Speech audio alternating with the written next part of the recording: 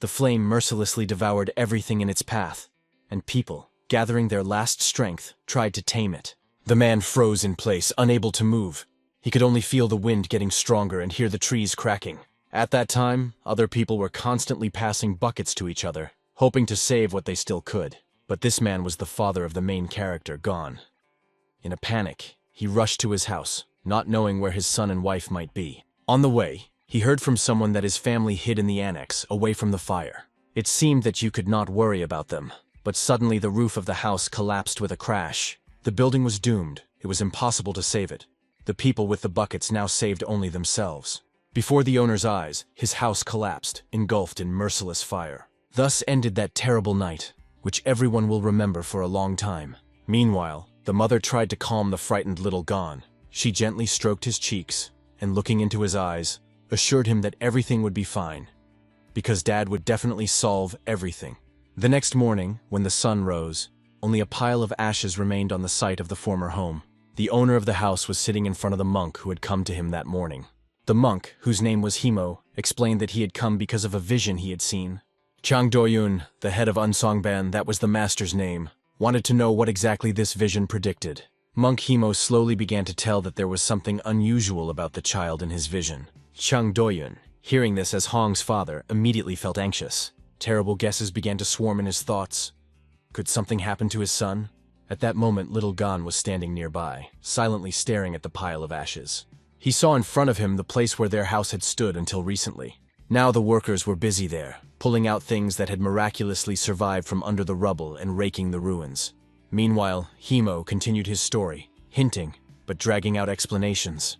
Chan could not stand the tension. He almost jumped out of his chair. The delay of the monk only increased his worries for his son. Finally, Gimo got to the bottom of it.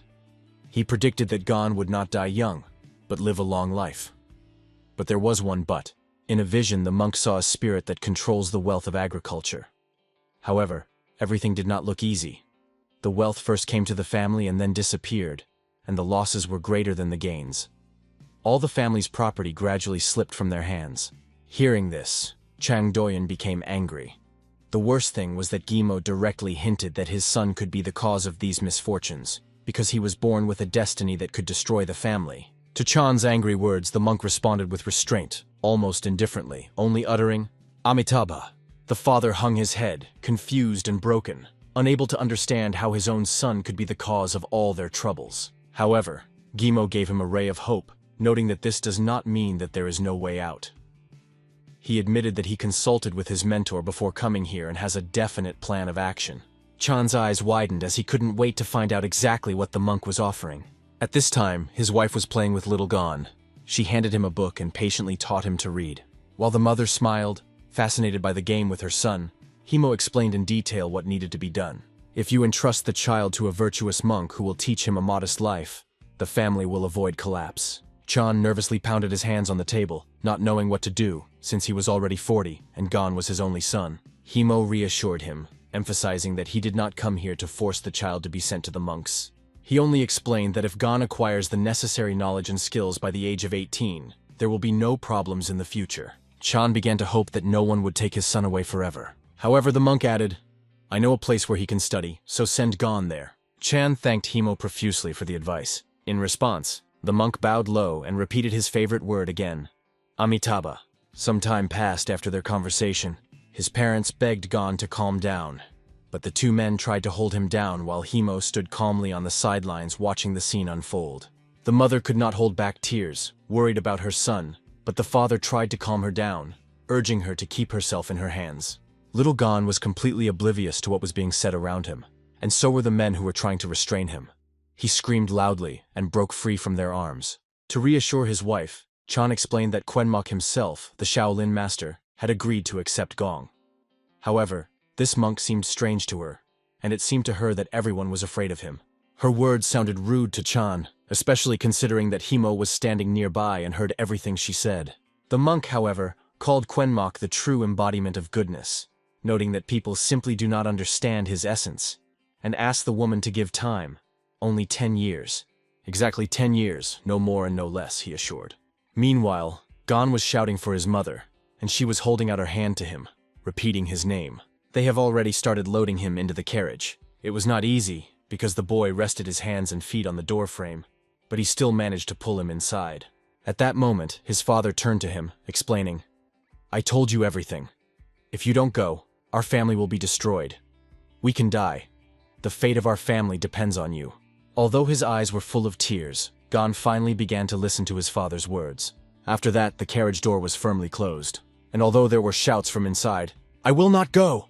Let me go!" the decision was already made. Finally, it was possible to put the boy in the carriage. Himo sighed with relief, as if he had completed an important mission. The horse harnessed to the carriage sped forward, quickly moving away from their house. After a while, Gon was already standing at the top of the hill, watching the carriage with his eyes. Tears were constantly flowing down his cheeks. He needed to calm down, but it seemed incredibly difficult. He felt like an abandoned kitten, abandoned to his own devices. I cried, resisted, but it all turned out to be useless. At a certain point, he turned his head to the left. "It's time to face reality," he muttered to himself as he looked up at the stone steps in front of him. Then, Gon looked up to see an old bald monk standing above. He realized that now this reality was his life for the next 10 years with a thin and strict monk. Some time has passed. The monk went about his business in the garden, and Gon sat on a bench, deep in thought. His father's words that the family could perish because of the prophecy still sounded in the boy's head. He realized that it was because of this that he was forced to stay with the benevolent monk. The thought that if the family was destroyed, his mother, father, and even the monk who fed him delicious food every day might die, made him bite his lower lip. Despite his young age, mature thoughts have already matured in his head. Even if he doesn't like it, he will have to spend 10 years here. However, the next question he had to solve was how to establish a relationship with his mentor. Sitting on the bench, he began to look around, thinking about what he could do now. A broom standing by the wall caught his attention. He took it and began to sweep the leaves. Hearing a noise behind him, the monk turned around. Glancing at Gon, he asked, "The leaves will fall again. Why do this?" To which the boy briefly replied, "They should be put in a pile." The monk looked at him and remarked, "If you want to show off your efforts to get me to start teaching you martial arts, then it's useless." But Gosen objected, saying firmly that this was not the case at all. Then the monk suggested that he throw down the broom, once again emphasizing that under no circumstances was he going to teach him the Shaolin arts. It was a bitter truth, expressed without embellishment. However, Gon, holding his broom tightly like a weapon, calmly replied, "I didn't come here to learn martial arts." However, these words of Han seemed to the monk to be rude and even insolent. The boy stood with a confident and serious expression on his face. The monk did not like communication with people, because he had lived alone in the mountains for 30 years. He never took students, considering it too much trouble. Due to his stubbornness, he eventually gave up Shaolin and started doing what he really loved. His mentor always repeated a simple truth: the older you get, the more naturally you accept loneliness. But then he asked the monk, "If you are alone and no one cares about you, how about taking a disciple?" The answer was immediate and clear: "I don't want to." But the old sage asked him to listen to the end. He called it not only a request, but also a gift from life itself. In addition, the monk learned that the head of the Gon family, a well-known merchant, probably asked for his son, but shifted the responsibility to him. Standing in front of Gon, the monk angrily asked why he had climbed this mountain. Then he turned sharply and said he would teach him a few martial arts techniques, but warned, "Don't annoy me, or I'll bring you home myself." In response, Gon shouted after him that he himself did not want to be here. He began to tell that he was forced to come because of some prophecy, which predicts that the fate of the whole family depends on it. Then with tears in his eyes, he exclaimed, "If I don't do this, everyone will die." The monk stopped when he heard Gon add, "Even if you banish me, I still won't be able to go home." At that moment, the monk thought that Gon's parents had turned out to be real cowards who tricked their son into studying in Shaolin. It was clear that this crying boy knew nothing about Shaolin. The monk sharply exclaimed that he hated children and ordered him to shut up. It came as a shock to Gon. Before he had seen the monk calm, but now he was shouting at the top of his voice. The monk then rudely ordered the boy to go into the room and change his clothes, saying that his appearance was annoying. He said that bright clothing only got in the way in these mountains, though Gon couldn't understand why. In his opinion, Mom chose the simplest clothes. After some time, the monk put food on the table. She seemed strange to Gon, because he had learned that fire was not used in temples. According to the monk, food cooked on fire makes the character fiery. "What's the point of meditating with piety if you're explosive and unbalanced at the same time?" explained the monk. The clothes that Gon wore were so old and simple that the boy couldn't imagine how he would wear them for 10 years. He continued to examine himself, not understanding how to live this time in this way. At that moment, the monk suggested to start eating. But before getting down to the food, Gon decided to clarify something. If you eat this kind of food every day, why are you angry? The monk thought, not remembering a single time when he had been angry, but Gon reminded him that he had been yelling moments before. How can you say that? The monk answered the boy through his teeth, barely restraining his indignation. At the same time, the monk understood that he had never met such unusual children before. He looked into Gon's eyes and couldn't figure out if the boy was actually trying to bully him. But from his innocent look, it seemed that Gon was genuinely interested and was asking the question not out of mockery, but out of curiosity. During dinner, a dispute suddenly arose between them, whether it is possible to chop wood for the fire. The monk made strange arguments that seemed more like excuses than a clear position. Gon also had his arguments, which annoyed the monk more and more. When the boy noticed how the mentor's face became angry, he quieted down a little and tried to calm the situation. However, the monk began to suspect that Gon was specifically rebelling because he was given the old monk's clothes. Their argument culminated in Gon, though dissatisfied, beginning to eat the tasteless food, constantly complaining about its taste. The night has come. The boy was lying tightly clutching the straw in his hands. There was only one question in my head. What do I need this for? Especially since his sickness from eating did not stop. The sounds that Gon was making outside were so loud that the monk who was sleeping in the house woke up. He immediately understood what the reason was. Eating something raw, not cooked on fire, was a real test for the stomach. The monk thought he couldn't start cooking normal food because of his principles, and Gon had no choice but to get used to it. But the monk consoled himself with the thought that perhaps the boy would not be able to stand it, and would voluntarily leave this place. Gon was so exhausted that there was no trace of his former energy left on his face. He wanted to eat, but the constant diarrhea, which had lasted for half a month after every meal, completely exhausted him. An irritated monk approached him and reproachfully asked why Gon disappeared yesterday without a word. Although his tone was angry, Gon thought that the monk might even be worried about him. The mentor's gaze fell on the boy's hands, which were covered in something red, and he sharply asked what had happened. He also added that if Gon accidentally tears his clothes or wears out his shoes, he won't buy him new ones, so he has to be careful. In response, Gon began to complain that he was not eating much, and every time after eating he started having diarrhea. The monk only skeptically remarked, "If you have diarrhea, then you are not hungry. Man can survive regardless of what he eats. If you learn to live by eating grass, you will survive. If not, that's your problem."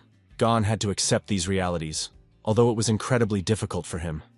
He did not understand at all how to adjust to such a life, especially since the mentor's words seemed meaningless to him. The monk continued to say complicated things while Gon was literally starving. Looking at the mentor's bald head, the boy realized that he had no intention of helping him. Thoughts swirled in my head again. What to do? At this rate, I will simply die of hunger. Suddenly the monk turned around and said that he had to go out on business, and ordered Gon to stay at home. Looking at him, the boy suddenly came up with an idea. If he didn't move once more, his appetite would decrease. He decided to just sleep, and, imagining it as a solution to his problems, began to smile at this, as it seemed to him, brilliant idea. Gon lay relaxed and slept like a panda. However, his sleep was interrupted when a mentor entered the room. The boy explained his long sleep simply. "If you don't move and sleep more, you don't want to eat so much." The monk sharply replied that there is a difference between meaningless movements and laziness. Those who only eat and sleep are not people, but real vegetables who waste food. The word vegetables spoken by the mentor sounded so strange to Gon that he thought, "Maybe you should feed me first before you say that." The teacher, muttering that the boy was annoying him terribly, turned and left the room. Gon sat there not knowing what to do next. The weather was great outside. The monk sat with a book in his hands, going through the rosaries, completely immersed in reading. Gon, lurking behind the half-open barn door, peered out, watching his mentor. His curiosity was over the top. What is he doing? Judging by the rosary in his hands, he reads sutras like a real monk. In the boy's head, an idea immediately appeared: to go outside and ask what the mentor was doing.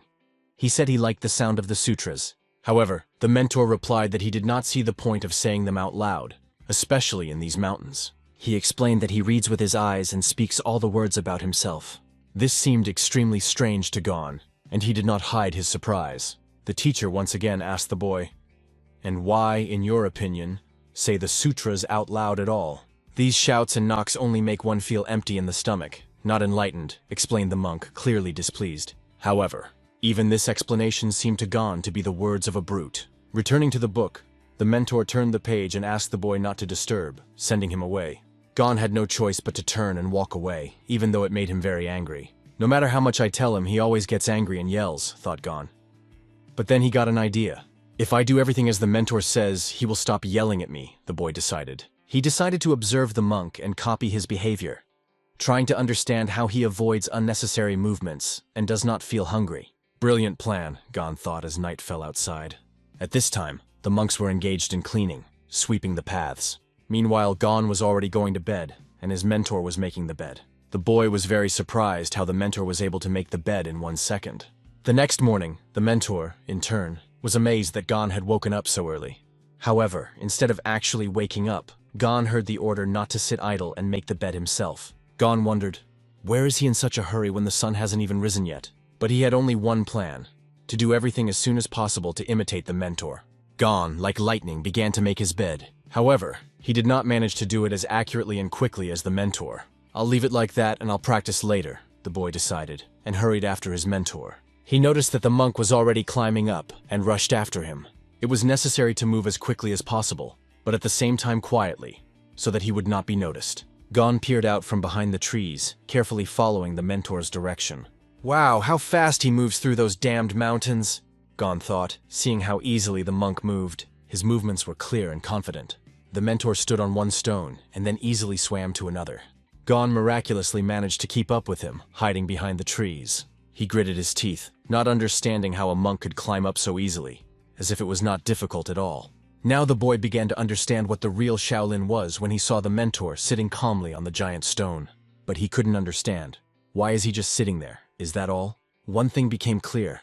This is how a mentor starts his day. Gon reminded himself of his plan, not to back down and copy his mentor's every move, no matter what the cost. Gon sat down in a meditative position, mimicking his mentor's movements exactly, and noticed how the mentor closed his eyes. Feeling incredibly curious and eager to unravel this mystery, Gon tried to do the same. Meanwhile, it was getting light outside, but the mentor remained motionless, and Gon knew he couldn't take it much longer. Opening one eye, he decided to check if the mentor had fallen asleep. It even seemed to him that the monk was sleeping. Gon felt cheated. His mentor forbade him to sleep, but he himself seemed to be quietly dozing. But suddenly an unexpected moment happened.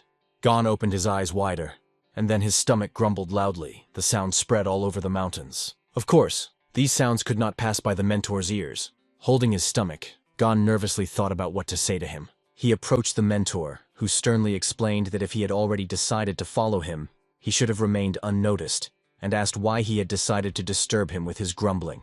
In response, Gon blurted out that there was nothing he could do about his hunger, and realized that he would not be able to finish this practice peacefully. Suddenly, Gon saw some white substance come out of the gate and hit his nose. His curiosity immediately got the better of him. So was he just very curious? Or is such curiosity normal for children? The mentor couldn't understand it, but he was a little confused by the boy's big eyes looking at him with such hope.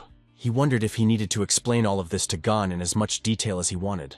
After thinking about it, the mentor decided that there was nothing secret about this practice, and agreed to tell about it. He explained that the technique he uses is called Yokinkyun, a method of inner vision known only to a few in Shaolin. What Gon saw is called Qi, the source of all life in the world. Gon was so impressed by this information that he even jokingly compared them to cigarettes. But the mentor explained that this is not the case at all. These are everywhere, in heaven and on earth. By taking this energy, people can live longer and healthier. Now Gon understood why the mentor never looked hungry. He was feeding on that energy. The teacher continued the story. If you master this practice, over time you can learn to absorb energy with your whole body. As the energy accumulates, it turns into inner strength, which becomes the basis for martial arts masters. Gon felt like a fool. Why didn't I think of taking in more air when I was hungry before? A plan has already formed in his head to learn to feed on this energy without the help of a mentor. He even imagined how he would brag to him that he was no longer hungry. The teacher, having considered everything, offered the boy something. He allowed Gon to attend the morning practice, but strictly forbade touching or interfering with him.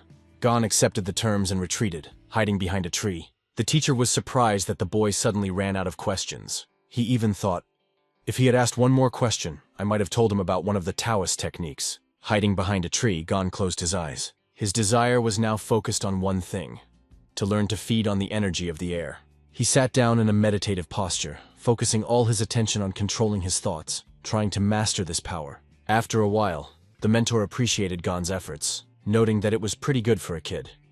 Even young monks can rarely sit in the lotus position for 2 hours straight.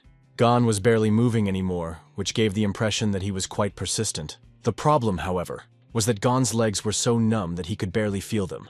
It became a mystery for him. Why does the mentor look absolutely normal, and his legs are not numb? In addition, the monk moved slowly, but looked as if he was sliding on the ground. The most terrifying thought that flashed through at that moment. Is the mentor a ghost? Gon even began to turn pale from these thoughts, and his forehead turned blue. However, he was distracted by the words of the monk, who sharply ordered him not to slow down and to go faster. The monk asked Gon to follow him directly. Walking behind, the boy noticed something strange. The mentor's shoulders and arms hardly moved, and his feet barely touched the ground. Gon had another brilliant thought. He must be moving so little that he doesn't get hungry. And it really seemed incredible, because with such a move, the mentor did not spend any extra effort at all. Soon they returned home. The teacher set the table and they sat down to eat together. Gon hadn't noticed this before, but now he began to pay attention to something very important. Gon realized that the mentor did not make any unnecessary movements in his daily life. In this, he was strikingly different from the servants who were always fussing around the house, as if their actions had no clear plan, while the monk had everything thought out to the smallest detail. At that moment, the mentor noticed that Gon was sitting with a kind of distracted head. He told him that one should think only of food while eating. Hearing these words, Gon immediately began to eat in silence, focusing only on the spoon in front of him. The mentor quickly noticed that the boy had been carefully following his every move since dawn. At that moment, it became clear to him that Gon was trying to copy his behavior. Moreover, after a while, Gon simply sat opposite and started reading the same book as the monk. The teacher was surprised that the boy began to read Confucian records. He briefly explained to Gon that the book he was holding was the 42 chapters of the sutra. It contains instructions and teachings of Buddhist monks. And although it is not too difficult, it can be a difficult task for a 7-year-old child.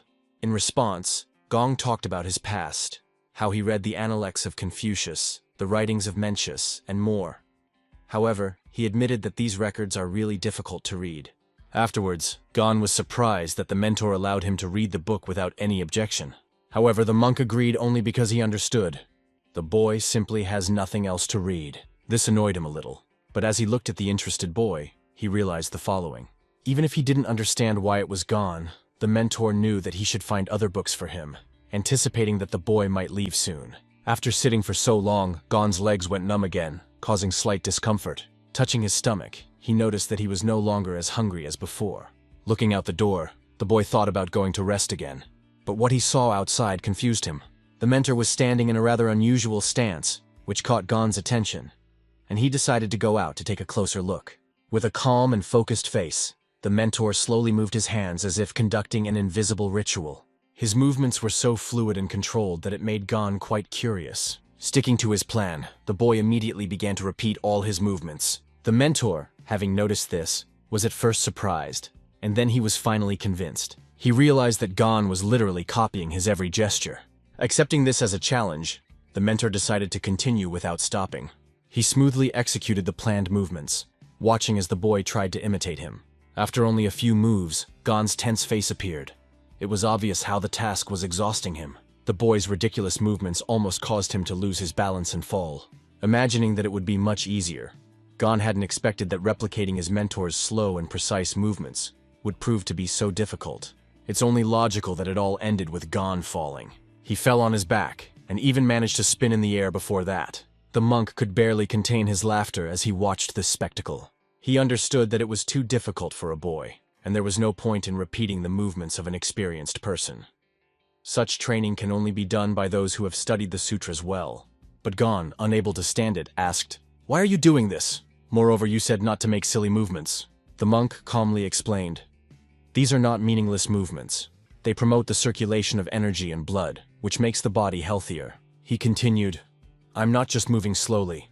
I'm focusing my mind and working on my body awareness. The slower you move, the better you understand what your body is. When you begin to notice how your muscles move, how your hands move, how you breathe, you can even feel the movement of every hair on your body. Gon thought about it, but eventually asked a single question. And why is that necessary? The mentor was not so much surprised by the endless number of questions of Gon as it was starting to annoy him. He decided to stop training and explain the following in detail to the boy. The human body is very complex.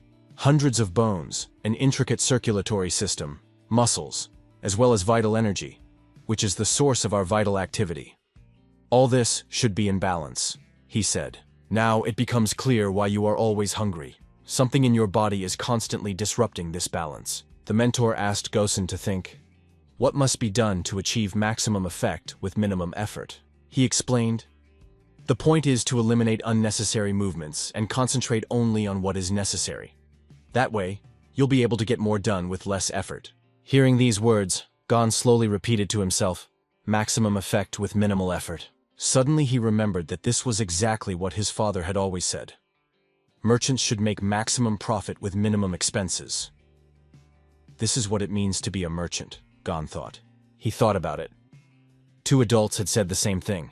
It couldn't be a coincidence. At that moment, he was overcome with a strange feeling, as if his heart was being torn apart.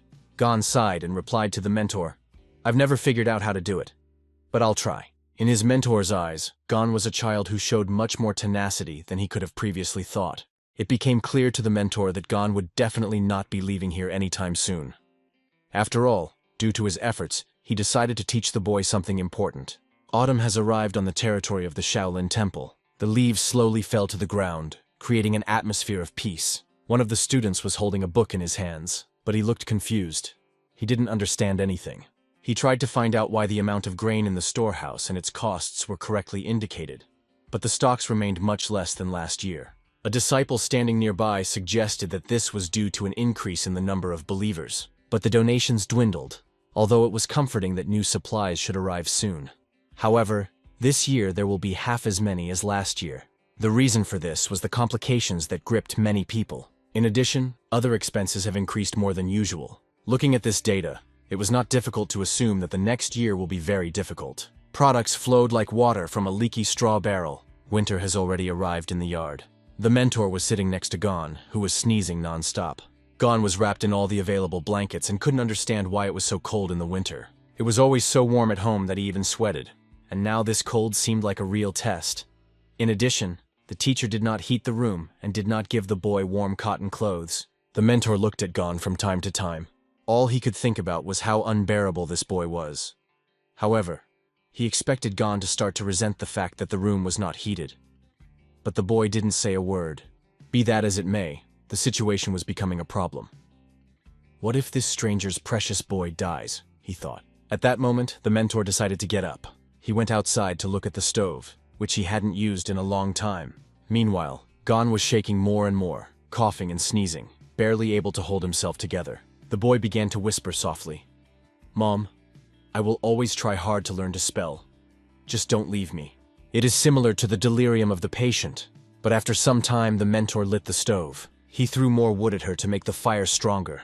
Providing warmth to Gon, he mentally blamed his older brother for entrusting him with the child, knowing how much he disliked children. And this annoying boy. However, the mentor soaked a rag and put it on Gon's head. The room became warm, but the cough only intensified, and the temperature did not decrease. He even thought of going down the mountain to find a cure. However, he was stopped by the thought, if I do this, everyone will say that I was not able to properly take care of the child. But he also couldn't just sit back and wait for Gon's condition to improve. Meanwhile, this loud cough and the words "Mom" did not leave his head. The mentor looked at Gon and thought to himself, how insufferable this boy is, nothing but trouble. He removed the blanket from him and unbuttoned the clothes on his chest to better access his body. Calm down and don't move, the mentor ordered, and Gon barely sat up, breathing heavily. His face was wet with sweat, and there was not an ounce of healthy color left on it. The mentor placed his hands on his back, preparing to transmit the energy. Energy began to gather around them. But there was a disturbing thought in the mentor's head. To waste one's inner strength is to lose years of learning in one go. However, as he concentrated, he began to feel an internal energy moving within his body. He didn't have time to heal slowly, so he had to act quickly, hitting all the points at once. His hands placed on Gon's back began to radiate energy that enveloped the boy. For an ordinary person, receiving such energy for the next 10 years could be compared to the feelings of a Shaolin disciple. Gon opened his mouth wide and let out a loud cry from the unusual sensations that flooded his body. He felt something strange, as if waves of heat and power were simultaneously filling him from within. The mentor, however, understood the problem.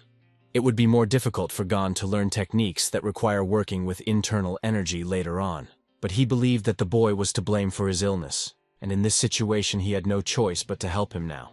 Time passed and Gon looked much better. The mentor, sitting next to him, explained to him that now he will not suffer from minor diseases for several decades. And if he gets seriously ill or injured, he will recover much faster than an ordinary person. He also added that Gon's body is now stronger than the average person.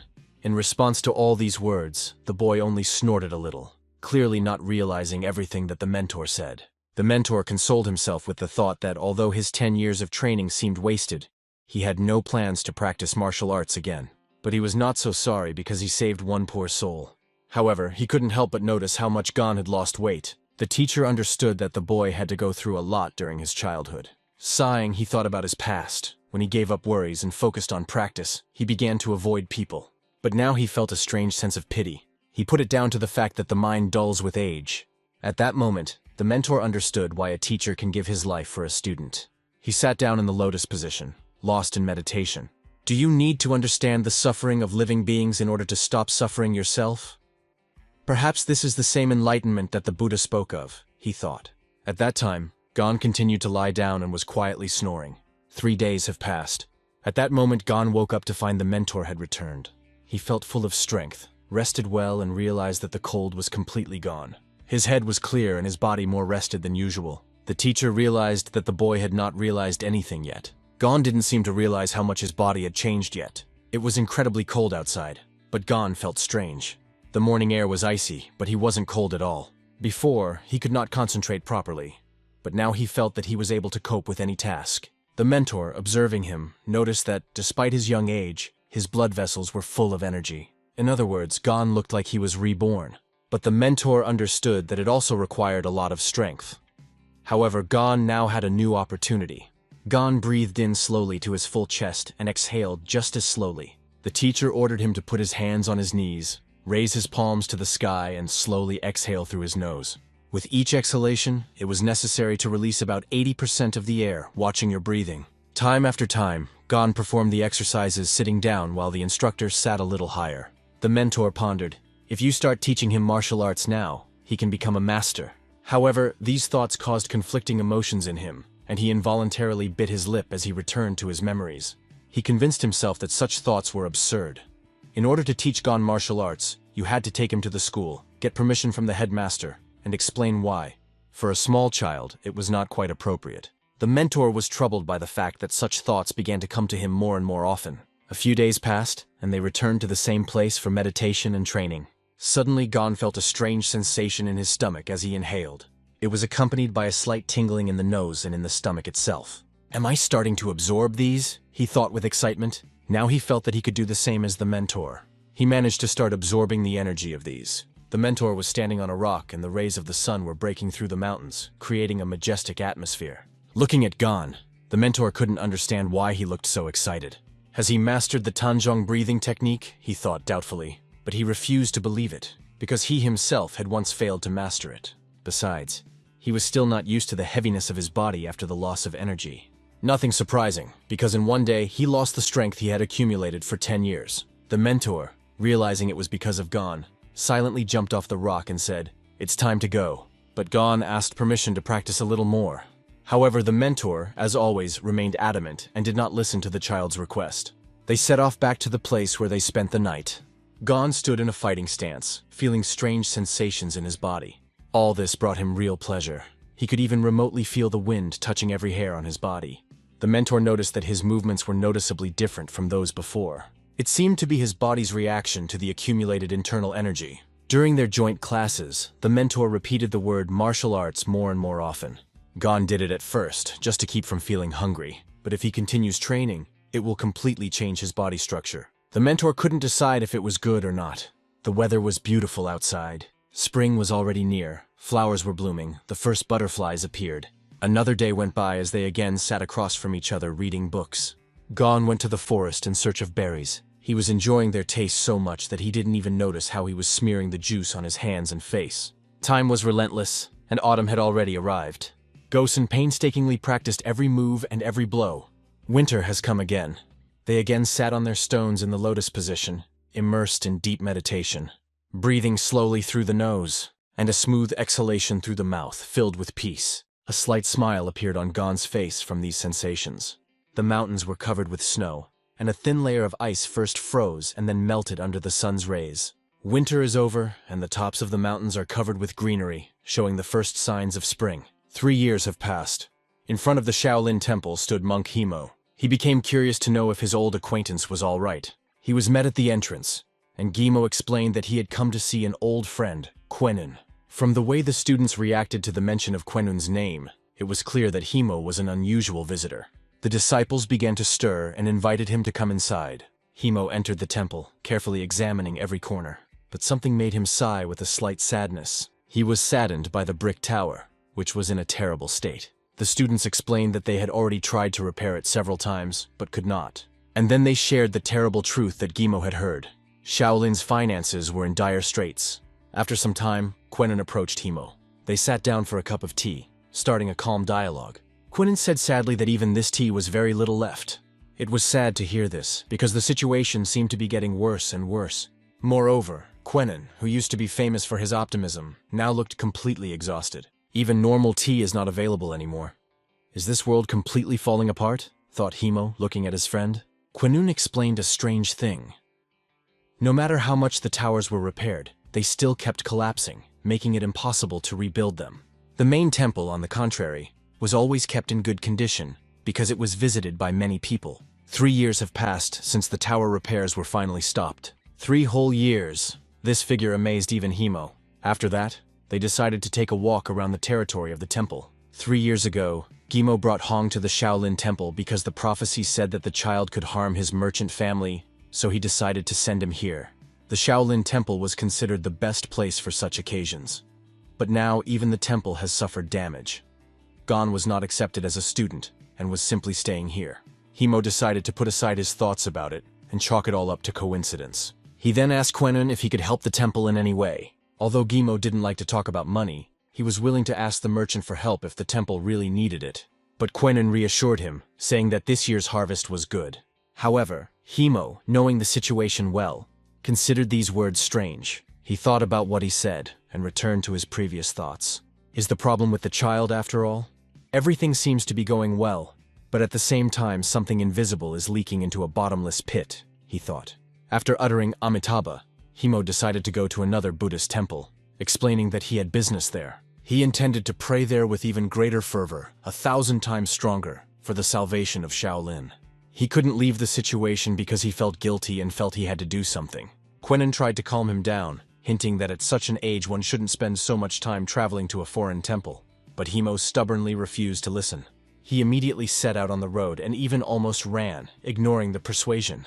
After a few minutes, he reached the place. Himo began to pray with all his heart to save the Shaolin Temple from destruction. He knelt down, bowed to the ground, clutching the rosaries hanging around his neck. Then he got up and repeated everything again, immersed in prayer. In front of him stood an amazingly beautiful Buddha statue that seemed alive in its serenity and majesty. Standing in front of the Buddha statue, Himo prayed, begging that everything that was happening was just a coincidence. Then he would kneel down again in worship, lost in thought. After a while, he returned to Quenun. Quenun, worried about him, persistently reminded that Himo should take care of his health. But Guimo, standing with a confused face, asked if the situation had improved even a little this year.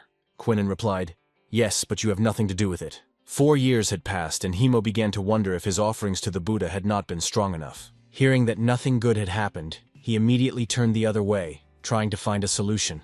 Quenun tried to stop him, but in vain. Thanks to Himo, the situation in the Shaolin Temple changed significantly. Some young monks also began to pray 1,000 or even 10,000 times. Quenun was very grateful to Himo for his contribution. He also motivated his students to work even harder, so that his friend would not have to come again next year. All the students unanimously answered that they would do their best. Meanwhile, Gon and his mentor spent their days together. Jung Gong has already turned 15 years old. They were sitting at breakfast and Gon asked in surprise, "Is this our breakfast?" The teacher began to carefully examine the table, trying to find something strange. But at first glance, everything looked normal. However, the chopsticks and plates were laid out so neatly that it even gave off a slightly eerie feeling. Besides, the food itself in the bowl seemed quite strange. At this point, the mentor asked, "What is this?" Gon calmly replied that it was a mallow he plucked in the garden. "Mallow? Why do you need her? And what is it anyway?" asked the mentor. Gon explained that he decided to cook this unusual food, thinking that it would be tasty and healthy. He removed all the inedible parts that the insects had damaged and left only the edible parts. To the mentor, it looked like a new display of the boy's talents, especially as Gon carefully laid out the grains, one by one, explaining that he just liked the arrangement. Gosen reminded the mentor of his own words. Organization is good. The mentor, who from the beginning felt that Gon was constantly testing him, just sighed. Then he raised his hand and said curtly, "Let's just eat." This time, the mentor decided not to argue and avoid unnecessary conversations, although he still felt a certain discomfort inside. This time he just smiled back at Gon. And a little later, the mentor sat looking at the distant mountains and enjoyed the incredible view unfolding before him. The teacher wondered what was happening lately. Is this all because of Shaolin Temple's financial problems? He thought. Looking into the distance, he realized that he had never been in such a state before. There was a strange and unpleasant feeling in him that was difficult to explain. Every day was the same, but he couldn't understand why he felt restless. Closing his eyes, he tried to sink into his thoughts to find an answer. His thoughts revolved around one thing. He was upset and did not know the cause of his condition. At this time, Gon, having barely opened the door, watched his mentor through the gap. It was not difficult to guess that something was wrong with the mentor, and something deeply troubled him. The shelf, which was always packed with books, looked especially tidy that day. The books were arranged so neatly that it caught the attention of the tutor. Even Gon's bed was made so neatly that it started to confuse him slightly. The mentor, reflecting, realized, "I thought why I had such a bad feeling. Now I know the reason. It's not just a love of order, it's already some kind of pathology." These were the thoughts in his mind as he looked at the perfect order in Gon's room. Meanwhile, Gon was sweeping up leaves on the street, and the mentor noted that the boy had been behaving quite strangely lately. For 7 years that they lived together, Gon never idled. "Looks like he will become a great man," thought the mentor. These thoughts filled his mind as he worked in the garden. But what happened behind his back made him turn sharply. He saw Gon moving strangely, his feet barely touching the ground and his shoulders barely moving. Although it looked a bit clumsy, it was clear that Gon was minimizing unnecessary movements. The mentor guessed that the boy would try to copy his moves one day, but he didn't expect him to reach this level. At that moment, the mentor called Gon over to him. He wanted to talk since he had never trained the boy in martial arts. The master understood that if anyone found out about these skills, they would think that Gon had been trained in Shaolin. He asked the boy, "When did you learn that?" Gon replied with a smile, "Did you finally notice? I know how to do things like you." It was hard to believe that Gon had mastered the basics of martial arts just by watching and repeating. The mentor felt conflicting thoughts. On the one hand, Gon seemed like an ordinary boy without any outstanding physical data. He doesn't even know what martial arts are, thought the mentor. He decided to ask, "How long ago did you master it?" Gon answered uncertainly, "I don't know myself. Before, I didn't succeed in anything, but today suddenly everything succeeded. Besides, lately I hardly feel hungry." It was hard to believe. Then Gon reminded the mentor of his own words. "You said that if you don't want to be hungry, you need to avoid unnecessary movements." He told how he tried to learn this technique on his own. "I wanted to achieve the maximum result with minimum effort," explained the boy. Listening to this, the mentor couldn't tell if Gon had actually mastered martial arts, or if he was just trying to confuse him. He asked again, "Are you saying that I started moving less so I wouldn't feel hungry?" Gon answered unequivocally, "Yes." After this answer, the mentor asked the boy to give him a hand. Gon held out his palm, placing it on his mentor's hand. The mentor felt what he wanted to check: the flow of inner energy in the boy's hand. "Look at him!" He developed his inner energy.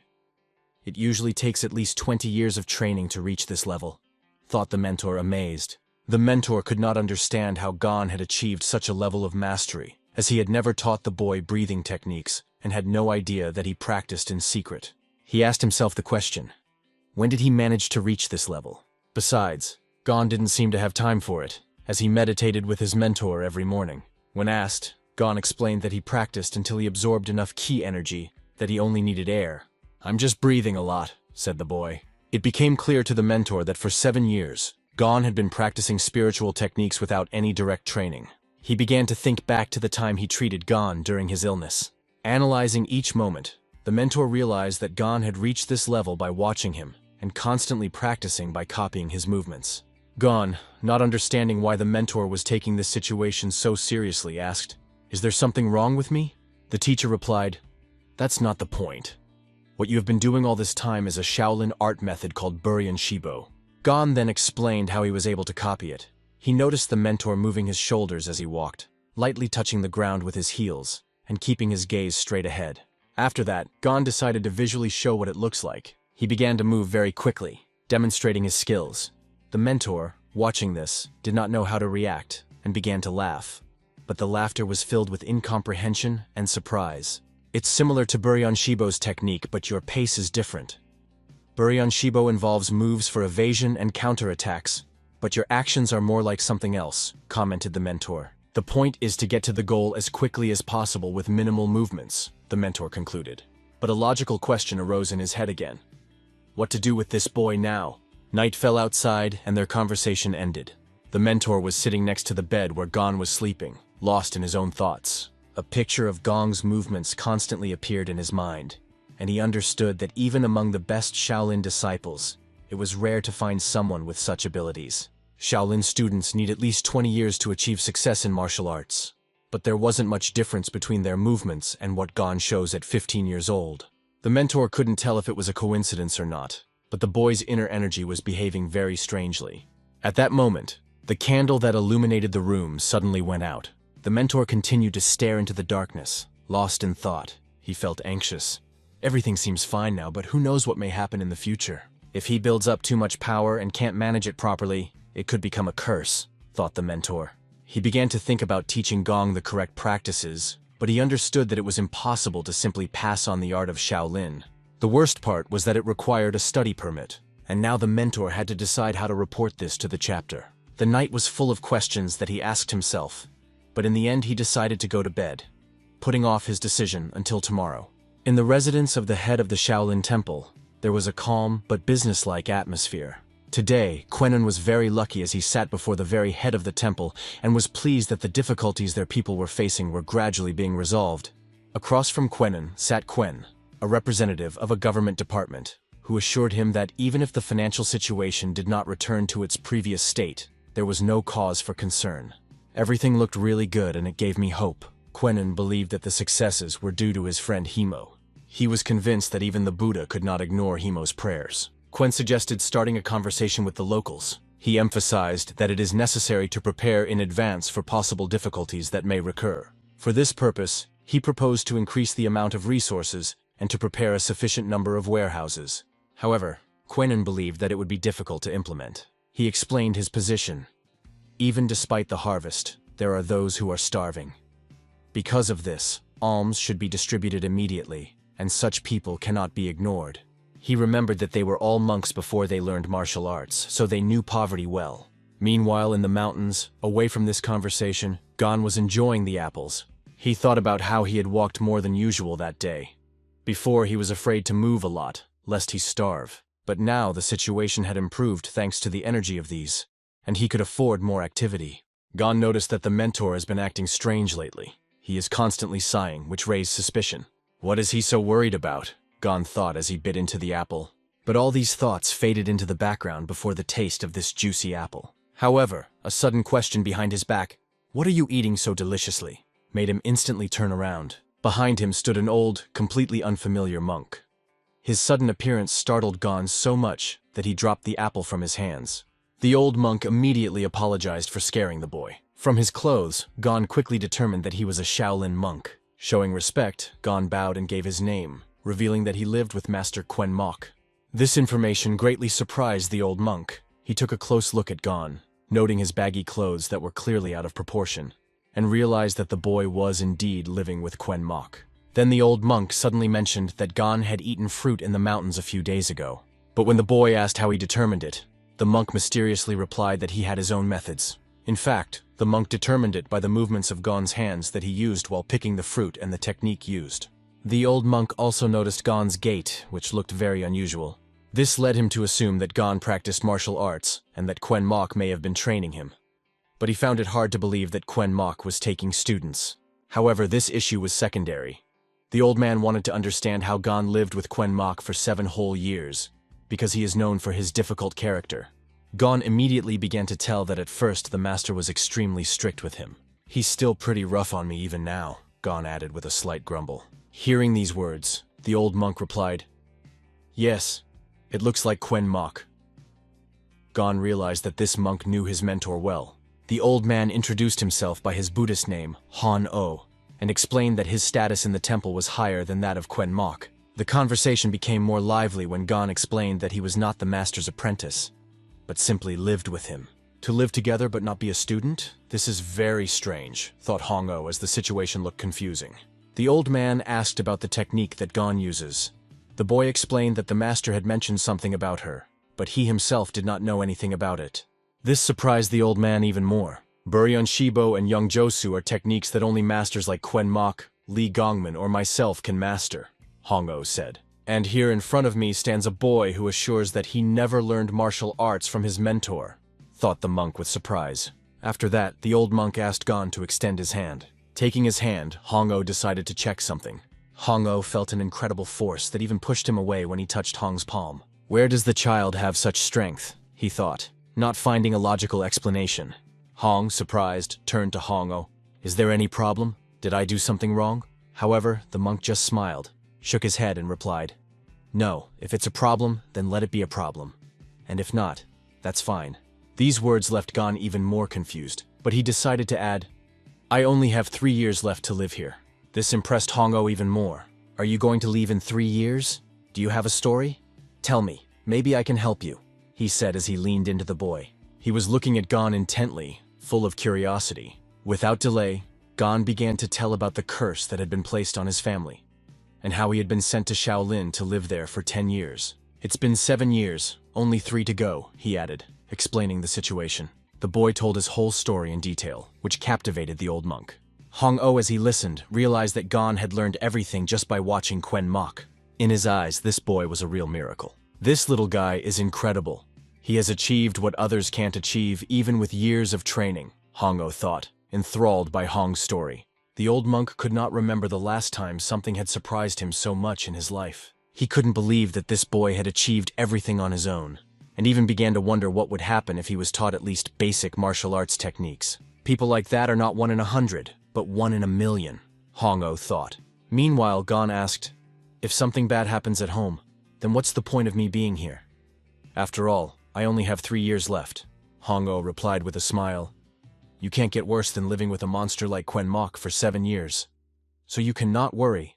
Worry only harms your mind and body. Buddha will not forget your efforts," he added. However, Gong objected, "I am not worthy of a Buddha." These words made Hong-O realize that the boy had absorbed Quen Mok's influence. What an incredible boy, he thought. The old monk decided that this unexpected meeting could be an opportunity for him. He asked Gon not to tell Quen Mok about their meeting today and to keep it a secret. At first, Hong didn't understand how he could keep something from his mentor, but Hong-O quickly found a loophole, explaining, "I'm not asking you to lie, just don't tell." He also added that he wanted to discuss it himself with Quen Mok later, and Gon agreed. They showed respect to each other by bowing and folding their hands in front of them. They said goodbye with smiles on their faces. Hong kept his eyes on Hong-O, marveling at his quick movements. Probably it was necessary to follow his technique more carefully, thought the boy. Meanwhile, at the residence of the head of the Shaolin Temple, Hong-O had already arrived, ready for another conversation. Hong-O entered with a direct question. "Is it true that the Quen Mok boy practices martial arts even though he says he is not a student?" Quenung, who knew that Gong had been living in the Shaolin Temple for 7 years, admitted that it would be strange if he hadn't started learning martial arts during that time. If that's the case, then Quen Mok is taking students secretly, pretending not to teach anyone, Hong-O surmised. However, the head of the temple refused to believe that Quen Mok could be deceiving them. Hong-O revealed something that shocked everyone. The boy had already mastered 2 techniques that are Shaolin fighting techniques. This infuriated those present, because Gon studies Shaolin techniques while under tutelage, but not officially a student. Quenin, scratching his gray beard, thought. He tried to explain that Quen Mok wouldn't do such a thing, but Hong-O insisted, I've seen this guy myself, and no matter what, we need to make Quen answer and explain the situation. Quenin offered to look into this issue. He also wondered if Hong-Oh had really come all this way just to discuss this. But Hong-Oh didn't come only for that. He had another idea he wanted to voice. He immediately asked for a green jade Buddha statue. Everyone was surprised. What is he going to do with this statue? After all, this sacred object was of great value. The head of the temple immediately declared that this was impossible. But Hong-Oh began to explain. The future of Shaolin depends on this very thing. The head of the temple asked briefly but decisively. How can I violate the will left by the deceased? His answer was unequivocal. It's impossible. It became clear to the mustachioed monk why Hong-Oh had asked for the green jade Buddha statue. An exception to the transfer of the statue could be made, but only if it was deemed necessary. However, Master Hong-Oh had already been forbidden to take it. This meant that he was also not allowed to take students. And now it was obvious that Hong-Oh wanted to make Hong his student. Quenung sat in silence and watched the loud discussions while Hong-Oh tried to convince the chief to let him take the statue. Quenun recalled that since childhood, Hong-Oh was very restless and constantly created problems for those around him. Even as an adult, his behavior did not change, which eventually led to the ban on taking students. After careful consideration, Quenun said he would make a final decision by 2 o'clock in the afternoon. This clearly did not please the mustachioed monk, who was impatiently waiting for a resolution. And Hong-Oh, on the contrary, was very happy and promised that he would not let him down. The mustachioed monk looked between the head and Hong-Oh, trying to understand how this situation would end. Meanwhile, Hong-Oh left the room with a smile. It was already deep night outside. In the mountains, Quen Mok and Gon walked slowly along the narrow path, deep in thought. The mentor watched with admiration as Gon moved, and it seemed that he resembled a ghost. He assessed his gait, which had become slower and more precise. Despite the cool morning wind, Gon didn't feel cold at all. But the smile on the boy's face caused the mentor the most questions. He asked, "What happened? Why are you smiling?" Gon replied, "Today at dawn, I absorbed a great deal of ki energy. It's strange, because even if I eat these all day long, I still consume less than I do in one morning at dawn." The teacher was surprised. He thought that Gon was just eating fruit and having fun, but it turns out that the boy had been feeding off ki energy all this time. Gon also added that he has noticed that it is possible to absorb more ki energy in the lotus position, but it is not necessary. He eats these even when he makes the bed or sweeps the yard. The teacher was a little confused. He couldn't believe that Gon was practicing a spiritual technique, because it required incredible concentration, or it could all go to waste. It is impossible to do this practice while doing everyday things. It is too difficult, almost impossible, thought the mentor. However, he decided to warn Gon, "Be careful with that energy. If you use it incorrectly, not only will it not improve your martial arts skills, but it can also harm you." After these words, the mentor realized that he had talked, and Gon, hearing about the martial arts, looked a little confused. The whole problem was how Gon reached this state. His body might not be able to handle it if he keeps building up his power and misuses it, the mentor thought with a feeling of worry. Gon sat in deep meditation, immersed in his thoughts, calmly contemplating the inner world. His eyes remained closed and his face radiated absolute calm. The mentor watched closely, noting how the boy skillfully held his breath, showing considerable control. Gon mastered special breathing techniques that amazed even experienced students. At this moment, it seemed that he had achieved much more than one could imagine, and his abilities could no longer be hidden.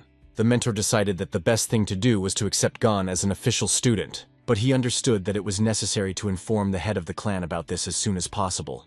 Meanwhile, another event was taking place in Hong-Oh's hut. In a small room there was a conversation, filled with peace and aroma.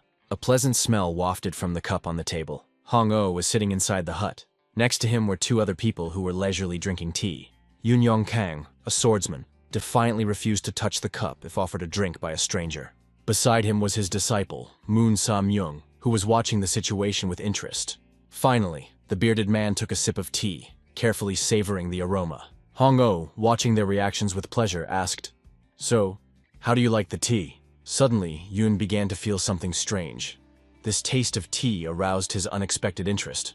He joked, "I wonder if such poisonous herbs grow in Shaolin." His voice sounded with a slight sarcasm. However, Yun was stunned when he realized that Hong-Oh had no intention of giving this tea to someone else's disciple. The fact is that the root of this plant is used as medicine, but the leaves can be harmful if used incorrectly. Hong-Oh explained that this tea would help make their studies much more effective. At the same time, He noted that the boy from the Tang family was disappointed because they had quarreled over such matters. To these words, Hong-Oh replied ironically that the poison idea could be even more effective. Yun just smiled as he remembered his youth when no one could beat him. However, he admitted that now Dak Sung, a boy from the Tang family, had also become very strong. Hearing this, Moon Sam-young thought about Dak Sung, whom he knew as one of the best martial artists.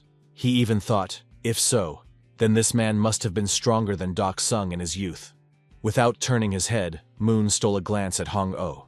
Meanwhile, Yoon explained that there was nothing strange about it. What's more, he remembered that Hong-Oh once defeated him in sword duels. It was difficult to believe that the master had been defeated.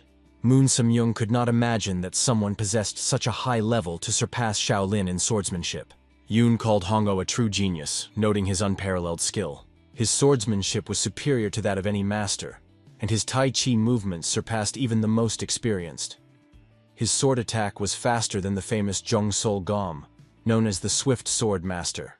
However, after listening to these praises for a while, Hong-Oh asked to stop reminiscing about the old days because these stories annoyed him, and he could lose control at any moment. In response, Yoon remarked with a smile that Hong should accept the defeat he suffered then. "Just look at you! Did you come all this way just to tell me that?" said Han, slamming a glass with a drink on the table. The tension between them grew, but Yoon finally revealed the real reason for his visit. He asked Han a favor, asking him if he was sorry to see his fighting skills go unused. Yoon also reminisced about their match and mentioned Kwang Mok, who once decided to teach martial arts, but didn't tell the others. He wanted to know if Han could lift the ban on his training. Thinking about this ban brought back memories of the past in Han, which seemed to still have an effect on him. Their different views on martial arts often caused controversy. To prove their point, they decided to raise students and compete with each other through them. However, Hon explained that you just have to wait a few years. Yun couldn't believe that Hong had found the student he was going to teach Shaolin and asked directly. But Hon reiterated his point. It's just a matter of waiting a little. In 5 years, victory will be mine, Hong promised confidently, looking Yoon straight in the eyes. So don't die if you want to see this moment, he added defiantly. After these words, Hong laughed loudly, filling the room with his laughter. Yoon thought about it. Moments like this, when Hong smiles like that, always portend some kind of surprise. All the troubles that happened because of that familiar smile flashed in his memory. What was Hong up to this time? Meanwhile, Gan's mentor stood on the mountainside, staring into the distance and deep in thought.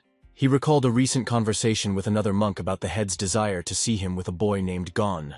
However, the mentor believed that now was not the best time for this. He even wondered, does the head know what this boy is capable of? In the end, the mentor decided to approach Gan and tell him that today they will go down the mountain. He warned that they might be meeting with the head of the temple, and asked Gan to be as polite as possible. Gan immediately suspected something was wrong and started grimacing, making funny faces. The teacher looked at him and asked, "Well, what kind of expression is that?" Gan replied that his face was like that because he thought he might get hungry when they came down the mountain. The mentor reassured him, promising that when they reached the bottom, there would be a moon cookie waiting for him. The Mid-Autumn Festival was just recently, so there must be some cookies left, he added with a smile. Little Gan was drooling at the thought of a delicious treat. He immediately threw down the broom with which he had just been sweeping and wanted to leave. For the sake of the moon cookies, he was ready to go down the mountain immediately. Now there was no trace of a grimace left on his face, only a happy and impatient expression. After a while they went down. Gan remembered how 7 years ago he thought exhaustion would be the end of him. But now he was in full health, which seemed like a miracle to him. He decided that the next time he saw Master Hong-Oh, he would definitely ask him to demonstrate his technique again. As he descended, he did something so unexpected that Master Mok asked in surprise, "What did you just do?" Shocked to the core, the mentor immediately asked Gan to stop. He looked at his feet and realized that the boy had used the Tena Hansanbo technique. At this moment, it became clear to the mentor, the situation is becoming even more difficult. How was the kid able to master an attack technique that no one had even shown him? These thoughts gave the mentor a headache, and the matter was not only with Gan, but also with his older brother, who also bothered him. Soon they descended from the mountain and found themselves on the territory of the temple. The mentor explained the rules to Gan. Not to make noise, not to have loud conversations, and not to wander without permission. Gan, however, kept his cool and assured his mentor that everything would be fine. Suddenly he was overcome with great surprise. He saw 2 monks heading straight for them. When the monks came closer, they asked for what purpose the guests had come. Is Shaolin a place where you need to give advance notice of your visit? Mok asked sarcastically. I came to meet with Brother Banchan. We agreed on this. Hearing this, the monks only bowed and allowed them to pass. Gong began to understand why Quan Mok was considered a difficult and stubborn person. Mok immediately shouted at the little one, ordering them to go faster, although he himself had not yet explained where exactly they were going. They arrived at the dining hall of the temple, the place where the disciples and all the residents of Shaolin eat. Mok walked over to his younger brother, Quan Rei, who looked at him in surprise, not expecting to see his older brother. Do you still work in the cafeteria? Asked Mok. Quan Rei replied with a smile. Movement is life. I can't sit idle while others are working.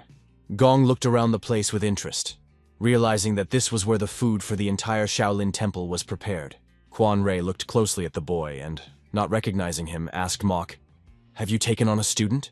Mok quickly countered, He's not my student, just a child that I have to take care of for a while. Quan Rei leaned over to Han, greeted him, and asked his name. Both exchanged names, establishing a simple acquaintance. However, Mok had more important things to do. He informed the younger brother that he had to meet with Brother Banchan and asked Quan Rei to stay with the child for a while. The mentor turned to Gon. Stay here, eat some moon cookies. It looked strange to Quan Rei as he had rarely seen his brother care for someone like this. Mok just waved it off, calling it a trifle, and promised to be back soon. Big brother hasn't changed at all, Quan Rei thought as he watched Mok walk away. Quan Rei started to get to know Gon, asking him to wait a bit. He promised to bring moon cookies. Within minutes, Gon was standing with 3 cookies in hand. It seemed like a real mountain of food to him. His joy knew no bounds. He was sincerely glad to have the opportunity to eat this delicacy. At this moment, he was so moved that he almost cried. Even a small tear flashed in his eyes. The long-awaited moment came. The cookie approached his lips. The gentle crunch of sweet, soft cookies seemed like a real pleasure. Gon's eyes lit up with delight as he tasted the delicate aroma of pumpkin. The sweetness was so perfect that it seemed like he could eat it forever with his eyes closed in pleasure. He remembered those difficult years he spent with Mok when he was constantly working, starving, sick and crying. In all the 7 years he lived with the master, he tasted something so special for the first time. While enjoying the cookies, Gon suddenly heard voices behind him coming from the kitchen. What have you done? And immediately, I'm sorry. It's not my fault. Someone inside excused himself, making Gon pay attention to what was going on. He saw Quan Rei holding a pan of burnt food in his hand, explaining to the young chef that there was very little time left to cook, and all the food was already spoiled. Gon cautiously peeked out from around the corner of the door, eavesdropping on their conversation and watching the situation carefully. After that, Quan Rei took a knife and started cutting the food himself, trying to save the day. In the kitchen there was a real commotion, similar to the chaos before a battle. For Gon, the scene was more like a battlefield. He even remembered his mother's words. Don't go to the kitchen, it's dangerous. Quan Rei, raising his voice, yelled at everyone to gather up and taunted, How are you going to learn martial arts if you're acting like slackers even here? Gon concluded that even in the kitchen, monks use their martial arts skills. His attention was drawn to the rapid movements of one of the cooks slicing carrots at such a speed that it looked quite strange. However, Gon thought that they were doing everything wrong somehow. Their movements seemed hectic and chaotic. Watching them, he began to repeat these actions slowly, trying to understand their technique. Only the wrist should work, he concluded, analyzing their movements. A small bald boy with a basket of apples appeared in his field of vision. The boy was ordered to peel the apples and immediately ran towards the door, completing the task. At the same time, he grimaced and muttered to himself that the monk was bending the stick, because he would not be able to clean it all himself. Gon watched him and thought that he was bored until the master came back. So maybe this was a chance to have some fun. He caught up with the boy and asked permission to help with the apples. No need, I have to manage myself. Besides, we have a wooden knife, insisted the boy. It's fine. I know how to peel apples and I'll be happy to help you, Gon replied with a smile. If you don't finish quickly, you will be scolded again, he added convincingly. It seemed a little strange to the little one, but he still asked, Are you sure you will help me? Gon's smiling face spoke for itself, dispelling all doubt. After a few minutes, they were settled on a comfortable rock, working together to peel the apples. However, Gozin looked at his result with disappointment. For some reason, the apples in his hands were more difficult to peel than he expected, and this made him wonder, why are apples so difficult to peel? From the side where the kid was peeling the apples, they looked neat and pretty, which was not the case with Gon's result. Noticing this, the boy decided to teach Gon, explaining how to properly remove the skin.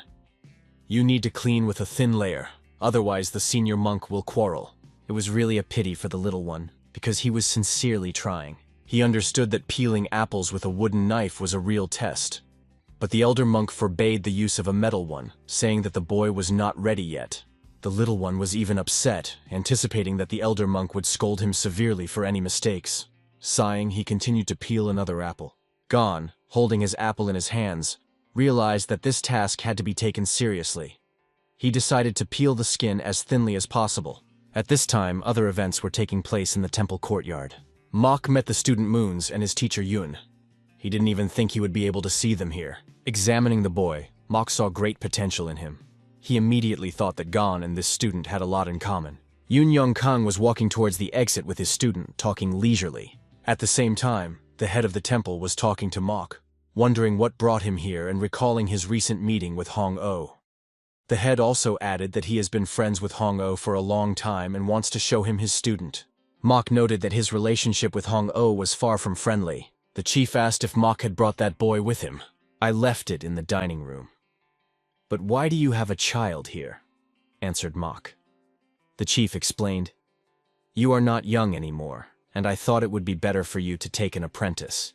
The head said that he has long known about the boy with whom Mok has been living for many years. You chose not to take students for the rest of your life, but this boy is already by your side. Don't you want to make him your student? He asked.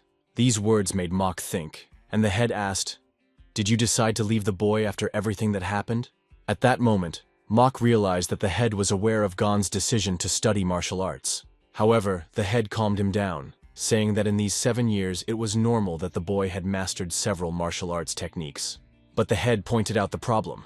Gon had learned from him, and now Mok had to take responsibility for it. Mok protested, claiming he hadn't trained the boy, but that didn't convince the head. You still have to fix the situation, said the head. To this, Mok replied that it should be discussed with the boy's family.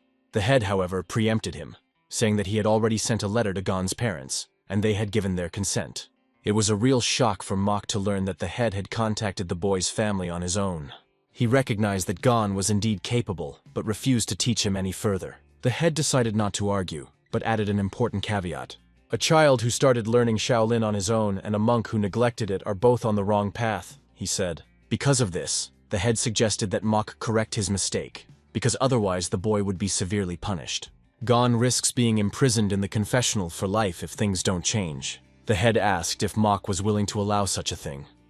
Mok didn't care about his own fate, but the thought of punishing the boy worried him.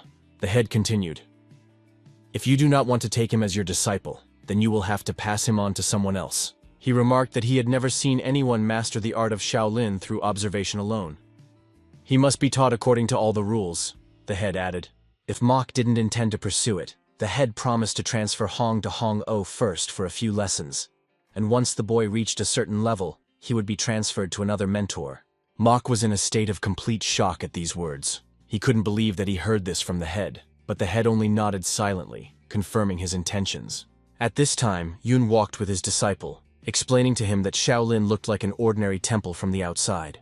A temple in which there is nothing special, he noted. However, the disciple objected, saying that many people think their Huasan is the best. The master smiled and admitted that Shaolin was not a place that could be called the best. Shaolin is more than a temple. It is a rock, Yun explained. All other arts are pillars erected on this rock. The pillars may change, but the rock always remains the same. People often confuse these things. Even if we are at the top of the pillars, does that make us the greatest? We will never be the best, he added. The disciple could not understand if there were any outstanding talents in their midst now. Yun understood the disciple's hint, and this question also bothered him. However, Moon Sum-young did not fully understand what his master was talking about. Yun explained, Judging by your talent, you will soon be able to achieve independence, and then you will have to face the rock called Shaolin, Yun told the student. He asked his student to be attentive and watch everything that happens here. Moon Sum-young listened carefully to the master's instructions. After that, he bowed deeply and promised that he would definitely be able to conquer this rock and would never let him down. The master placed a hand on his shoulder, adding, These are not only my hopes, but also the dreams of all of Hwasun. At this moment, Yun noticed a look of envy on Hong-Oh's face. He was glad to think that he was now in a state of anger. However, Yoon's face suddenly became alert as he turned back, sensing something strange. His gaze focused like lightning on the energy emanating from the side of the temple exit. It was there that Gon was sitting, peeling apples with a wooden knife. Yoon felt this energy from afar and asked himself, "Who is this? Does he belong to Shaolin?" He told his disciple that they needed to go to one place immediately. Moon Samyung was confused and did not understand what was happening. Yoon did not explain anything, but immediately hurried towards the exit. At the same moment, Gon was showing his perfectly peeled apple to the little one, who couldn't believe his eyes. Even a senior monk would not be able to remove the skin so thinly while leaving it intact. It was really incredible. After that, Gosen decided to show a masterclass in peeling apples. His face was so tense and serious that it even looked funny. However, the result was not quite what he wanted. Gon caught a bit of the pulp, even though the outside of the apple looked perfect. The little one praised him, noting that he was getting better and that the apple looked great. But Gon clung to every detail, trying to achieve the perfect round shape, as if returning the apple to its original shape. Amazed, the little one asked, "Who are you?" Gon looked up to see two people, a boy and a man with a gray beard and long white hair. The man said, "I am a visitor to the Shaolin Temple. If you don't mind, let me be your silent witness." It was Yoon Yongkong with his student. Sensing the strong energy, Yoon immediately set out for Gon to see its source. Gon had no idea why the man with the gray beard was watching them peel the apples. While continuing his work, Gon suddenly tore the skin of the apple. It was hard not to worry about it and focus, especially when you feel someone standing right behind you. His attention was distracted, because the constant presence of outsiders was stressful.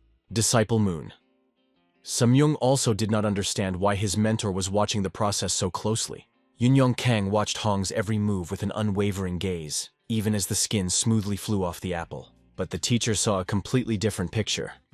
In front of him was a boy full of energy. This picture gradually began to emerge in the eyes of Moon, who finally realized that he was an unusual boy. At first he thought it was an ordinary guy peeling apples, but he realized that he was using energy. Moon tried to address the teacher, but Yoon told him to just watch. Looking closely, Moon noticed that Gon was barely moving, but the skin was flying off the apples perfectly. This is incredible, Moon thought. He's only 15, but it is hard to believe that he has such skills at such a young age. Even an ordinary wooden knife in his hands turned into a tool of art. Finishing another apple, Gon smiled, satisfied with his work. Yun Yongkang was amazed. He could never have imagined that someone from Shaolin would be able to wield energy so elegantly even during normal work. In Hwasan, Yoon was considered a genius, but even in his teenage years, he was unable to achieve such dexterity. Now he understood why many people were afraid of Shaolin. At this point, Yoon decided to turn to Gon and ask why he wasn't wearing the temple uniform. "Does that mean you're being taught somewhere else?" he added. Gon's answer surprised him. "No, I just live nearby for reasons." Yoon was amazed that such a talent had not yet been noticed in Shaolin. "I took one student that everyone wanted, and if I take another one, there might be problems," Yoon thought. But at the same time, he admitted that the more talented people, the better. After that, he decided to take action. "Just watching is boring. Give me an apple," he asked, and Gon immediately handed him one. The little one looked at it, not understanding what was happening. Yoon began to explain that there are differences between people and apples, and that's why it's better to use a special knife to peel the fruit. However, suddenly he raised the apple in his hand and peeled it in one movement, without a knife. How did he do it with his bare hands? It impressed everyone present. Even Moon, who was rarely at a loss for words, fell silent at this moment, unable to believe his eyes. Moon could clearly see the difference between his teacher and Gon now. The movements of the boy peeling apples caused strange sensations. Only the tips of Gon's fingers and wrists barely moved. His body hardly moved, but he peeled the apple efficiently and skillfully. If he has such powers and decides to use them against me, Moon thought. He realized that there was no way he could block such a blow. After that, Moon took the apple in his hand, watching it carefully. Moon really wanted to learn how to peel apples just as skillfully. But looking at Yoon, he knew that it was difficult, and he would hardly be able to repeat these movements at such an incredible speed. Suddenly, the little boy turned and saw someone running towards them. It was a messenger who ran almost out of breath to ask which of them was Gon, and to tell him that the head was looking for him. Gon stood up and calmly replied, "It's me." He realized that the mentor was now with the head, and decided to say goodbye to Yoon and his student. The last thing Yoon said to him was, "If you get a chance, be sure to visit us in Hwasan." Gon smiled. "Okay. If I decide to come, you'll definitely have to show me how to properly peel apples. After that, Gon turned and ran in the other direction. He ran fast, but so funny that Yoon and Moon couldn't help but smile. Yoon was left thoughtful. He would have immediately accepted Gong as his disciple, but the boy is now in Shaolin, and it will not be possible to take him so easily.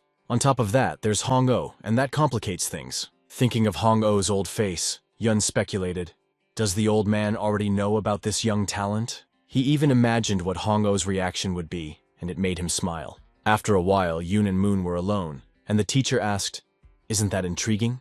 Moon was honest with the master and admitted, it's actually really scary. He imagined a possible sword fight with Gon, and admitted that he wasn't sure if he could handle him. Yoon advised looking at it on the positive side, noting that it's a good reason to do better. These wise words always helped in any situation, no matter how difficult or terrible it seemed. Fortunately, Moon understood this and agreed with his teacher. Yoon realized that from this moment on, his student gained new inspiration for development. However, he also felt that his own interest in Gon might look a little shy in front of the student. At the same time, Yoon mused that Hong-Oh probably already had a really talented student. But he had high hopes for Moon, hoping that one day he would be able to overcome all obstacles. Meanwhile, Gon, almost losing his slippers, ran to his mentor. In the room, the head was sitting next to Hong-Oh, and across from them was Mok. Gon sat opposite, and everyone present looked at him in silence. At that moment, Gon understood the tension of the situation and the importance of this meeting. At that moment, there was a loud bang on the table. It was Hong-Oh who yelled at Mok, proving that he couldn't escape responsibility. You can't just give up on being a Shaolin disciple. You have no choice but to obey. He directly asked Mok if it was because of him that he did not want to take students, and what his true intentions were. Hong-Oh added sharply, you can neither accept him nor leave him alone. The chief and Gon sat in silence, listening to their heated argument. But Hong-Oh went further, stating that Master Kam Sung had invited Hong to Hwasun. If nothing is done, he will take the boy to himself. This news surprised Mok even more. He turned to Gon and asked again, is that true? Is your teacher really telling the truth? Confused, Gong replies that he didn't know it was Kam Sung because he only said to give Yoon's name when he came to Hwasun. Mok immediately understood the truth. Kam Sung's middle name was Yoon Yong-kang. Gong really thought Yoon invited him just to have a good time. This caused laughter from everyone present, and Hong-Oh asked, kid, you obeyed the greatest swordsman named Kam Sung? How did you survive that? From this question, Gon realized that Yoon is an incredible person. Together, they all began to convince Mok that Gon was a priceless treasure that should blossom in Shaolin, and asked him not to be a monster, but to accept it. But Mok, as always, replied that he would not be able to take the boy as an apprentice. Hong-Oh began to seethe with anger, but the head tried to calm him down. The head noted that nothing has been decided yet. He also realized that Gon had already understood everything from the conversation and confirmed his guesses. Shaolin wants to accept you into the temple and teach you martial arts. To do this, the head explained that one would need to shave off one's hair in order to become a disciple, and pointed his hand at Hong-Oh, introducing him as the future teacher. This old man will be your new mentor, said the chief. After that, he let Gon speak his mind. At this moment, Mok was just listening intently. Everyone was eagerly waiting to hear what the boy would say. Gon thought. He wasn't sure if he wanted to learn martial arts, but he noticed that now the adults were fighting because of him. There are only 3 years left to live peacefully and return home. What to do now when they offer to become an apprentice, he thought. He remembered all those hard years that he had to go through at first. I endured this for 7 years not to become a Shaolin disciple, he decided. Gon raised his head and told the head, I don't want to study martial arts. I'll be back home in 3 years, and I don't think I need to.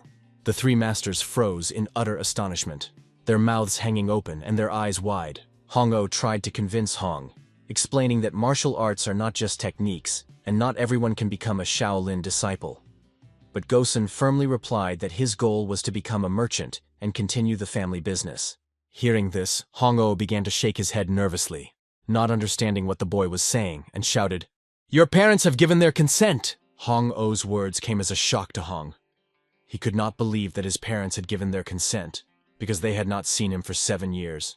The head intervened, calmly explaining, Becoming a Shaolin disciple does not mean that you cannot become a merchant or return home. But in these 3 years, you will acquire the basic knowledge of our art. The head did not understand how Gong could not appreciate this opportunity, since many people are willing to pay a fortune to become a Shaolin disciple. 3 years, Hong-Oh said briefly, emphasizing the length of the training. he added a promise. In 3 years you will be able to return home. Mok was still sitting in silence, unable to say anything. Gon was also uncertain about martial arts, but he was interested in how to learn to walk as skillfully as Hong-Oh. He realized that he had probably already learned to avoid unnecessary movements, and this was probably one of the reasons why they wanted to take him on as Shaolin disciples. Besides, he thought that he might be praised at home if he mastered martial arts. These thoughts made him rise from his chair. Placing his hands on the table, Gon said clearly and loudly, "I agree to study martial arts, but only if the study doesn't make me constantly hungry." A wide smile appeared on Hong-Oh's face. "Smart boy," he exclaimed. But he immediately turned to Mok, shouting at him, "How long did you starve the child for him to say such a thing? Shaolin has always fought against poverty, but that doesn't mean children have to suffer from hunger," he added indignantly. Mok wanted to say something, but Hong-Oh wouldn't let him say a word. He turned to Gon, assuring him, "Don't worry. As long as I'm your mentor, you'll eat as much as you want." Quan tried to justify himself by explaining that he didn't starve Gon on purpose, and it had a purpose. But Hong-Oh was no longer listening. The conversation was over. Gon noticed the emotion of Mok, who was filled with confusion. It was strange to see the mentor in such embarrassment. At this moment, Gon thought that the idea of becoming a Shaolin disciple might not be such a bad idea. Today was a difficult day to understand, but they came to a solution. The head explained that Gong would not only be a monk, but also a warrior who would protect Shaolin by becoming part of the Munpa. As Mocha's older brother, the head decided to clarify the situation. "This is not your older brother's decision, it is my decision. Please follow the instructions." Mok realized that there was nothing more he could do, and saw Hong-Oh's new student. Hong-Oh's face seemed to have written, "I am the happiest." Mok just stared at him and wondered how Gon would handle the new challenges. He sincerely hoped that the boy would not become a victim, as it once happened to him. At the same time, there was excitement at home at Gon's parents' house. They could not believe that their son had become a Shaolin disciple. The father proudly told his mother that their son would study the best martial arts. However, the mother was worried, noting that, according to rumors, the training was very difficult, and worried. What if he gets hurt?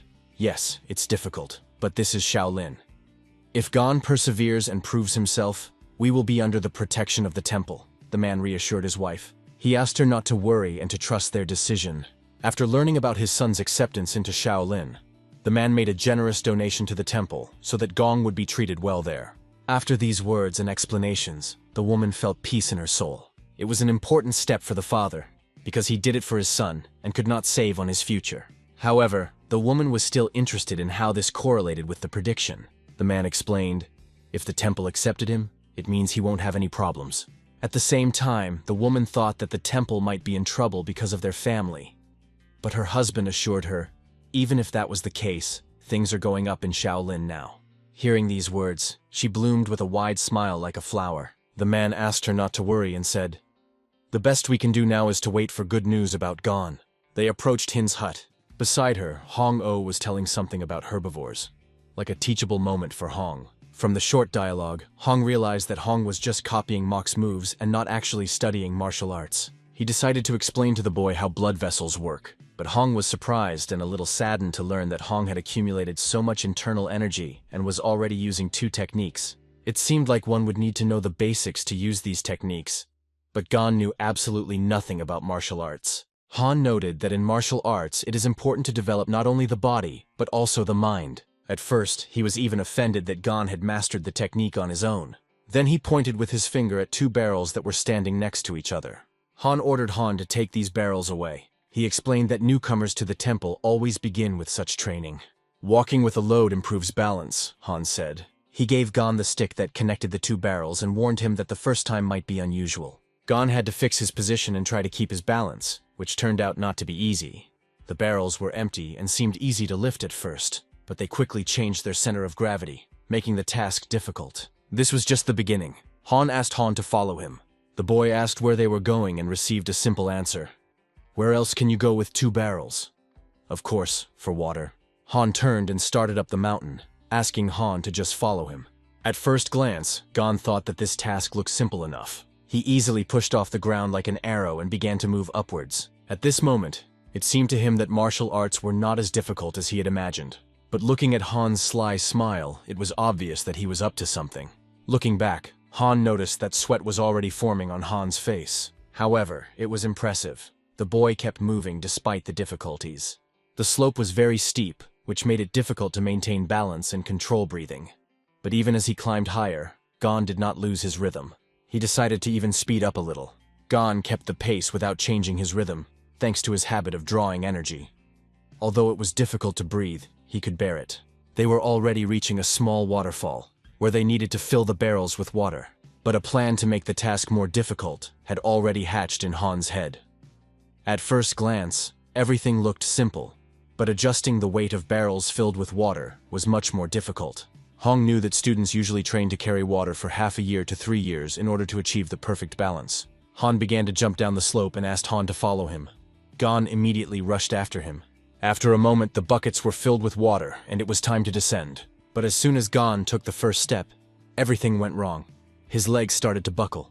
The cause was severe pain in his shoulder caused by the pressure of the weight, which forced him to lean forward.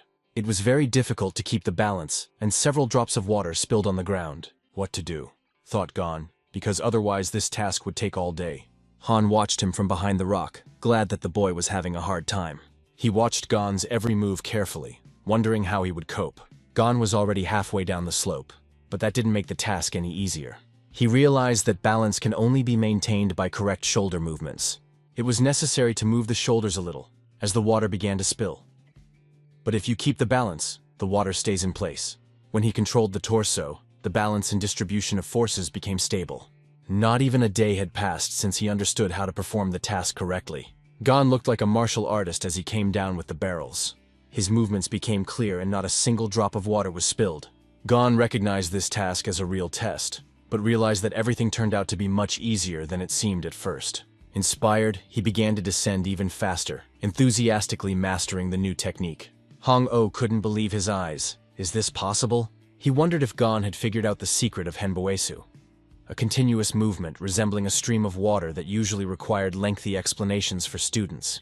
At that moment, Gon seemed to him to be an even more strange boy. Han began to suspect that the boy had some kind of special connection with the inner energy. Back at the house, the master decided to test Gon's energy. He made the boy sit still and concentrate. Gon agreed, and then Gon put his hands on his back. If he can control his energy, he can release it for me to feel, Hong thought. Judging by his movements, the internal energy must be at its peak. But when Hong began to do so, he was shocked.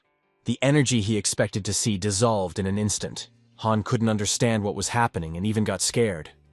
Does Gon absorb other people's energy and make it his own? Is this the case with Gypsumagon? He thought. Hong soon went to Mok to tell him what had just happened. He explained how Gon was able to carry the water barrels, even though he doesn't know how to control his power. Han suggested that Han has a gift that surpasses the strength of others. At this point, Mok revealed that Gon had actually been practicing the Kanchentongal technique for over 7 years. Hearing this, Han just laughed. He assumed that the boy was just imitating Mok all this time. But Mok explained that Gon is not trained in this technique, but continues to learn anyway. That means he has Shimsenjong, he added. The translation of this term is, when the mind is focused, and the chi energy naturally follows. Mok also noted that even if Gon is not aware of his power, it still moves within his body. After hearing this, Hong finally understood the answers to all his questions. He laughed out loud. Then he added, he was around all this time and I didn't even notice it. Hong meant that Shaolin, being closely related to the Buddha, was under his protection. There is no cause for alarm, he said. The Buddha himself sent us this boy. This meant that there was no need to force Han to learn large amounts of knowledge, and the thought caused Han another loud laugh. However, Mok, as usual, did not laugh, remaining serious. After a while, Hong stood next to Gon and showed him the moves, explaining each one in detail. He said, the true foundation of martial arts is the infinite depth into which the soul sinks completely, without residue. At first glance, this practice may seem ordinary, but many martial arts techniques are hidden at its core. At this point, Han was demonstrating the main pose of this technique. Gosen devoted himself to his training, repeating each movement with utmost precision. There were skid marks on the ground that were a sign of complete concentration. Inside Han's heart was a burning desire to teach this sweet boy to grasp the depths of martial arts. Han believed that if Han mastered this wisdom, he would be able to become a true martial artist and achieve what Han himself had never been able to do. But suddenly Gon asked, is it really good for health? Hong remembered the words of his mentor. who always claimed that martial arts develop both the mind and the body. However, he himself began to doubt, because with this technique, everything looked completely different. Hong wondered, is it really possible to train both mind and body at the same time without causing harm? He knew that Muryansk's technique was dangerous and complicated. If used incorrectly, it can distort chi energy and harm health. Gon himself faced dangerous consequences more than once. To find out if Gon felt something similar, Hong asked him what he felt and asked him to elaborate. Gon thought for a moment and replied, I thought the mentor was trying to hit someone in front of him. That's right, agreed Han. Martial arts were originally created for protection. He told a story from his own family. When they needed to cross a dangerous mountain, they always hired a warrior for protection. From this dialogue, Hong realized that Hong's perception of the world was very different from the usual one. He explained to the boy, you can learn martial arts without striking, but it's important to have someone around to learn, even if you're working alone. However, it was clear from his eyes that Muryansk's technique seemed confusing and incomprehensible to him. Han pointed out that to master just one posture, one needs to learn at least 6 of the 12 sutras. He immediately came up with a solution. So that martial arts do not seem too complicated to Gon, it is better to learn them gradually. Gon gratefully jumped off the rock and thanked Han for the advice. The next day, Gon walked through the forest, reading sutras and realizing that martial arts were not as easy as they seemed. However, observing Elder Yun, it seemed to him that it was easy. In Hong's hand was a book called The Great Book of Acupuncture, which contained knowledge about chi energy. He read the book as fast as he walked through the forest, but he suddenly stopped, seeing something strange. Gong began to look around, sensing Chi's unusual energy for the first time. He had a question. Where did she come from? He stared intently into the distance between the trees, noticing how the concentration of energy became more and more noticeable. Gon made his way through the branches, trying to reach the energy source. At one point, his eyes widened in surprise. A huge tree appeared in front of him, which was impressive with its scale. He immediately felt that the energy was coming from him and ran to the tree. Approaching closer, Gon saw that many flowers and mushrooms were growing near the roots of the tree, which thickly covered the ground. He placed his hand on the tree and immediately felt it absorb several times more energy than he himself normally felt. It was necessary for him to take a deep breath, as the feeling of hunger disappeared in an instant. A light breeze blew the leaves of the tree, creating a feeling of peace and harmony. A whole week has passed. Hong sat in the lotus position in front of his new mentor, Hong O. Hong looked at him intently and couldn't understand why Hong had not mastered energy control in all this time. Gon himself also didn't understand why he could control energy during training with Quen Mok, but now he couldn't do anything. Han suggested that the energy flowed like an invisible stream, and Han was unable to control it. It seems that the standard methods are powerless here, he thought. Han decided to explain another way of learning to Han. Today I'm going to show you a different approach. Footwork plays a key role. It gives you an advantage over your opponent. It's not that difficult, you just have to do it right, he said. Han demonstrated the movements of a technique called Nahanbo. This is the first technique that is mastered in Shaolin. Its main feature is static. It seems as if a person is standing still, but in fact he is moving. The mentor's words that footwork helps to avoid the opponent's attacks only motivated Gon to train more. But while practicing, Gong felt a strange inner sense of energy and began to doubt. Is this technique really useful? He thought that he should try not 23 steps, but 28, and immediately began to experiment. Gon soon realized that he could take even more steps. However, it was not easy. He realized that 10 additional steps would be a real test. With a smile on his face, he didn't understand why, if it was so simple, he hadn't been taught it right away. 3 months passed, and an important conversation took place in the office of the Shaolin head. Mok came there, who was indignant. He accused Master Hong of teaching Hong the martial arts of other schools. The head was surprised and couldn't believe it, because he himself asked not to teach Gon the combat techniques of other schools. He assumed that Mok had mixed something up, but Mok insisted that he had seen it with his own eyes. Han is using techniques that are in the Konlunpa and Kondopa schools. These classes can hurt him, cried Mok in despair. The head asked Mok, is it possible for Gon to master these techniques in 3 months? Mok replied, are you saying it's impossible? The head calmly explained, I don't think so. But this guy is able to master a lot just by watching others. There's nothing we can do about it. The head's reply and his brother's words silenced Mok. He wanted to deny something, but realized that he had nothing to say. He had to just leave the office and go home, while the head was left thinking about what a talented guy Gon was. Even Kam Sung paid attention to him. However, even if Shaolin decided to develop Gon to a certain level, it would take at least 20 years. Also, the main problem is that Gon shows almost no interest in martial arts. The head hoped that his opinion was wrong. His thoughts were interrupted when words came from outside the door that Monk Won Ho had come to see him. Over a cup of tea, the head asked him about the purpose of the visit. Won Ho, being the head of Gulwon Temple, explained that he had come because of the strange news his disciples had given him. One of the masters is said to be using some pretty unusual techniques, Won Ho said. He noted that these techniques are among the top 10 techniques of current martial artists, and surpass the level of the masters of the Munpa school. The head, interested, asked, "What kind of techniques are we talking about?" Won Ho explained, "We noticed that Munpa is actively monitoring Shaolin. This is quite an unusual situation." The head tightened his grip on the rosary in his hand. Realizing that the situation was becoming problematic, Won Ho asked if it could just be a coincidence. The head remembered, yes. Kam Sung was indeed on the main mountain when Gong was heading to Hongou. Yoon began to watch Shaolin closely. Yoon seemed to have decided to be proactive, and it might have something to do with Hongou, especially since he's training the boy and they can't stay away. The question arose, what to do next? It was suggested that the boy should not be left under Hongou's care. The head began to doubt his decision, for Won Ho held a significant position among the temples, and if he expressed his displeasure, it could mean that his opinion was shared by others. Won Ho insisted that the chief explain his intentions. The head, closing his eyes and sighing deeply, finally agreed. Okay, I understand. An important meeting took place the next day. Gong came with his mentor Hong-Oh to meet Won Ho. Won Ho told them about the Shaolin Festival. It was the Soka Festival, where Shaolin students were given the opportunity to show off their skills. Those who won could battle one of the temple's masters and get a chance to master a martial art technique called Ascension. Gon, hearing this, stood in silence, not understanding anything, because he only knew a few details. Hong, although listening carefully, wanted to know the purpose of Won Ho's coming to the meeting. He told them interesting news, which immediately infuriated Han. Won Ho said that since Gong is a disciple of the temple, it is his duty to participate in the festival. Hong was displeased.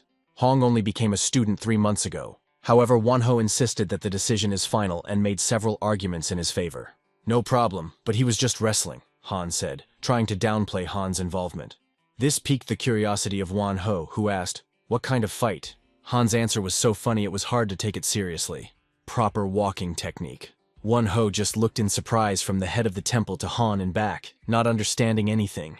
The head interjected, "Anyway, Gon will be able to gain knowledge from others and gain experience." Everyone also wanted to see what success Hong would achieve as a teacher. Hong himself, imagining how everyone would see his walking technique in Shaolin, could barely contain a sly smile. Everyone will just be stunned, he thought, laughing to himself. Han only asked to give them a few days to prepare. Won Ho agreed, but warned that Gong would fight the winner of the festival in a week. Moreover, an exception will be made. The battle will take place in secret, and whoever wins will get the chance to fight Bonsum's apprentice. The word secretly confused Han. The head, however, agreed with this, noting that Won Ho's words made sense. If Gon loses, it could cause an uproar among the students. Han waved his hand and stated that he saw no point in Han participating. Then the chief turned to Han himself. He asked the boy if he was ready to accept the challenge. Gon nervously swallowed the saliva that had gathered in his mouth as he listened to their conversation. "If I'm a Shaolin disciple, I have to do this. But no one will die there, right?" he asked with excitement. The head, closing his eyes, replied, "The battle usually ends with the defeat of one of the parties, but sometimes there are lucky incidents." He asked Gon to be careful, and Han, looking at the boy, asked, "Are you scared?" However, Gon answered clearly and confidently, "Why should I be afraid?" "No. For a warrior, the loss of pride is more terrible than death," he added. This response made the head smile, appreciating the boy's courage. Won Ho, however, stood with a serious expression on his face, carefully observing the situation. The kid even got a little scared when he saw the big man Won Ho staring at him. It reminded him of his first meeting with mentor Mok. In the past, Hong almost got into trouble for his careless approach to studying. He faced severe punishment, but Han mastered the techniques on his own, and Han stole nothing. If not for the authority of Shaolin, Han would have already been destroyed. Won Ho, who was a novice teacher, had also heard this story. However, Shaolin is not what it once was, and the situation has worsened due to the financial crisis. Both began to wonder, What will happen to the child Hong-Oh teaches? Gon, studying the techniques of other martial schools, had a chance to rectify the situation. But if something similar to the past problems happens, it is difficult to be sure that Shaolin will be able to survive it. One-Ho asked one to calm down and said that they have a plan. He reminded that he himself will be a judge at the festival. If it turns out that this boy is learning techniques from other schools, I will do my best to make Hong answer for it, he added. One-Ho was pleased with this statement and promised to take care of the rest of the matter. If things turn out the way they assume, Hong will not be able to escape punishment. Their looks were full of treachery. By the way, both already had a clear plan. One-Ho believed that Hong as a monk had harmed others, and his sins should be punished. One-Ho decided to take on Hong's karma, even if it hurt himself. For the sake of Shaolin, I am willing to endure this, he said. The next day, Hong stood in front of Hong-Oh, who explained, "If you've learned how to dodge, now is the time to learn how to attack." "You can't win a fight just by avoiding punches," Hong added. From that day forward, he decided to teach Gon the techniques of punching and attacking. Gon demonstrated how to properly execute punches with his fists. He spoke about the Jim Kanwan technique, which means diamond fist, and symbolizes the strength and hardness of a diamond. Han just stepped on the ground, and a deep mark was formed under his weight. Han could feel on his body how every movement Han made caused the ground to shake slightly. But Hong warned, Jim Kanwan is not something to be enjoyed. The secret of this technique lies in the powerful spirit of Mount Tai, which must be felt with the whole body. Imagine that your body has become a diamond, he said. Mount Tai is looking at you right now, Han added, sharpening Han's concentration. Afterward, Han said, "Let's start with the basics." They immediately started training. Gon quickly realized how difficult it was. In addition to the movements, it was also necessary to shout at the top of my lungs, which turned out to be extremely difficult. Gon had to comply with all the demands, although he no longer understood why he agreed to it. A few hours later, he sat exhausted and gasping. However, in Hong's eyes, Gon did a good job with the footwork. But why does he not master the technique of attack so easily? Hong quickly realized that Gon did not know how to use his power properly. It will take a long time to think about how to teach him this, he thought. Brushing his beard, Hong recalled how he taught himself footwork just by watching others, and he was good at everything. He assumed that it was difficult for Gon to do what was shown, so he asked him to do it his way. But Hong warned, "Remember that every movement has a meaning. If you don't scream and stomp on the ground with force, it will all be for naught." Han asked Han to do the exercises, but he wasn't entirely sure if he could do it. Han soon realized that yelling strengthened his abs, and when the press is strengthened, the force of the blow becomes much stronger. And what happens when you hit the ground with all your might, he thought. The more effort you put in, the stronger the return you get. The center of gravity also shifts, which is also very important. Han watched the training from outside the door, keeping a close eye on Han. He noticed that the boy was very focused. Extending his arm forward, he automatically moved the center of gravity forward, which created a powerful dynamic. When Gon concentrated on one fist, he was able to concentrate all of his power in one place. This allowed him to strike with maximum power. I don't need to work as hard as a teacher. The main thing is to gather all the strength into a fist, Gon thought. Soon he realized all this, and decided that now he will train in this way. Meanwhile, it was already getting dark on the street. Han accidentally dozed off and only now went out into the yard. He wasn't sure if Gon had finished training, but what he saw next shocked him. There were clear and even circles on the ground that Gon had carved out with his training. He bent down towards the footprints on the ground, noticing their perfect shape that even the most skilled Gon couldn't seem to create if he tried. No doubt he trained on his own. Han always insisted that he should practice himself, but it seems that Han has mastered a technique that unlocks the inner strength of the body, the Palgan technique. But mastering this technique requires years of grueling training. Han wouldn't have believed it if he hadn't seen the tracks himself. It's strange, because he taught him the diamond fist technique, and Gon managed to master something so different. When he taught him to walk normally, he unexpectedly learned to dodge attacks. All this once again proved that Gon was a truly unique child. Without a doubt, everyone at the festival will be amazed by his abilities. It was already dark outside, and the world was shrouded in silence. Gon's foot trod confidently along the mountain paths. Exhausted, he leaned against a tree that stood in his way. But his thoughts still revolved around the question of how to master the diamond fist. This thought did not give him peace, because he tried to gather all the strength of his body into one fist. However, his energy moved chaotically, without any system or order, and suddenly his muscles contracted so sharply, as if someone had squeezed them with an invisible hand. Barely able to stay on his feet after the sudden push, he was unable to do anything to keep his balance. The center of gravity tilted him forward, and, losing his footing, he fell to the ground. It was painful.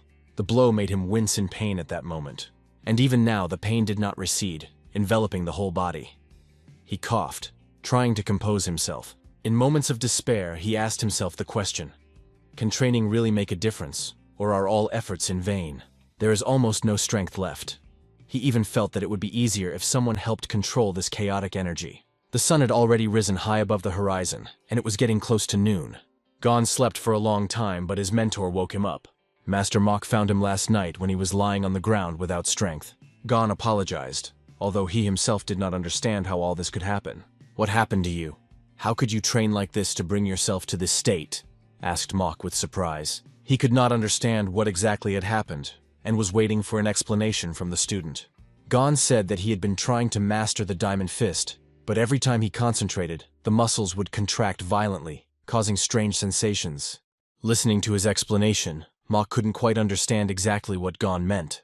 But at that moment he explained, art cannot be understood only through explanation. It requires experience and one's own path. Outside night fell again, enveloping everything in silence. Mok stood and stared into the darkness, his eyes forward thoughtfully. He understood that something in this whole situation was not right. In his mind, he began to analyze the conversation with Gon, who told him that he was studying the diamond fist. However, at the same time, he is mastering a technique that requires not only internal, but also external skills, which caused concern. After much thought, Mok came to the conclusion, it is impossible to send Gon to the festival, because it could threaten the safety of his opponent. With this decision, he set out for Han's house. Standing in front of the house, Mok strongly requested that Gon not be allowed to participate in the festival. He reasoned that Gon had not yet mastered control of his power. Han stood silently outside the door, listening intently to every word. Mok continued to insist that if they were careless, it could end in tragedy. How can a child who cannot control his strength be allowed to master such a dangerous technique? Hong replied sharply, what are you talking about? When did I teach him such dangerous techniques? But Mok didn't back down and said, don't pretend that you don't understand anything. Gon is a unique child. No one at his age has achieved such success. But you should remember that even the smallest mistake can lead to death. To this, Han calmly replied, you are a warrior. Why are you so worried about your life? How can you practice martial arts if you are so afraid for your fate? He added ironically. At these words, Mok did not even find what to answer his teacher. Han insisted that Mok was wrong. Just because Han had mastered the Palgan technique, that didn't mean he was capable of killing anyone. He's not going to be able to do that against someone who has 20 years of experience in martial arts. It's just not possible, Hong added. After these words, Mok only strengthened his thoughts that it was useless to talk to Han. He directly told the teacher about it and then declared that he would go to the head to solve the matter. Mok was determined not to allow Gon to participate in the festival until he learned to control his powers. With these words, he immediately turned around and went in the other direction. Hong remained seated, watching Mok leave. Han had only one thing in mind. The festival promises to be very interesting and full of events. Mok, on the other hand, was thinking about something else. If Gon accidentally harms someone, he will carry this burden for the rest of his life. His pure and good heart can be destroyed forever. Mok wasn't going to let that happen as long as he was by Gon's side, ready to protect him from the irreparable consequences. Gon lay on the deck chair, directing his pensive gaze at the bright Luna. His thoughts constantly revolved around the riddle, how to learn to control his power.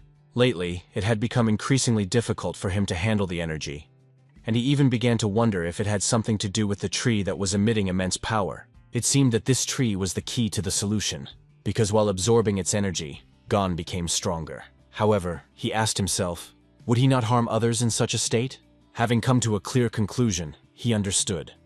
Learning to control his power is his first priority. He was determined not to let anyone suffer because of his mistakes. Meanwhile, Mok had already gone to the head to explain everything, but heard that such a decision cannot be made without talking to Wanho and Hong. Mok, like no one else, understood how difficult it would be to convince the teacher. But he was sure that if Gon was sent away, another child might get hurt. He asked his head several times whether he was comfortable with such a risk. But the chairman again called for calm and emphasized that before making a decision, you need to take into account the opinions of others and be ready for any consequences. Moreover, the chairman suggested giving Gosen a special pill to reduce the risk. He tried to calm Mok down by reminding him that Han is being trained by Han himself. The chairman asked not to worry about it and even jokingly said that Mok behaves like a child. In response, Mok remained silent because he did not have enough arguments to convince the head of his rightness. Mok only said goodbye and agreed to wait until the evening, although he remained restless in his soul. It seemed to him that now it was difficult to predict even whether the sun would rise in the west tomorrow. A recluse who spent 30 years in solitude appeared here only for the sake of a child named Gon. Why did he avoid the disciples for so long, and when will all this suffering end? The head of the temple could not understand either the hermit's motives or the very meaning of what was happening. There was excitement in the training area of the Shaolin Temple. The rules were explained to the students. Whoever takes first place at the festival will get a chance for an additional match. One of the boys was called Seo Wanmu. He was 16 years old. He was surprised to hear about the extra fight and couldn't figure out who he would have to fight. He learned from the other students that his opponent would be a boy trained by Han himself. It was a real surprise for the students, and lively discussions immediately began. Many dreamed of learning from such a teacher, but everyone agreed that Han's student must be extremely talented. Seo Wanmu seemed to think more than anyone, trying to figure out who this mysterious guy was. Meanwhile, the students were also discussing that the Mujin had returned, and were reminded of how he became famous by defeating many thieves. The two teenagers who were also talking about this argued, one dreaming of meeting the Mujin, but the other quickly calmed him down by reminding him that Seo Wanmu was the strongest among them. However, even Seo Wanmu, he said, would face considerable difficulties in a battle with a Mujin. As the boys discussed this, Seo stood nearby and heard their every word. There were many discussions between the students, and mostly they were about martial arts. But the boys always had plenty of topics to talk about. The most interesting thing for Seo Wanmu was that his future rival at the festival is a guy from the Jin family. After hearing this, he approached the other students and loudly declared that he would destroy this guy. He asked them not to worry, promising to win all the fights in the festival, including the extra one. He contemptuously called the rest simply participants who came here for a tick. His words made a strong impression on the students, and they all fell silent. But then Seo invited everyone to follow him, raising even more questions. No one understood why he was so angry, but the gist was obvious. His father was the chief merchant of Anhui province, which meant that the Jin family were their main rivals. For Seo Wanmu, this festival was no longer just a competition. It became a fight for the honor of the family. He clenched his fist at the thought, remembering how he moved to Shaolin 5 years ago, leaving everything behind. There was no room for defeat here for him. He had to defeat and destroy this guy from the Jin family. Meanwhile, this boy, Zhang Gong, trained diligently, putting all his energy into each exercise. Under Han's guidance, he meditated, honed his techniques, and focused on self-control. Seo Wanmu didn't waste any time either. He engaged in sparring, honing his techniques, and became stronger with each training session. Time passed, and the day of an additional battle came. There was excitement in the training hall. Even among the Shaolin masters, there were rumors that Seo Wanmu's disciple was extremely talented. However, everyone was also waiting to see what Chang Gong would show. Although he studied under Han himself, many were concerned that he had only started learning martial arts a few months ago. Predictions agreed that Seo Wanmu is much stronger than Gong. These conversations, although hushed, did not pass by Han, who was sitting nearby. The head of the temple, noticing the tension among those present, asked them to wait and invited everyone to sit down. Han, breathing deeply, was already impatiently waiting for the start. He knew that time would put everything in its place, and he was ready to see how everything would become clear after this fight. At that time, Mok did not share the joy of waiting. His face was gloomy and his thoughts heavy. He was perfectly aware of what could happen at this festival, and it worried him even more. And then came the moment when Gong and his opponent, Seo Wanmu, entered the arena together to fight. They were accompanied by a monk who was supposed to act as the judge of this match. But their views were radically different. Gon's was indecisive and a little confused, as if he still did not realize where he was. So Wanmu has a confident and calm look, the look of a person who clearly knows what he is doing and has already won the festival more than once. The referee began to explain the rules of the match. They were simple, but had nuances that were worth paying special attention to. Hearing this, Gon wondered if he could handle all of this. Many spectators gathered for the fight, expecting something truly unforgettable. But no matter how difficult it is, you can't panic, especially when you're being watched by a mentor. Looking at Han, Gon said to himself, "Don't worry, I won't let you down, mentor." With these bright thoughts, he collected himself and prepared for the upcoming battle. Han also had his own thoughts. In a week, Han had honed his footwork and attack technique. but his power control still left much to be desired. This was the biggest cause for concern. To make sure Gon didn't abuse the attack technique, this was what worried the mentor the most. At this moment, the judge announced the start of an additional fight of the festival. So far, Gong and Seo Wanmu have only been assessing each other with their eyes. Gon didn't know much about his opponent, but he looked much older and had an impressive build. "I'm Seo Wanmu, let's try," he suggested. But in his mind he saw not just a rival, but a son of the Jin family. Gon scratched the back of his head, smiled vaguely, and said his name, adding with a hint of irony, "Good luck to us." The battle began and Seo Wanmu made the first move. He started from the rack and offered an active attack. However, he immediately noticed something strange about Gon, which surprised him. Seo Wanmu noticed that Gong was standing still, not even trying to attack. This confused him and he decided to ask again, "Aren't you going to attack?" Gong calmly replied that he was ready, but his calm words made Seo think that Gong wasn't taking him seriously, perhaps because of being Hong's student. In fact, it wasn't like that. Gon was just nervous because this was his first serious fight. But Seo did not pay attention to these words. Sensing anger, Seo forced himself to calm down, deciding not to waste time thinking. He charged forward, aiming his fist at Gon, and even as he ran, he said, "No matter what your abilities are, I'm still going to break your nose." His fist came close to the target, but missed at the last moment, flying past. How did he dodge? And a rookie too?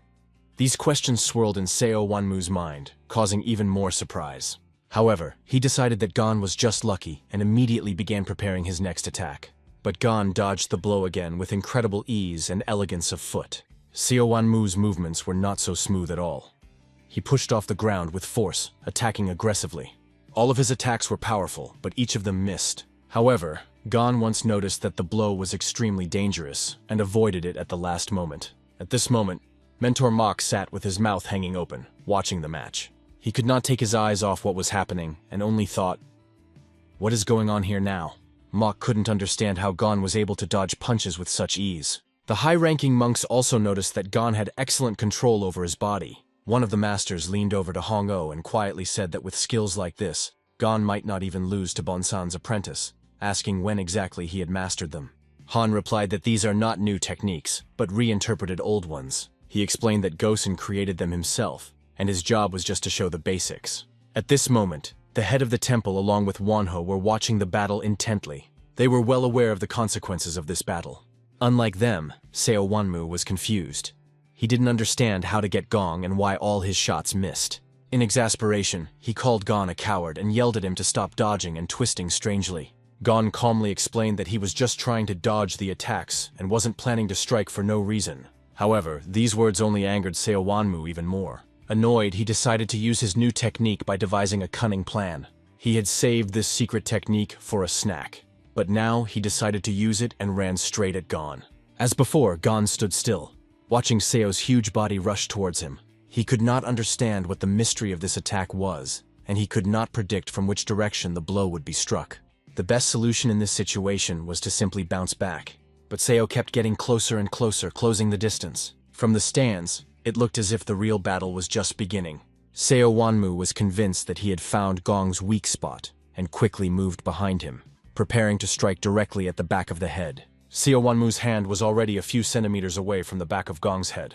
But again, those elegant steps to the side, on the very toes, as if Gon swam across the surface. And quite unexpectedly, Seo's shot flew past. In his eyes, Gon suddenly seemed to disappear, dissolving into thin air. Gon, watching the match, was already looking at the situation differently, almost finding his rhythm. The masters were extremely impressed by this. They recognized the Jamaboro technique, derived from the Kondongpa technique, and were stunned. How does a Shaolin disciple use the techniques of another school? But Khan urged them not to make any noise and to continue to watch the battle closely. After listening to his words, the masters concentrated on each movement, closely watching the development of events. They noticed the elements of Jimken Buden, and couldn't believe how Gon was able to master this technique in only 4 months. After all, it is among the top 5 techniques. "Oh, how many times do I have to repeat? This is not a new technique," explained Han, irritated by the surprise of those present. "At first, I also thought it was Jamaboro. But if you look more closely, you can see Nihonbo elements combined with Jimkan Budan," he added. Those words were impressive enough in themselves, but what Han then revealed was even more astonishing. He did not teach Han these techniques. but only showed them to him once. It seemed to the masters that this was enough for Gon not to lose this fight. Wonho, as he had guessed before, guessed that Gon practiced Mimunpa martial arts. If this is so, then the issue needs a serious solution. Meanwhile, on the battlefield, So Wanmu realized that Gong's techniques were extremely serious. But he still did not understand how he could learn it in such a short time. At that moment, Seo Wanmu turned to Gong, urging him to stop running and start fighting, because there was no way to think about victory otherwise. Gon calmly replied that it was not as simple as it seemed. Mentor Mok, watching the fight, noticed that Gon was still afraid to attack. And the reason for this was obvious. Gon still couldn't control his power. Losing the last of his patience, So Wanmu decided to deliver the decisive blow that would end this duel. "You can't just ignore other people!" he shouted, pointing a charged fist at Gon. So rushed forward, ready to deliver a powerful blow, while Gon calmly looked up at him. A question flashed through Gon's mind. What do I do next? This isn't over if I just dodge. The decision came instantly. Gon decided to act. He grabbed Seo's hand right at the impact and broke it. The movement was so precise that within a second, So was confused in his own hands and did not understand what was happening. At that moment, it dawned on him that Gon had not only dodged the attack, but received it, expertly grabbing his hand. Realizing this, Seo began to wave his hands, but only made himself look like a complete idiot. Meanwhile, Gon scratched the back of his head and said with a laugh, "I didn't understand how it happened." Enraged, Seo decided that he wasn't going to let Gon laugh anymore, and became even more furious. He charged with new words, trying to land another blow, but Gon continued to dodge. If it could be called a skill at all, Gon himself didn't fully understand how he managed to dodge, but it looked surprisingly effective. In fact, Gon himself didn't understand how it was happening. But somehow, he managed to avoid the attacks time and time again. He again intercepted the blows, grabbing the arm and tying the opponent on his own movements. To Master Mok, it all seemed so strange, as if Gon was just making the bed. The masters in the head were amazed by what they saw. And when Hong explained that the technique that Hong uses is usually used when carrying water, they were completely confused. Everyone recognized Gon's abilities, but his fighting style seemed strange. There were even discussions that he needed to learn to respect his opponent. Hong tried to explain that Hong was not disrespecting Seo Wanmu.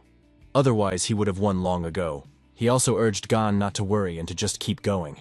At that moment, the chief stood up, saying that it was time to end the battle. But Han asked not to do so, insisting that it was not the end. The head believed that everyone had already seen enough, and there was no point in continuing the fight. Meanwhile, Gon found himself once again under pressure from an enraged Seo Wanmu, who was willing to go forward even if it resulted in his defeat or injury.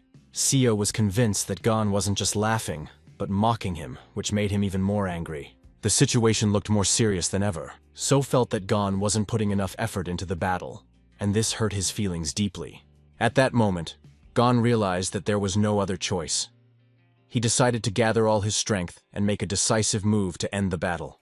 As soon as he clenched his fist, energy began to form around his body, enveloping him in a powerful light.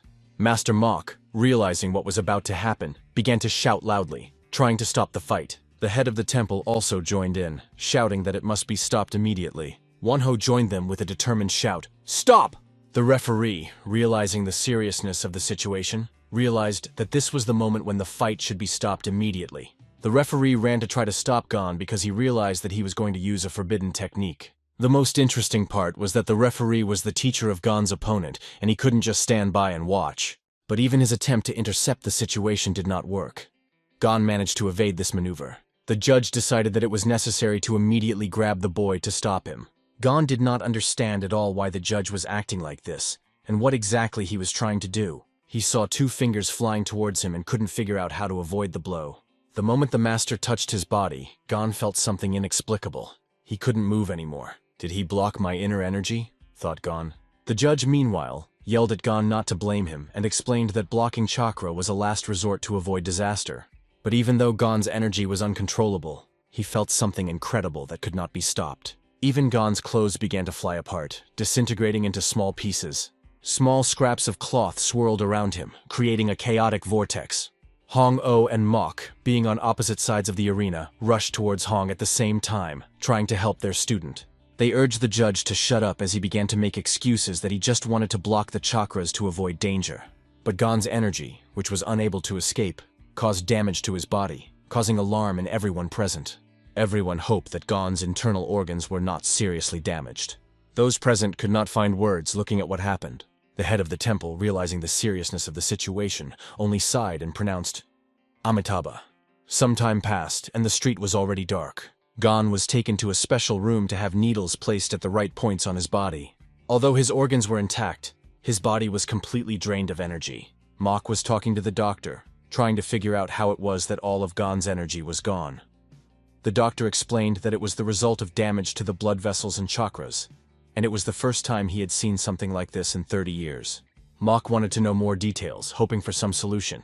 The doctor explained that Gon looked normal on the outside, but his body wasn't functioning properly. Even if he recovers, returning to martial arts in the future will be extremely difficult. This bitter truth shocked Mok, who understood how much it would change Gon's life. The doctor also added that Gon should avoid such situations in the future, as his body is very vulnerable. Meanwhile, Han discussed the situation with the other masters. They already knew about Gon's poor condition and were concerned. The masters also learned that this guy had a rare ability to absorb energy. Speculating, they believed that Gon could have learned this through his greed, and that Han may have started teaching him when he couldn't even walk. The masters understood that they could not ignore the situation. They decided to deal with Han and others involved. Wonho stood outside the door, listening to the conversation in which Hong explained that everything that happened was the fault of two people, Wonho and the judge himself. He accused them of the fact that they should not have interfered in the course of the match. They could not answer Khan, although it was obvious. Now they were in serious trouble. In any case, Hong tried to prove his point, saying that Hong has a great future that cannot be destroyed by one mistake. However, the head had his own point of view, which he tried to express. However, before he could finish his thought, the door opened. Mok entered the room and told everyone the doctor's words. Gon's inner energy had disappeared. The news shocked everyone in the room. Hongo in particular couldn't believe what he was hearing, but Mok reassured him by pointing out that Hong would be able to live a normal, peaceful life. Han began to fuss, asking the head to take immediate action to help Han. But the head urged everyone to calm down, stressing that now it is important to think about the well-being of the child. "What are you saying? Are you really going to lose such a talent to Shaolin?" Han shouted indignantly. To these words, Wonho replied that they had recently received a report that there had been an operation in Una. "Usually they start acting only when someone violates the prohibitions," he added, hinting at the possible consequences of what happened. Han couldn't understand what all this had to do with Han and why the matter had become so important. Annoyed by Hong's reaction, Wonho explained, "It's very important. Now they'll be keeping an eye on Shaolin. And they're not just ordinary people. They're jealous after losing their fighting skills." He asked everyone to think carefully about whether they had done the right thing and what the consequences might be. What will they say when they see Gon studying martial arts? They won't leave Shaolin alone, Wonho emphasized. This conversation was also heard by Mok, who carefully followed every word. Han, in turn, also drew certain conclusions from what he heard. He began to ask himself, is the only way out is to leave this boy and stop his education? Doubts crept into his soul. Han immediately began to convince those present that one should not abandon a child just because of fear of what others think. This was not normal, and he wanted to hear the final word from the head. The head, finding himself in such a difficult situation, thought for a long time, not knowing what to say. Finally, he admitted that Yoon's situation was very serious and might have another reason. He offered to discuss everything after the exact reason for their actions became known. However, for the time being, he insisted on temporarily suspending Gong's training, because one cannot put Shaolin in danger because of one boy. Han shouted back sharply, "That's why I learned other martial arts too. You cowards!" Angry and upset, he stormed out of the room, unable to find the words to continue the argument. Everyone looked at him in silence, ignoring his indignation. The head could not understand whether he was really too greedy for security, and whether he had made a mistake in his decisions. He wondered if Hong could have taught Gon differently. But one thing was clear, Han would not give up on his idea.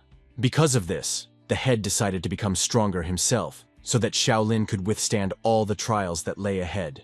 He promised himself that no more people like Gon would suffer in his temple. 3 days have passed. At the Shaolin temple, there was a conversation between Gon and the doctor, who tried to explain the boy's strange condition. The doctor said that Gon feels hungry every day because his body is badly damaged.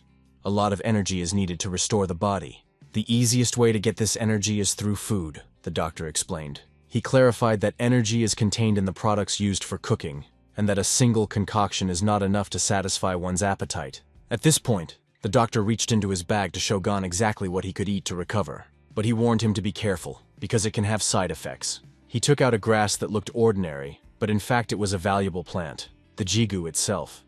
It was considered a treasure because of its unique properties and high value. Gon took the herb in his hands, examining it carefully with curiosity. The doctor explained that this herb can be dried and brewed as a tea, or simply put in the mouth and chewed. He also added that healers are not allowed to go to the mountains due to Shaolin rules, but there is probably a lot of such grass growing there.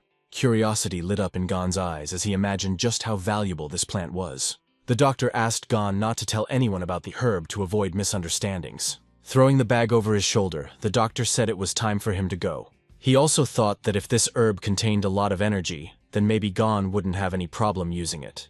After that, the doctor left, leaving Gon alone. Gon immediately sniffed the grass and then began to chew on it. It tasted sweet, which made it pleasant to eat. But Gon thought he had seen this herb before. Meanwhile, the doctor went outside, where he met Mok.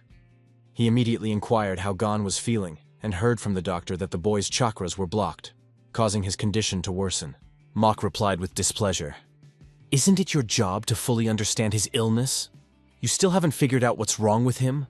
The doctor explained. "It's hard for me to tell exactly because it's only the small blood vessels that are damaged, not the big ones. Because of this, Gon needs time to recover, and there's nothing we can do about the effects." He also admitted that he did not know if there was any special medicine for such a case. Mok immediately understood. Something special. Some rare medicine was needed for treatment. The healer, already tired of constant explanations, only sighed when he had to repeat everything again. "This isn't some secret information about the boy," he muttered, trying to stay calm. Soon, the head of the temple decided to personally visit Gon to find out about his condition. Seeing that Gon looked quite good, the head was happy. However, no one knew exactly what state Gon was in inside and what would happen to him in the future. By the light of the candle in the room, the head asked Gon an important question. He wanted to know what happened after using the technique against Seo Wanmu. "Did you know that he can get hurt after you attack him?" asked the head. Gong honestly replied that he only did it because he felt sorry for Seo Wanmu. He explained that he made him angry because he couldn't fight properly because of his limitations. At first, Mentor Mok warned him not to use this technique because it was dangerous. But Seo Wanmu was upset that Gong didn't even try to fight with his full strength, and that made him even more disappointed. Now it became more clear to the chapter what had happened. He realized that the art that Gon demonstrated could not be learned just like that, and that added to the pity. The chief did not know how to tell this good boy about his plight. However, he understood that something still needed to be said. So the head sat next to Gon. He revealed the bitter truth to him. Gon would no longer be able to practice martial arts, and asked what the boy will do next. Gon thought and replied, "I don't know. But I'm sure I won't hurt anyone again, not even by accident. Although it won't be easy, I'm already feeling uncomfortable." He added, "If I wasn't so hungry all the time, maybe I would be able to stay away from martial arts. But I have a little patience left and I'll go home." After that, the head asked the following question. "What if you can't do martial arts, but there is a way to get back into it? The only way to do that is to harm others. Would you agree?" Without thinking for a second, Gon replied, "I don't want to do martial arts if it hurts others. I'm not on the verge of death to do it for my own comfort." The head could not but agree with his words. He thought, one wrong technique can kill many people. If everyone thought like this guy, we would avoid many unnecessary casualties and bloodshed. In the end, it was decided that Gon would remain under the care of Mok's mentor, as he seemed the most comfortable choice for the boy. The head also understood that Mok is so close to Gon for a reason, because he is always the first to rush to his aid. However, the head asked the boy to visit the doctor regularly for checkups. Suddenly, the head remembered that he had something for Gon, and reached for the item that was strapped to his arm under his sleeve. It was a surprise for Gon to get something from the chapter. The head took out an unusual object, similar to a charm, a thread to which a small ball was tied. The head immediately explained what the object was, and said it was called Fidokchu. The color of the amulet was so beautiful that it was mesmerizing with its brightness. The head said that when worn around the neck, Fidocha can protect against certain toxins and negative energy, promoting better health. Gon was surprised at the value of this item, because one of the most powerful Shaolin techniques was used to create it, which could only be beneficial. At the same time, the head warned Gon to be careful, because a person with the wrong intentions could use this amulet for harm. Now the head felt a little calmer, having handed over the amulet to the boy.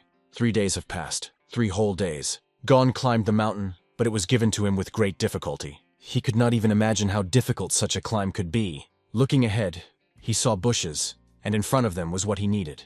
These were the herbs the doctor was talking about, and Gon decided to eat them before going to the mentor. He knew that he needed to eat a lot to recover faster. When he got closer, he saw that there were many of these herbs growing, and this pleased him. However, there were other plants around these herbs that made Gon wonder if they also had medicinal properties.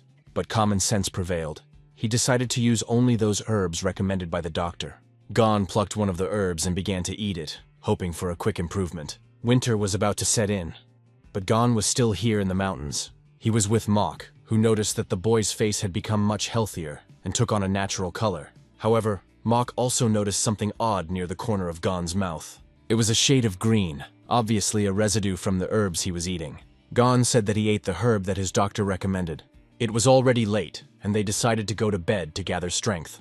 Gon covered his head with a sheet, but secretly continued to chew these herbs under it. The grass turned out to be amazing. His body began to feel hot, and the heat gradually rose to his stomach. The next day, Gon found himself again near the tree, which became a kind of symbol of strength for him.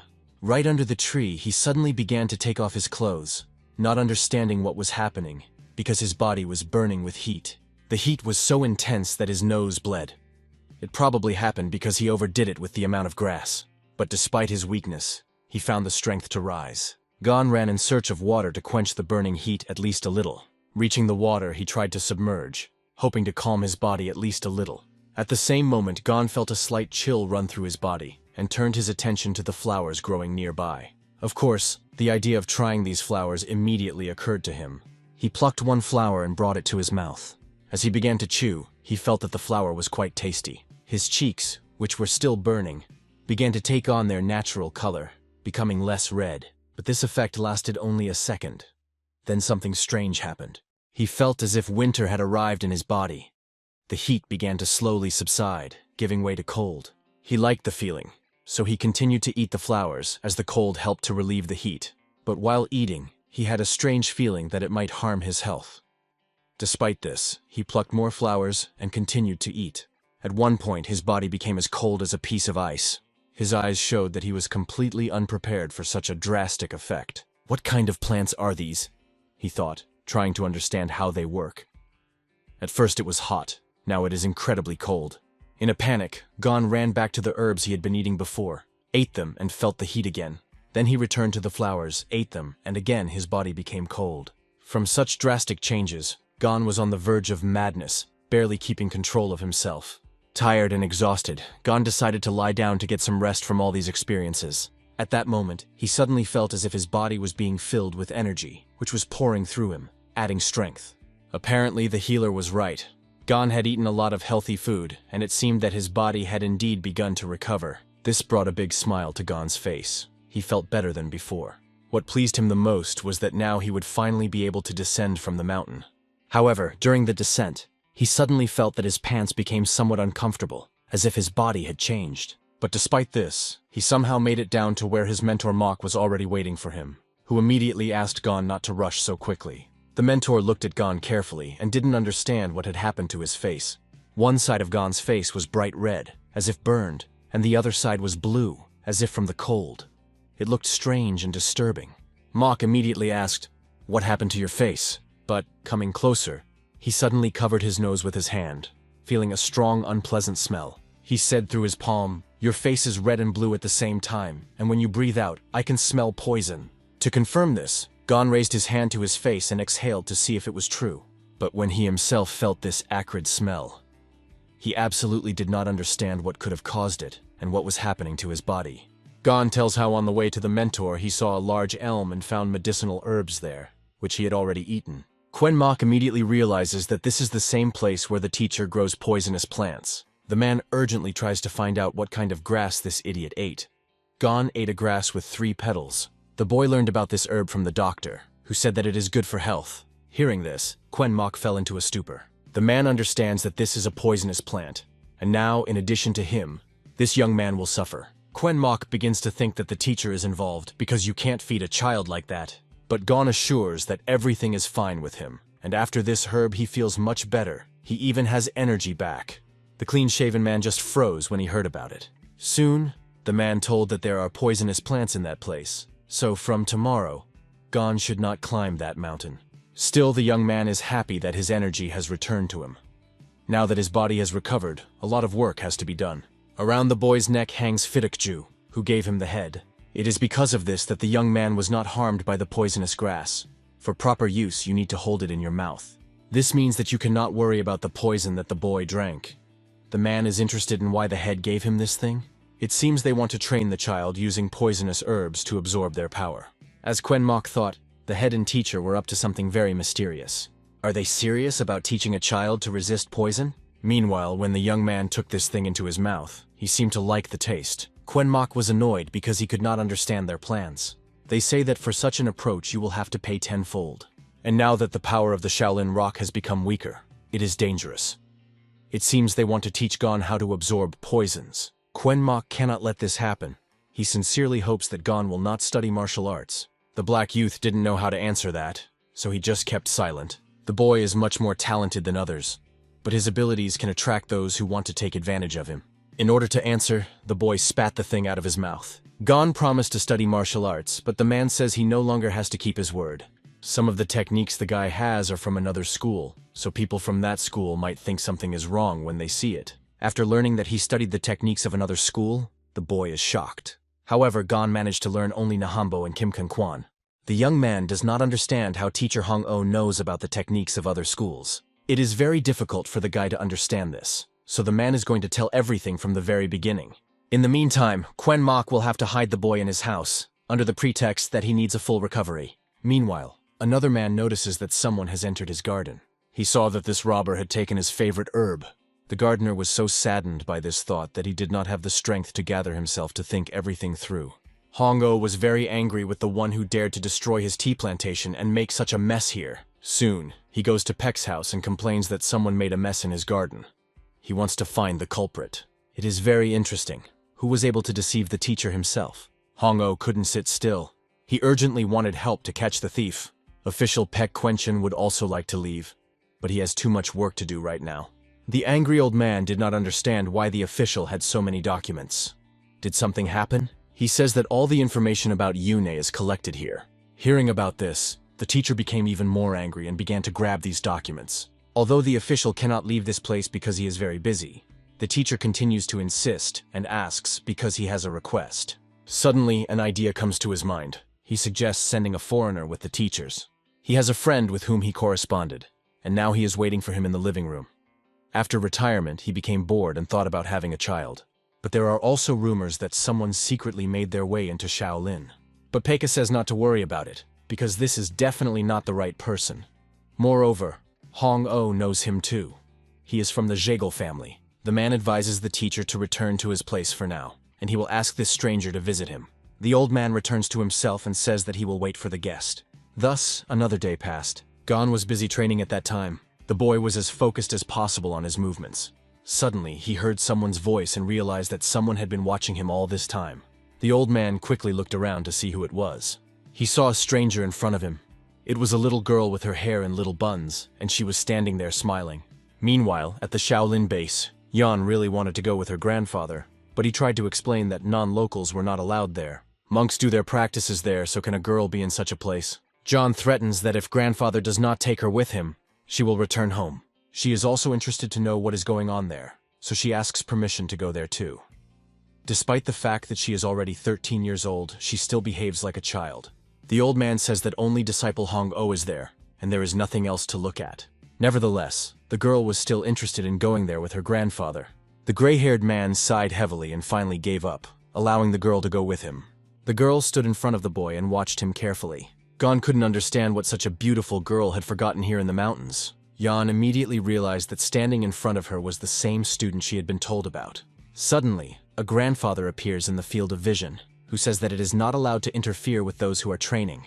When he comes closer, I apologize for the girl. Soon, Quenmock also appears here. Grandfather says that they are on their way to the teacher. After hearing this, the man concludes that these people are from a respectable family. Quenmock asked to explain the reason for their visit, because the person they came to see was his mentor. The old man introduces himself. His name is Lib. The man was asked to deal with a matter. That is why he is here. The man recognized him. Lieb used to be the head of the Jaegel family, but now he is just an old man who has passed all the work to the children. The men themselves do not know what happened here, so I came to find out. Quen Mok. I am puzzled. What could have happened so serious that such a respectable person would be called here? It is not so easy to get here, so he's going to host guests. Suddenly, the girl grabs her grandfather by the sleeve. Yeon says she wants to play with this boy, but Grandpa replies that the monk doesn't have time to play with her. Quen Mok says that it's not a monk at all, just a child he's raising, so it's okay. The shaved man says that all children want to play, so the boy will definitely not refuse. He pays attention to this beautiful and apparently intelligent girl, and notices that she is suitable for Gon. Gon is also from an ordinary family, so there may be a connection between us. The subordinate says that he will look after the young lady, so the grandfather cannot worry. Before leaving, Lib tells the girl to behave politely and not disturb anyone. John says that he will stay here for a while and then join them. She even says to take responsibility yourself. When the grandfather and the husband go away, the children get to know each other. Suddenly, the girl pays attention to the clothes of her new acquaintance. She directly asks, "Is there a boyfriend already?" His clothes look very worn. Gon is indignant because he's sure his clothes are fine, but then abruptly shuts up. Then, he turns his gaze to this girl's clothes. He becomes a little embarrassed because he realizes that the girl's clothes look much better than his. Ion notices that the gaze of a new acquaintance is directed at her, but does not understand why. She thinks the young man is looking at the butterfly keychain hanging on her belt, and thinks the boy is uncomfortable admitting that he wants it too. Grandfather always told her to help the needy, and after a second she handed him this block. Gon became even more embarrassed, and began to wave away and say that he was not a beggar. John insists that he take this key ring, think that's what he wanted. The subordinate knows that the lady always behaves quietly and kindly, but with this boy she is completely different. She continues to insist and hands the boy a key ring. Suddenly she grabs his hand altogether, but Gon quickly pulls his hand away and continues to say that he doesn't need it. But the girl is determined to see things through. She is also stubborn, so she does not plan to give up and reaches out to the young man again. Yun tries to grab him, but our hero deftly dodges her. Before long, she even throws away the keyring to use both hands. The young lady is very surprised when she realizes that her lightning arm technique does not work at all. Gon asks her to stop because if she continues, she might get hurt. But on the contrary, Ion has a passion, and she is not going to give up. It seems that the boy does not miss training at all if he behaves so skillfully. Then she speeds up even more and finally manages to grab the boy's hand. Jan rejoices in his victory while the boy tries to regain consciousness. A joyful smile appears on her face, but it seems that our hero also has a plan. The young man quickly twists his hand and then grabs the girl. He moves her hand so quickly that the girl does not even have time to blink an eye. A second later, she is standing in some incomprehensible pose. John does not understand at all how this happened and how to deal with it. Meanwhile, the old men have already met each other. When you look at the garden, you are really worried. Hong-Oh is seeing something like this for the first time. The energy here is so strong that it is even difficult for him to breathe. This is completely different from what Lieb has faced before. It is important to understand who is behind it. For this, the old man can use his abilities, so they will be able to find the one who is guilty. Soon after they use their powers, they realize that neither option worked. One gets the impression that this person is on the border between life and death. It seems that more time will have to be spent on a more detailed investigation. Quen Mok realized that this was the place where Gon had eaten the medicinal and poisonous herbs. The man sighs heavily because he does not understand why these old men are so serious. He asks them what is so strange about it, but the mentor tells him to leave if he is not going to help. Lib explains that the grass is the same everywhere and it is like a lie of perception. Hong-Oh yells at his student because he doesn't understand how strange everything is. Don't let it get in the way. The clean-shaven man just sighs heavily and notices that the two look a lot alike. If the mentor does not know that our hero is involved in this, then why did he give him Fidokcha? The man wonders how much longer this will continue. He himself already wants to tear out all the plants from here and just leave. But it is better not to interfere in this. The mentor was so smug, but as a result, he fell into his own trap. Soon Quen Mok turns and walks away, leaving the grandfathers alone with their problem. Meanwhile, the subordinate runs up to the young lady to find out what just happened to her. The girl seems to be very angry now, but in any case, she started it first. A mustachioed man can't just punish a child that a Shaolin monk is responsible for. Gon immediately started apologizing. John wants to leave urgently because he doesn't want to stay close to this person anymore. The man asks to wait for the grandfather and then leave, but the girl does not agree because she feels humiliated. The mustachioed man said that the girl also went a little too far by calling the boy a beggar. Yon apologizes and admits that she seems to have been a bit wrong too. The subordinate sighs with relief. The boy tells that he is 15, but the girl does not believe him because she is 13 and he is only a little taller than her. This means that our hero is an oppa for a girl, but she will not call him that because they just met. Instead, she offers to bring the boy something tasty. Finally, a dialogue is established between the children, and the subordinate can calmly exhale and rest. Gong says he won't be able to return home until 3 years later, and he lives in Shanxi province while Yang lives in Hubei. Meanwhile, the men don't have any buckles, and Hong-O blames it on Lieb. It seems that he is not as majestic as they say about him. But the grandfather explains that this is a really difficult situation. He must sense something with his powers, but he has no ideas. The old man walks forward a little and says that he does not feel anything here at all. This makes the mentor even more annoyed, because despite everything, he wants to find the culprit. But in any case, the investigation should not be stopped. But it was already late, and they had to go back. They returned to the yard again and said goodbye to each other. When they were about to leave, the girl showed our hero her tongue, and he waved at her. Judging by the way the young man enjoyed himself today, he must return to the ordinary world again. It's evening time. The shaved man turned and walked away. And Gon remained on the street and looked after his new acquaintances a little longer. He hadn't felt such strong emotions in a very long time. The guy takes a broom and starts sweeping.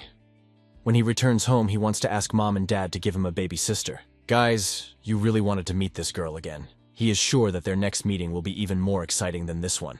On the way home, Yeon says that she thinks she doesn't have enough skills because when she and Gon had a duel, she couldn't beat him. Yeon earnestly begs her grandfather to teach her a more powerful martial arts technique because she wants revenge on Gon. If the girl didn't think Chonri's technique was strong, then what would be powerful enough for her? John says that that boy's technique was cooler. Lieb is very interested in what kind of technique Gon had. It seemed to the subordinate that it was a Shaolin technique, namely Yongjutsu. It's a little different from the regular Yongjos, but overall they're similar. This technique is actually very well known. Yeon hasn't learned how to control her inner energy yet. Has this boy already learned it? The subordinate says that it is true, but the young man himself does not know how to use it. Grandpa promises that they will start training today and continue tomorrow. Yeon was very inspired about it. Enthusiasm is burning in the girl's eyes. She is determined to get revenge on her new friend. The next day, the morning began with work. Our hero noticed, and the husband is full of plants. Quen Mok noticed that the boy was behaving strangely. He walks all day and smiles. The man says that if a guy wants to meet this girl, he can just go down to her place. Gon began to make excuses and said that it wasn't true. The teacher again told them to come, and he simply asked if this girl would come too. The man does not mind that the young man has a new girlfriend. But what will happen if he is caught? The main character still has to pretend that he has not recovered his powers. Suddenly, a mentor bursts into their yard, complaining that it's a complete mess. The man shouts loudly and talks about the fact that a protest was organized for him. Quen Mok does not understand what kind of protest it is about. This is all because the Jaegel family wants to meet with Gong, which is why they are now forbidden to come here. Our hero became a little sad when he heard that they would not be able to come today. Now even an ant will not be able to pass peacefully. Gon was very saddened by this news because he really wanted to see his new girlfriend. Quen Mok does not understand why everything happened like this. He is sad for our hero, because he just found a new friend. But Gon blames only himself for everything. It is his fault that he agreed to everything, although he had only 3 years left to live here. Previously, the boy thought that learning martial arts was of no serious importance. But in reality, it turned out that what seems to be completely insignificant to him can be very important to others. If this continues, after 3 years nothing will change until he returns home. Given that he is already familiar with the techniques of other styles, the current situation may repeat itself again. The young man understands that the problem must be solved radically, and he must find a way. Meanwhile, the young lady is already starting her training. The girl began to scream and cry, claiming that she was going to study the technique all night. It seems that there will be major changes in Shaolin. Despite the financial difficulties, Shaolin was able to withstand, but the change of generations was inevitable. When the man returned, he would have to tell his son to be ready. When night came, they went to the city.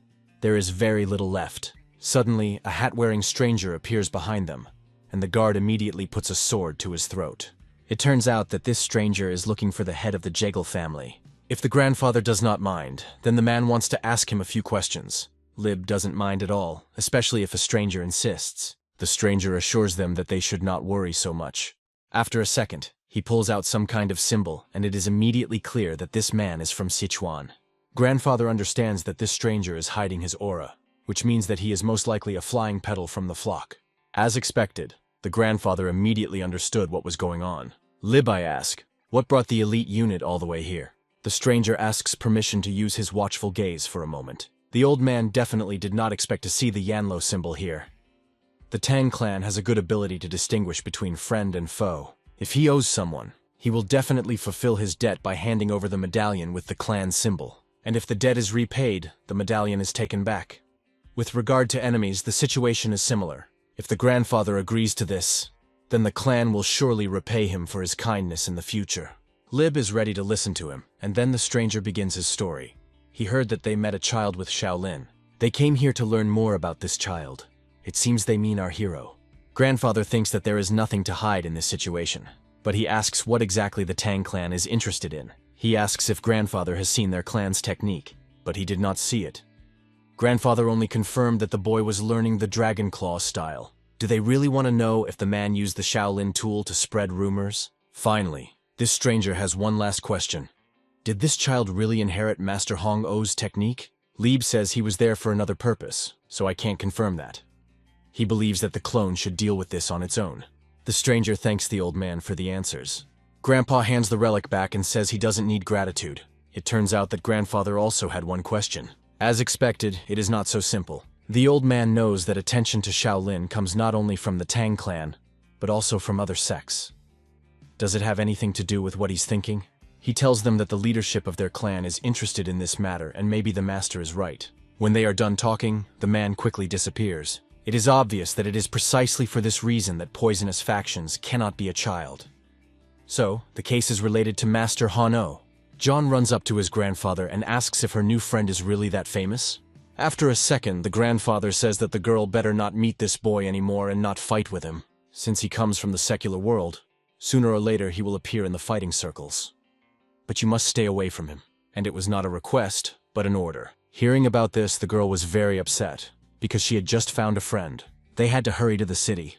Apparently, it was really important, because it wasn't just the Tang clan that was watching it. This is also followed by the sects of the Union of 10 Elements. Several days passed. Our hero sat on the street and thought about something. The man noticed it and asked what it was about. It seems to Parubku that the monks from Shaolin are not satisfied with the fact that he studied the techniques of other sects, but that shouldn't bother him. The guy just has to spend 3 years here and come home. Do not interfere in this and add complications. It is important to remember the parents who are waiting for his return. But Gon doesn't want to feel guilty for the rest of his life. It's amazing that a guy who used to only whimper now speaks his mind. The main character decided to start practicing martial arts again. Master is against it. Is it true that the young man simply cannot wait 3 years and calmly return home? He does not support the boy in his desire at all, but he will still do it his way. After meeting the girl, he realized that it would be difficult to hide the fact that his inner energy had been restored. His martial arts skills have not gone anywhere, so he wants to learn Shaolin techniques from the beginning. Quen Mok sees determination in the young man's eyes. It turns out that the guy understands the situation much better than he thought. Children really do grow up fast. Soon the man sighs heavily, but agrees that this might solve the problem once and for all. Meanwhile, some stranger climbs the mountain. He knows that Gon is on this mountain. The stranger is determined to rise up and put an end to this once and for all. The ascent was very difficult for the man. He walked slowly and held on to the trees. The mountain path turned out to be very difficult. Does Jiang Gong walk this way every time? The more the stranger thinks about it, the more angry he becomes. This stranger strongly disagreed with the fact that Gon had learned this very quickly. He didn't know what happened at the time, but he was talking about a serious injury. The man plans to beat Gon beyond his control. At first he decides to wait until the boy is alone. Suddenly, he notices something in front of him. In the distance, he notices our hero, who is calmly walking through the forest. He is shocked to see our hero here, and immediately chased after him. The man had not run with such enthusiasm for a long time. Now it remains only to master the martial arts of other schools. The man learned to use energy in such a way that it is imperceptible to others. The main character cannot get John out of his head. Now he really wants such a little sister. For some reason, Gon feels more grown up now. Suddenly, he notices a man in front of him, who stared at him and stared. The boy cannot understand how the man ended up here. The man is shocked that Gon is moving so quickly because he heard that the young man was badly injured. In fact, our hero is very happy to see his old acquaintance. but the man thinks that he wants to beat him up. It turns out that the young man wanted to say that he did not ignore him during their fight. Did the guy say that specifically to humiliate him? But everything is not like that. This was his first experience using martial arts, so he didn't know how to act properly. He apologizes to him and promises that if they fight again, he will do better. But the man is afraid, because he is sure that he will lose in this fight. He quickly tries to think of a way out of this situation, but does not understand what to do. Now, the guy is quickly trying to come up with an excuse for what he's doing here. Suddenly, he remembers that he has a song potato and thinks that he brought it especially for our hero, because he had wounds. Gon definitely did not expect to receive such a gift from an old acquaintance. He thought that he hated him. In fact, it was the pure truth. Our hero quickly puts the potato in his mouth and takes the first bite. The man is shocked that our hero is so naive and simple. While he was watching the boy eat, he wanted to have a snack himself. The man's stomach rumbles and the boy realizes that he hasn't eaten anything. After a second, he breaks a potato and takes it to his husband. The man accepts and thanks him. After that, they sit down on stones and start talking. It turns out that the young man is not as bad as the man thought. Gon thought that it would be great to find a true friend. A second later, he smiles sincerely and shares the news that he has made his first friend in Shaolin. When the man found out that our hero was going to the mentor, he was shocked. Can he communicate directly with the monk? The young man is really impressive. Then he offers him to go down with him so that he can make sure that the boy is all right. The man wants to make friends with him. Meanwhile, a letter arrives at the monk's house from Quen Mok. The man rehearsed in the room because he still couldn't believe that the guy wanted to study martial arts. This means that the young man really recovers after everything. The letter states that the goon is again seeking to master the martial arts, and the author of the letter asks the men to help him. The teaching of this boy in martial arts will be very different from the guidelines of others, because the Clan 1 does not love this child much. If the old man wants to hear a man's opinion, he says that a positive answer should not be expected. But the old man does not understand why he thinks that it will be difficult for a Shaolin student to study martial arts. So, his grandfather acknowledges that the young man studied the martial arts of other schools. Judging by the boy, he simply repeats what Han Monk showed him, but now he tries to achieve the true martial art of Shaolin. These were the words of our hero who remembered the old man. The man does not understand what Quen Mok thinks. The Celestial Master Shaolin would definitely not do so without thinking. He is a candidate for the post of the next chapter, so no matter what the master would have thought, he will not be deprived of losing. The old man is going to leave the young man under the care of her husband. Teaching students is the duty of the clan. It should be treated in the same way as other children. The man does not agree with this at all, because he can already be different from other children. Suddenly, the arrogant man begins to feel something strange, as if something pressed on him. The old man suggests looking at the situation from a different angle. In this case, a different approach is required.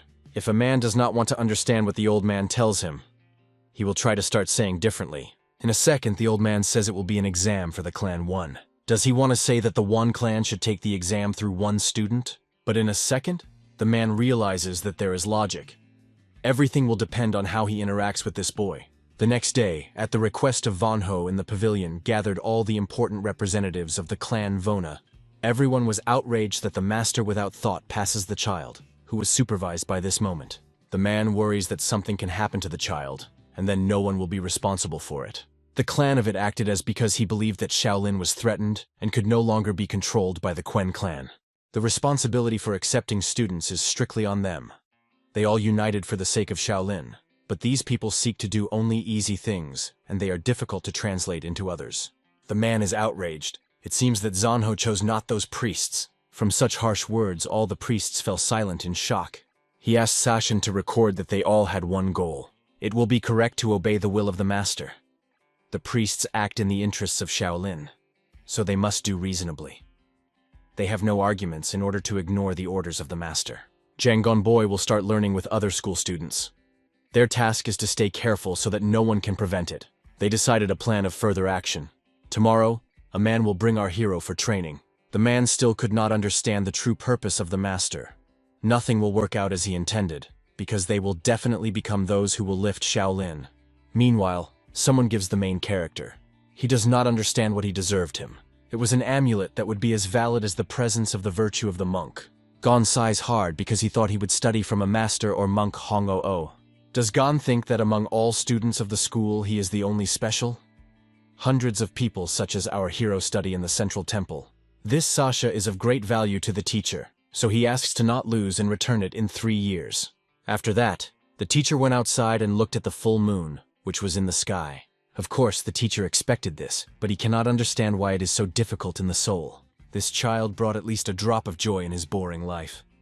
Once he will have to return, but he is sad that they will part so. Our hero is very sad because they say goodbye to the teacher. The smile of the owner of that Sasha was similar to this full moon. The teacher tried to forget her, but it was only his own desire. The protagonist promises that every time he has the opportunity, he will climb to the temple. The next day, our hero has already come to the house of Sokka. Gon is very surprised that there is such a place in Shaolin. There was an Enham administration building here. The elementary course for Sokka students lasts 5 years, but those who show good results have the opportunity to stay and deepen their knowledge. The man continued his studies, as he was a diligent student. Gona is a bit disturbing the idea that he will communicate with peers. The protagonist tells that he just began to engage in martial arts because he lived with a master. Such abilities can be developed in just a few months of study. That is why people are so worried about this problem. The man proposes to show our hero the crime scene, and it is interested in it. Gon has lived here for 8 years and is almost unaware of the world outside. The man looks carefully to check that there is no one around. The guy is talking about girls now.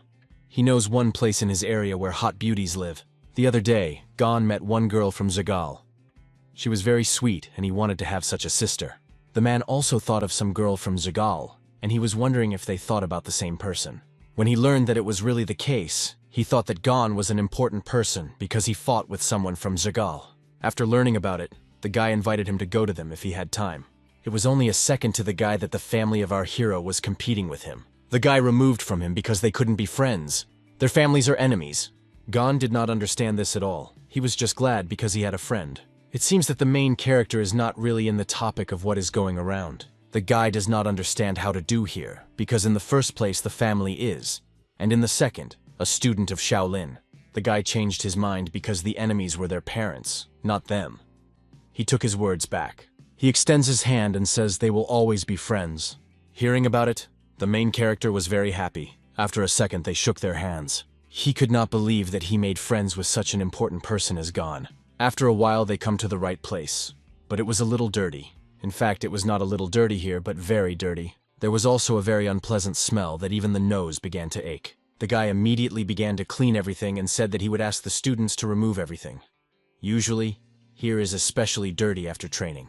The main character will not stand in such an atmosphere and asks if there is still time before lunch. It turns out that the young man is now going to put the order here. The guy does not like this idea very much, and he thinks it is better to wait for others. But Gon is going to do it right now. A friend tells him where the ironing room is. Our hero immediately begins to clean it, and a friend concludes that he does not like a mess. He thought that he was a dear guy, but he could not think that he had a difficult character. The young man thinks that it will be very difficult to live together with a newcomer. It has passed for a while, and the students return from training. They are surprised that the room is so clean, and see that Vanma is removed. The student ordered his friends to clean up too. One of the students calls a newcomer to a failure, but Vanma immediately intervenes for him, and says that he monitors his tongue. The guy warned that a newcomer is his friend, so they don't have to say anything wrong about him. The students were shocked by the behavior of Vanma, because earlier he behaved completely differently. If the students are not going to go for lunch and workout, then let them go to the washing room. Gone there is already their things. The boys did not take his words seriously and just laughed at it. The boys think that our hero is going to spoil their things, so they are about to go to him and see what he does. After a moment, they all rush to a new one. Meanwhile, the main character was near the river and the rights of other students. In a second, students who had already noticed Gona with their things came running. Our hero immediately realized that he would share the room with these students, so he wants to make friends. But no one seems to be friends with him. Someone ran to him and grabbed his things back. Because of this, they can suspect that they do not wash their clothes. Gon, hearing about it, immediately began to apologize. The boys were outraged by our hero. They seem to have not wanted to accept him in their team. In this way, it is difficult to spoil something. But one cannot attack one person with a group. In any case, they said they would follow their own things. But when they take things into their hands, they wonder that they are so clean. They begin to think that it is not their clothes, and the guy exchanged it for it. No one believes when Gon says that these are really students' things. Our hero says that their names should be embroidered on their things, and you can check it. Finally, they thought of looking at it and realized that their names were really written on their clothes. Everyone is surprised as the Gon was able to wash such dirt. Now, it was necessary to dry clothes. Our hero took him into his hands and shook heavily. After a second, the clothes were almost completely dry. It was very surprised by absolutely all students, and they even opened their mouths. Everyone begins to praise this new. It's hard to believe that it is so good. Just at this moment, Vanma comes to them.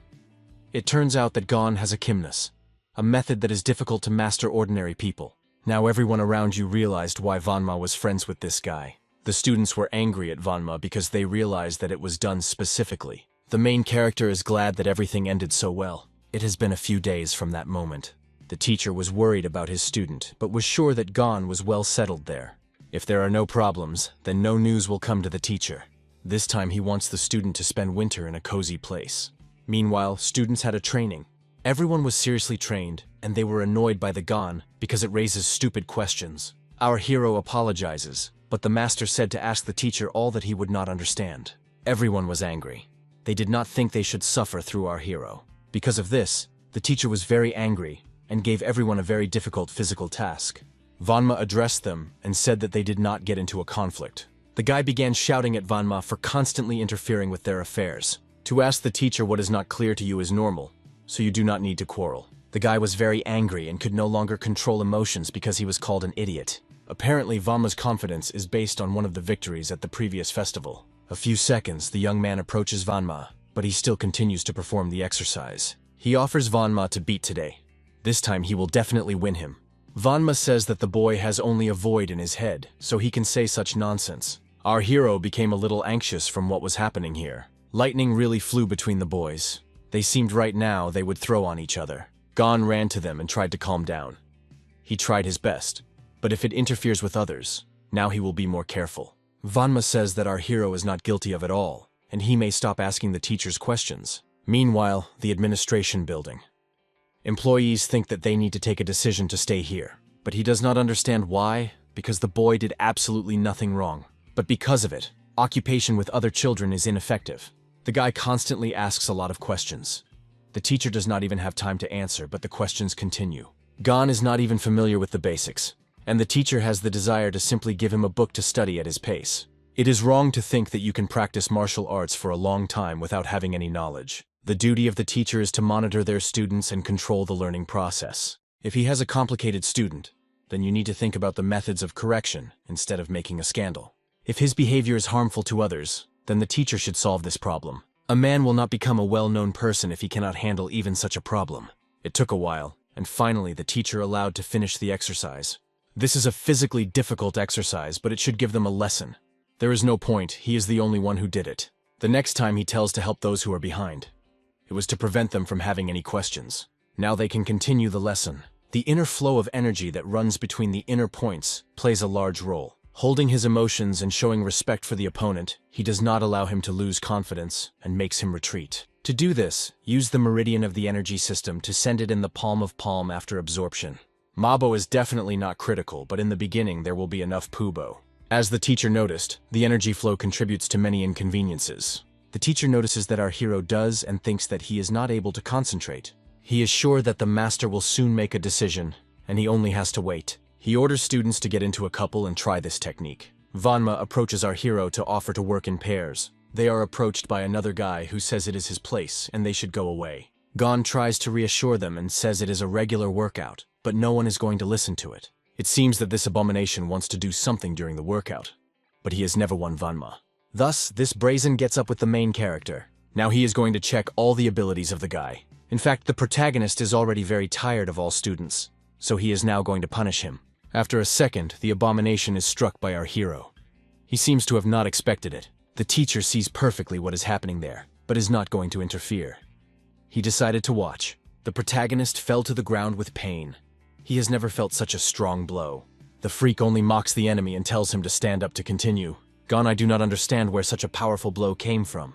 If it is a regular workout, our hero is barely raised. He is disappointed that the guy specifically hit him so much, though it was a workout. But the abomination laughs again and says it is just a workout. Gon acknowledges that his mistake was that he was distracted, but the enemy really crossed the line. The guy only laughs at him and says that if I consider it unfair, this time it can start one. In fact, it is difficult for our hero to engage in martial arts, because it is constantly necessary to participate in fights. But when he sees this brazen face, he realizes that I will be able to hit him. And so, after a moment, our hero rushes to the enemy and beats him without any regret. He draws a series of blows until the guy can close from them because he was not ready. Other students watch their battle closely. They cannot believe that a beginner is so fast. The abomination is not going to delay and encroaches again. But Gon won with his hand, blocked the enemy's blow, and just grabbed his fist. The master always emphasized the importance of energy flow. This is not the case. Suddenly, the abomination began to feel his energy gradually disappear. The protagonist pulled this freak on himself, then pushed back. The guy got what he taught him. The teacher was shocked from what he saw. He himself did not understand what technique the guy just used. All present only opened their mouths and fell into a stupor. The guy with shame fell to the ground and drove back. The main character was very pleased with himself. He understood that this technique was not so difficult. Meanwhile, the abomination lay on the floor and tried to get up.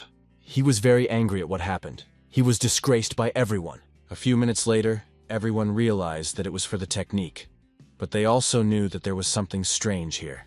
This skill can only be obtained after many hours or even years of workouts, until you learn how to manage the internal flow. The teacher simply does not understand how the guy was able to use such sophisticated technique. After a few seconds, he realizes that it is not necessary to break the head about what it was. The guy, meanwhile, was very angry with what had just happened and threatened the guy. He wanted to rush to our hero again to take revenge. But, unexpectedly, a teacher who prevented him from the way stood between them. The man ordered the student to stop and move back. These words seemed to be angry with the young man. Now he stayed in front of the rinse, and they looked in each other silently. The teacher was angry with the student for using some other technique and ignored his order. But the main character, I do not understand what is the matter, because he used what the teacher asked. The rack was slightly different, but it focused energy at the points at which the master taught. Today he used this technique for the first time. However, the teacher did not believe in his words, and thought he was simply deceived. The guy looks silently at the teacher with a questionnaire. In a second he sighs and says that he has not had enough experience, but next time he will try. The students were shocked and the man was severely annoyed. It seems that even if he is kneeling now, it won't help. The teacher was incredibly annoyed. He does not understand how he has the conscience to deceive the senior monk. The protagonist still does not understand why the teacher believes that it was a deception because he just put a block. The monk still said that it is not necessary to be proud of the fact that he was followed by a great monk Hong-O. Now he is going to show him where the crayfish are wintering.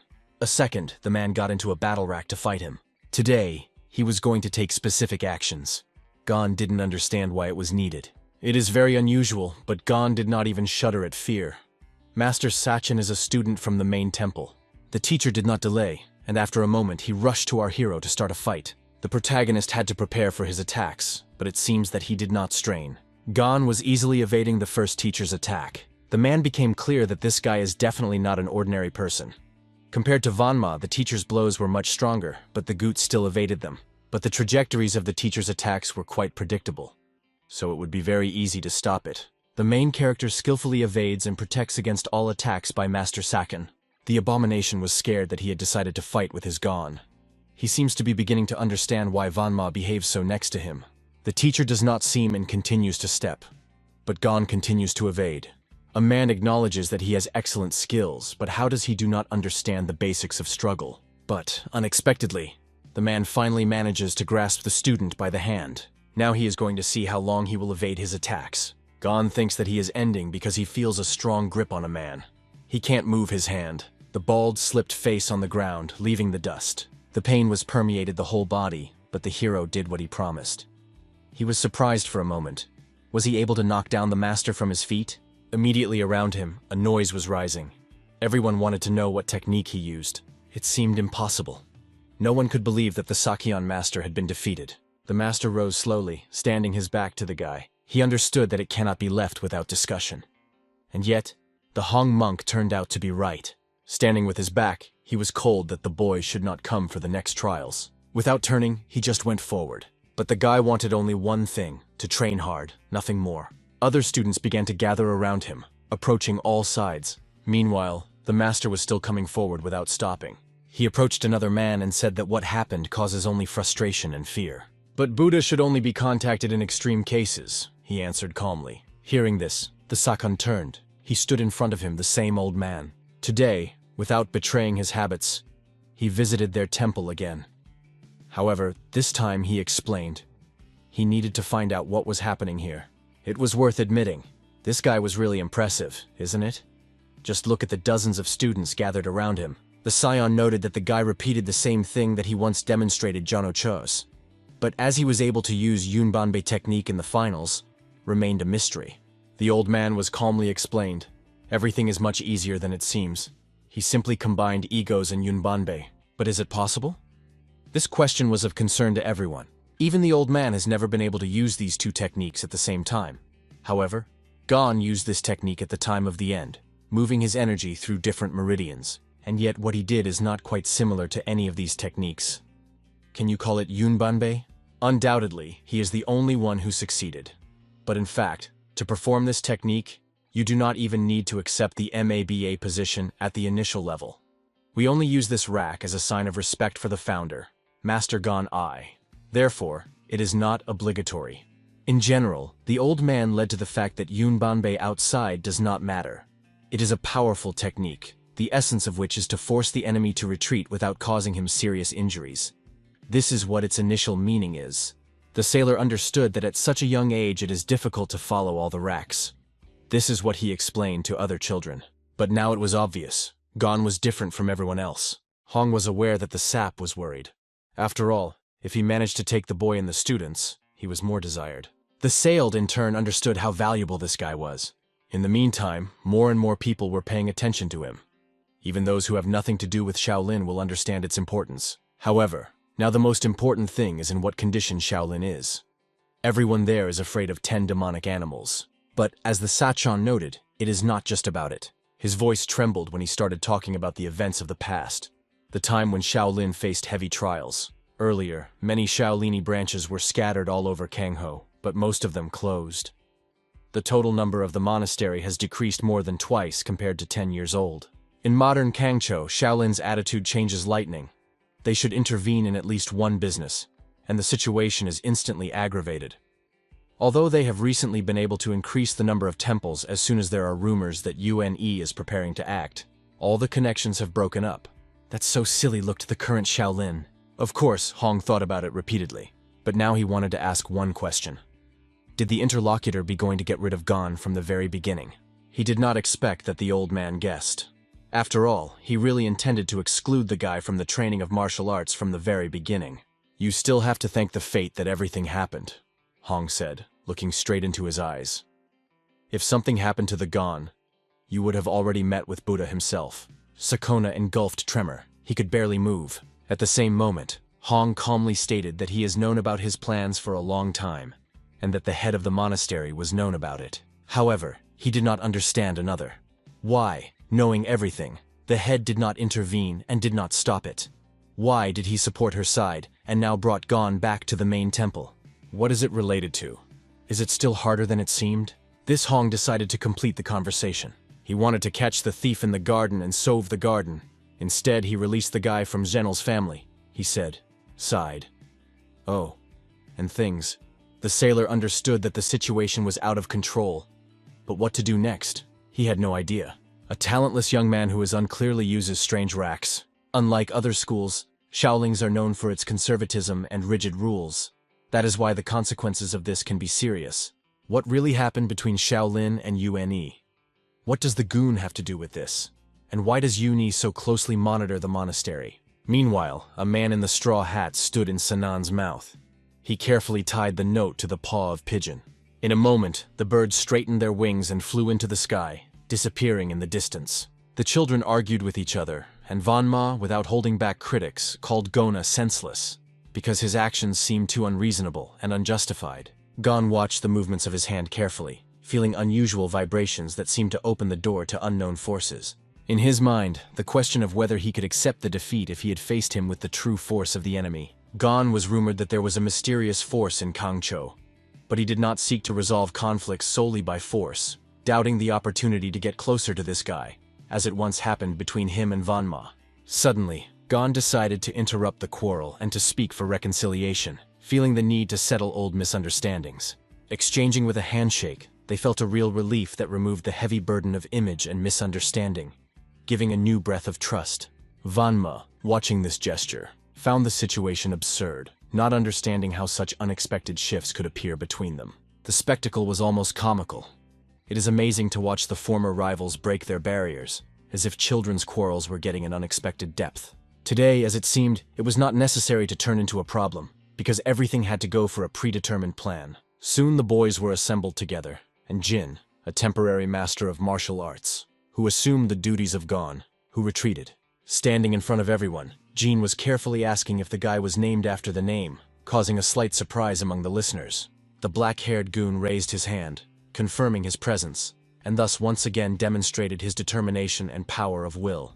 Jin, following the disposal of a respected senior teacher, persistently stated that he was only allowed to watch today's workout, leaving the court of fate beyond his control. He believed that it was worth taking the current situation as it was, and devotion to the time of introspection, which could open new horizons of understanding the martial arts. At the same time, red-haired turned to Vanma, emphasizing that everything should be like that, because the lesson of Master Gin always benefited. Although Vanma doubted how to be a true friend Gon, given their difference. Such explained that the pursuit is allowed to be an observer, because the master of high rank, awarded the title of Jade Dragon Sun San for eradicating numerous thieves, will teach him. Then the Jin sat down by the master, who ordered to start training, announcing a new stage of their development. Gon did not fully understand what it means, but he was sure that if something was unclear, it would not be possible to ask a question, because everything is only temporary. Jin explained that when it is time to leave the Kangho, they will be waiting for numerous trials.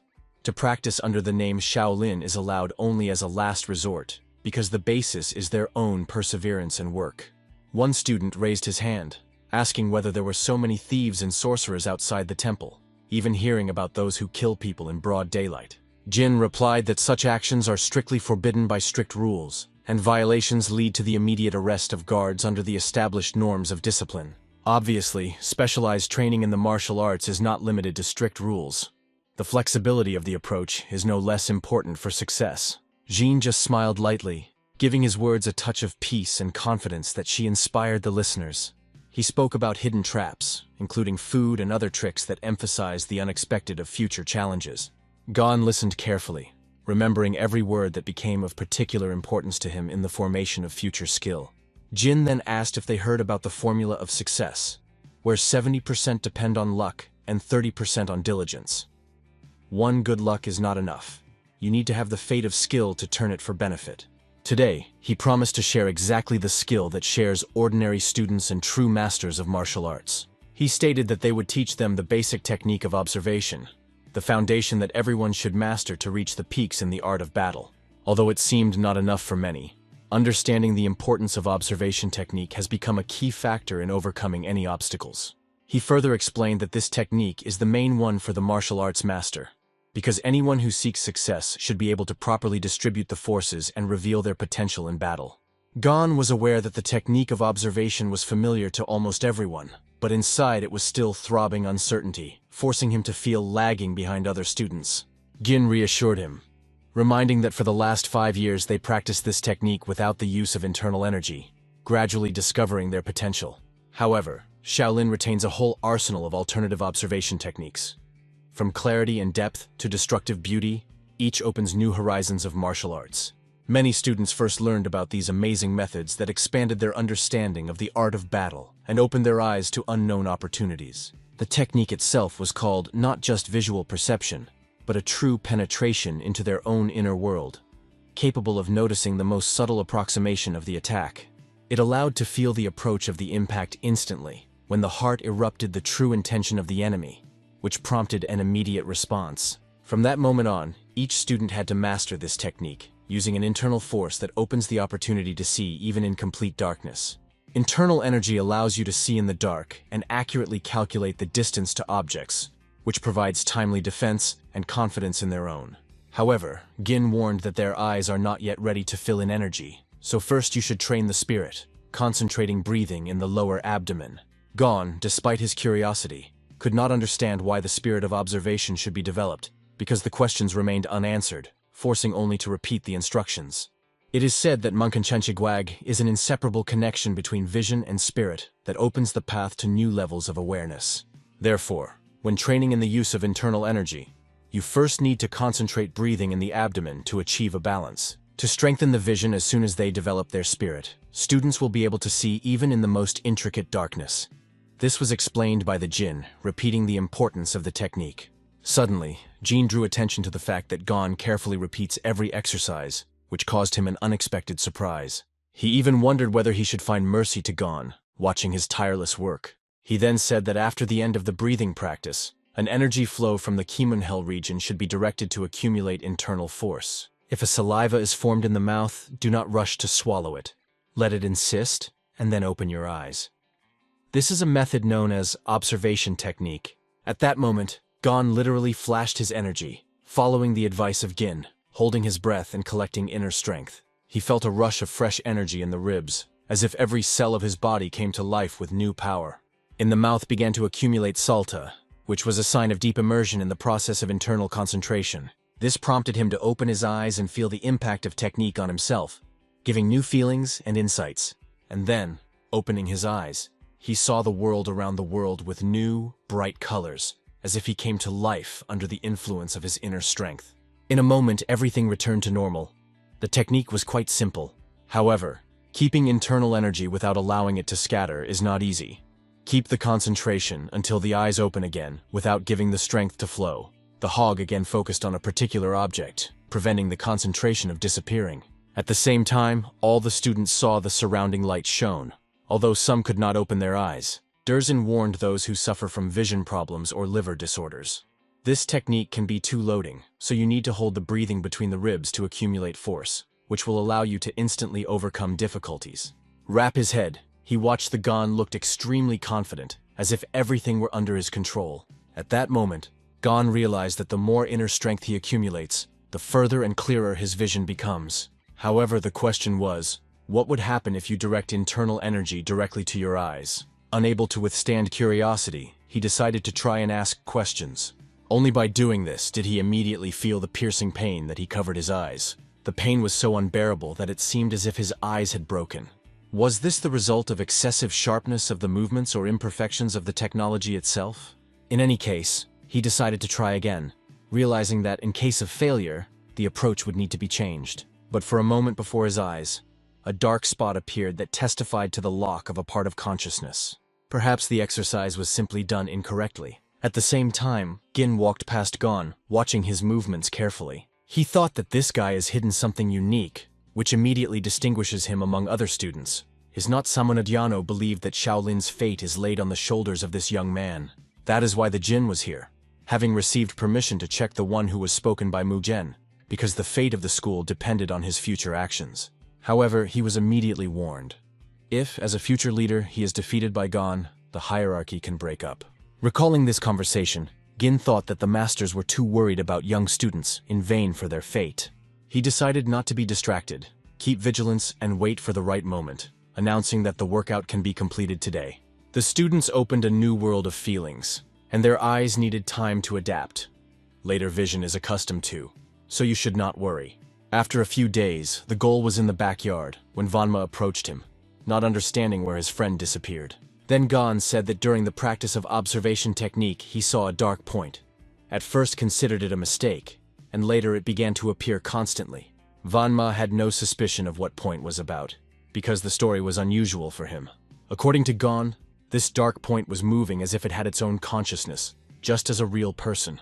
Hearing the story, Vanma suggested to postpone the search for this mysterious figure, and it is better to focus on hovering combat techniques. He confessed that his own Zhuangwen's own technique often failed in the middle of the performance, and he was inconvenient to address this issue to his senior mentors. Despite Gon's warning, a friend, confident in the genius of the young man, took him by his hand, showing that he believes in his constant knowledge and abilities. He pulled Vanma behind, calling to try the exercise together and feel the power of the observation technique. After a few minutes, Gon sat down and carefully watched his friend, performing the technique, repeating each movement with accuracy. He noted that these are the same techniques, stable, coordination of movements, when every step, movement of the legs and the body works synchronously to achieve the goal. However, with each movement, the execution becomes more complicated.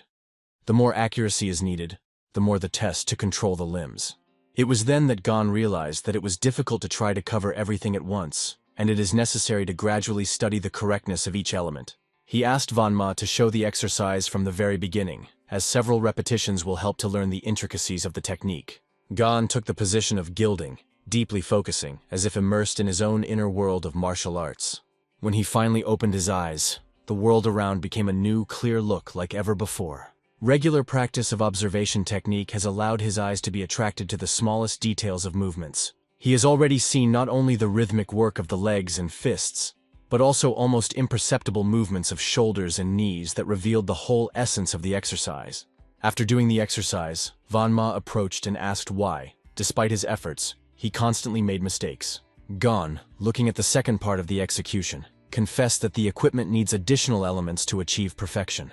He noted that if Vanma added the elements of the movement studied from the Master of Han, his martial art would become much more effective. The secret of this technique remained between them. Understanding all the complexity of the question, the goon did not know how to answer, because the problem remained uncertain. Vanma looked at him with hope, waiting for him to soon give advice that would help to cope with difficulties.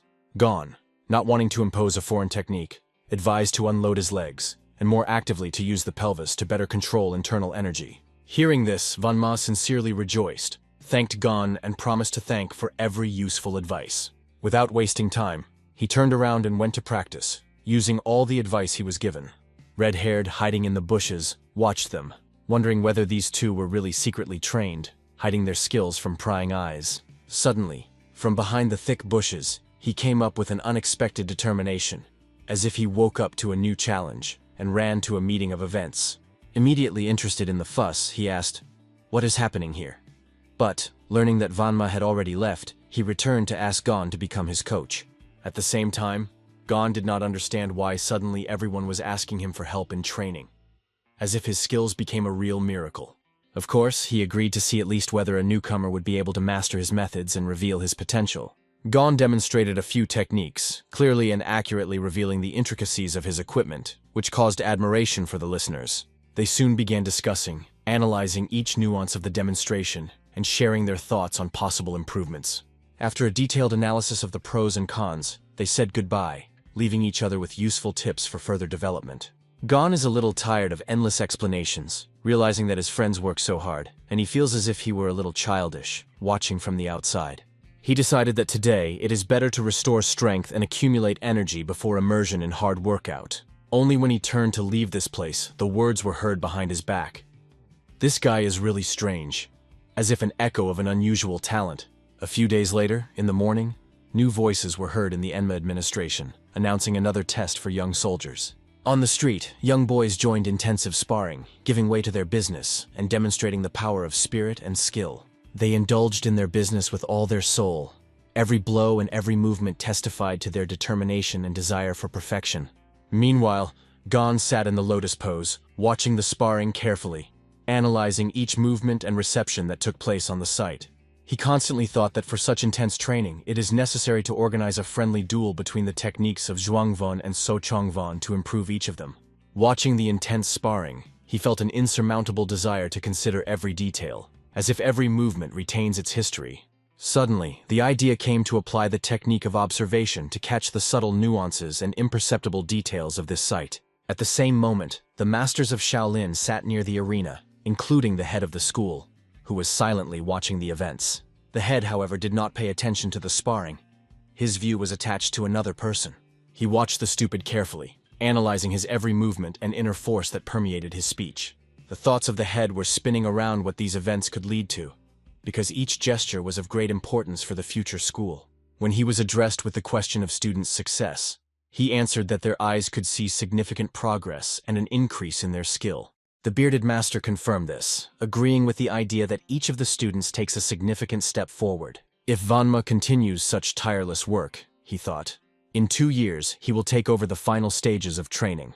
The chief is quiet. The departure, although lagging behind in basic techniques, almost completed the study of Sochongwon, demonstrating confidence and effort. In sparring, students felt that their strength was growing with every movement, which only lit a fire of rivalry between them. Listening to their conversations, Gon wondered whether to share joint workouts with those who allow themselves to be overwhelmed. However, in a moment, thanks to the technique, he saw something strange again that attracted his attention. It was an unusual black spot that, like a mystical sign, appeared right before his eyes. Allegedly from Niatkuda, she appeared, causing an unspeakable anxious anticipation of future changes. Today, Gon was not going to release anyone. He kept the situation under strict control. Suddenly, as he rose, he rushed to run towards the events, decisively approaching the arena of the dispute. At the same moment, the students fought fiercely, giving all their strength in every dynamic movement. Then the bearded master turned to her, asking his opinion on how Vanma used the techniques of Kichenbo and Zhuangvan. He knew that Vanma had mastered Zhuangwan well, but watched closely at every nuance of his movements. However, the master noticed unpredictable jerks in his technique, and similar drawbacks were noticeable in the departure. If you look carefully, the movements looked strangely limited, as if there was a lack of smoothness and naturalness. Meanwhile, these techniques did not resemble the style of Gon, which caused anxiety among mentors. An indignant bearded master began to shout, "How the hell is taken away? You teach your students so that there is no development at all." The head immediately urged to stop swearing, emphasizing what stunning progress was made in a short time. Then he noted that the place where the goon sat suddenly became empty.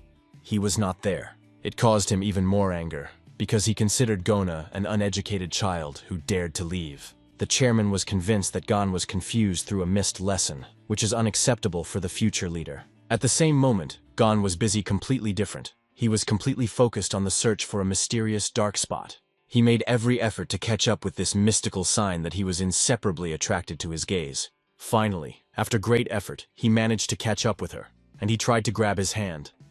But after a moment, an unexpected thing happened. His hand struck a man standing on his back while holding Metlu. When Gon curiously inquired about the identity of his interlocutor, the old man only smiled mysteriously and replied that he was an ordinary woodcutter, not worthy of special attention. However, the young man was haunted by a strange feeling. He tried to understand why this seemingly ordinary old man appeared to him enveloped in a dense and impenetrable black energy. Eager to unravel this mystery, the boy decided to concentrate once more and apply his special skill to see the true nature of this strange stranger. Looking at the old man from a different angle through the prism of his abilities, Gon suddenly felt a true revelation, as the puzzle in his mind finally began to form a single picture. He assumed that the ominous dark image arose because of the old man's gloomy attire, which sharply contrasted against the traditional light garments of the other local monks. Most likely, it was this visual difference in simple clothing that confused the boy, creating the illusion of something mysterious and dangerous around the ordinary woodcutter. Despite his simplicity, this man looked completely different from all the others, standing out with some unfathomable energy that was hard to explain with ordinary words. It also became clear that the whole matter was about martial arts masters, whose inner strength and special aura always stand out brightly against the faceless and gray crowd. This elder seemed so inconspicuous that Gon literally felt the complete absence of his presence nearby, as if before him stood not a man, but a true invisible ghost. Then the boy, not hiding his surprise, sincerely admitted that this mysterious woodcutter, with his strange behavior, incredibly strongly reminded him of the old master Yoon. The woodcutter became genuinely interested in why this young warrior was so fascinated by his person, and about which legendary Yoon he was so enthusiastically talking. Without any secrets, Gon began the story that on the sacred mountain, Hwasun lives a remarkable person, whom everyone around knows by the respected name Yoon Enkang. He even recalled an impressive incident when Yoon, with one lightning-fast movement, peeled an apple for him, which looked like a true display of supreme skill and control of strength. The old man was greatly amused by this, because who would even think of peeling fruit without a knife? But Gon persistently insisted that every word he said was pure and undeniable truth. Having listened to this emotional story, the grandfather suddenly smiled, and admitted to the boy that he just now had a juicy apple with him, which was hidden in his belongings. With a slow and confident movement, he reached into the deep inner pocket of his old clothes, and finally took out the very fruit they had just been talking about. Then the old man began diligently rubbing the apple against his clothes, and little Gon watched every gesture with great curiosity and anticipation of something amazing. Handing the fruit to the boy, the elder noted that actually the easiest thing is simply to rub the apple well against your own clothes, and immediately start eating it with pleasure.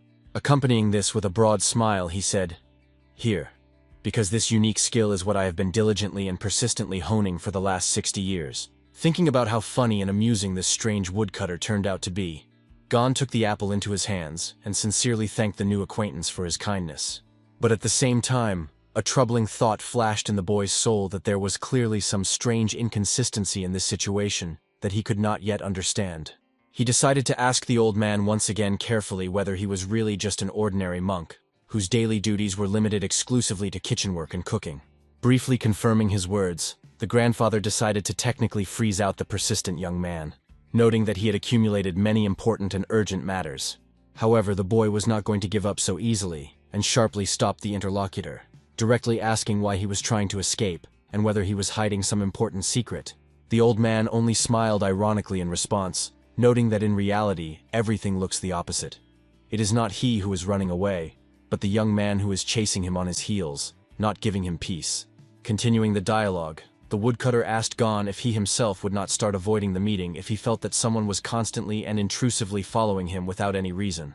Although the boy continued to insist on his suspicions, the old man only advised him to throw these silly thoughts out of his head and finally focus on his own daily affairs. After these instructive words, the mysterious monk made several confident and sweeping movements with his broom, demonstrating that this conversation had long been exhausted for him. Casting a brief glance over his shoulder, he noticed that the young man continued to stand motionless in the same place, and with slight surprise asked why he still had not left.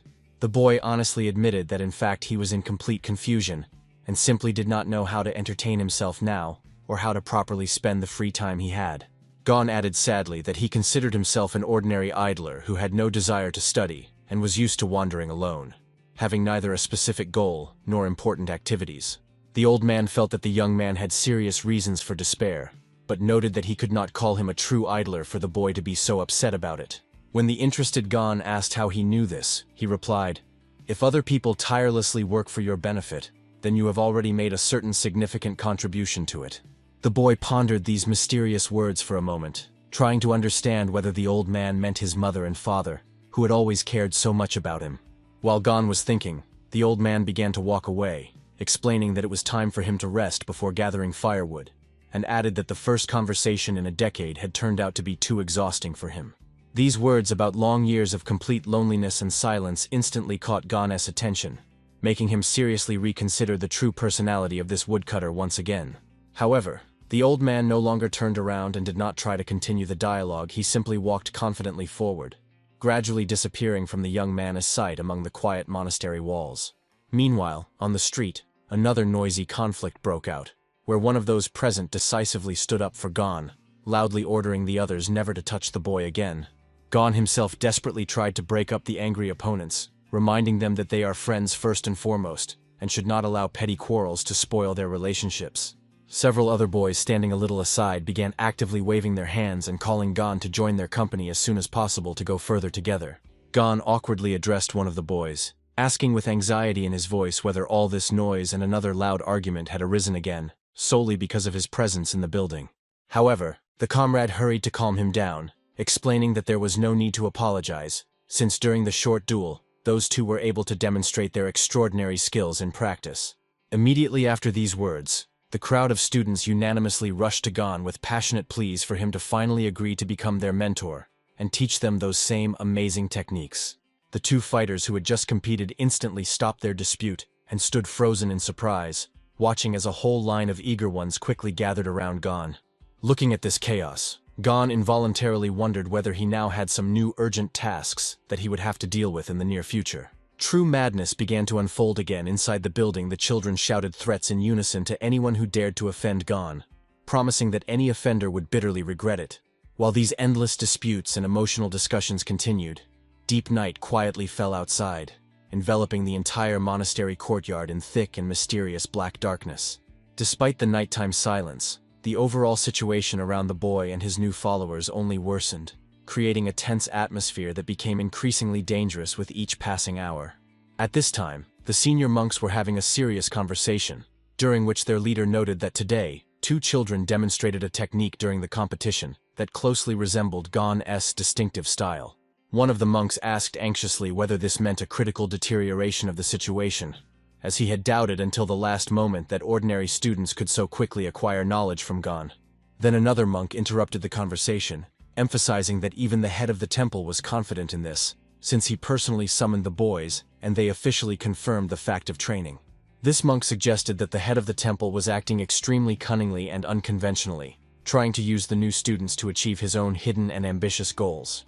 Since the head acts outside the rules, he seeks to involve these newcomers instead of the main temple's disciples, probably planning to secretly teach them the legendary martial art Han-Oh. After completing the training, he will be able to triumphantly declare to everyone around that studying various martial arts schools is the only way to become truly stronger than other warriors. Those present began to seriously analyze this bold assumption, and with each passing minute, it seemed increasingly likely that such a clever and well-thought-out scenario could indeed become reality. Although such a plan seemed too audacious, knowing the character of the head, the monks considered this possibility, although he would hardly act so obviously to everyone around.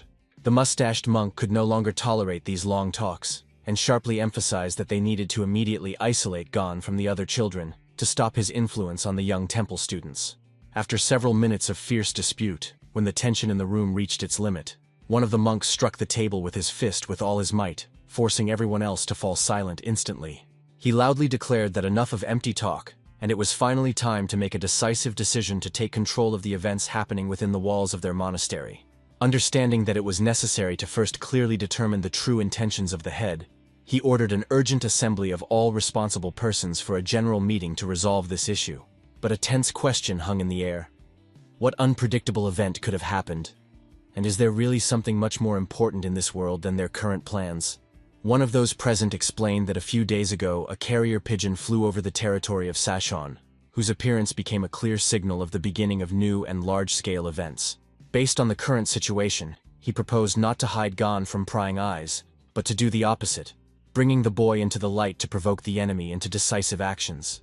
When these bold words sounded in the silence of the hall, all the others present literally caught their breath, realizing how risky and dangerous this venture was. He suggested showing the boy to Doc-sun, since he would surely want to personally verify Gon's existence, and such a meeting would help them finally decide on a plan of action.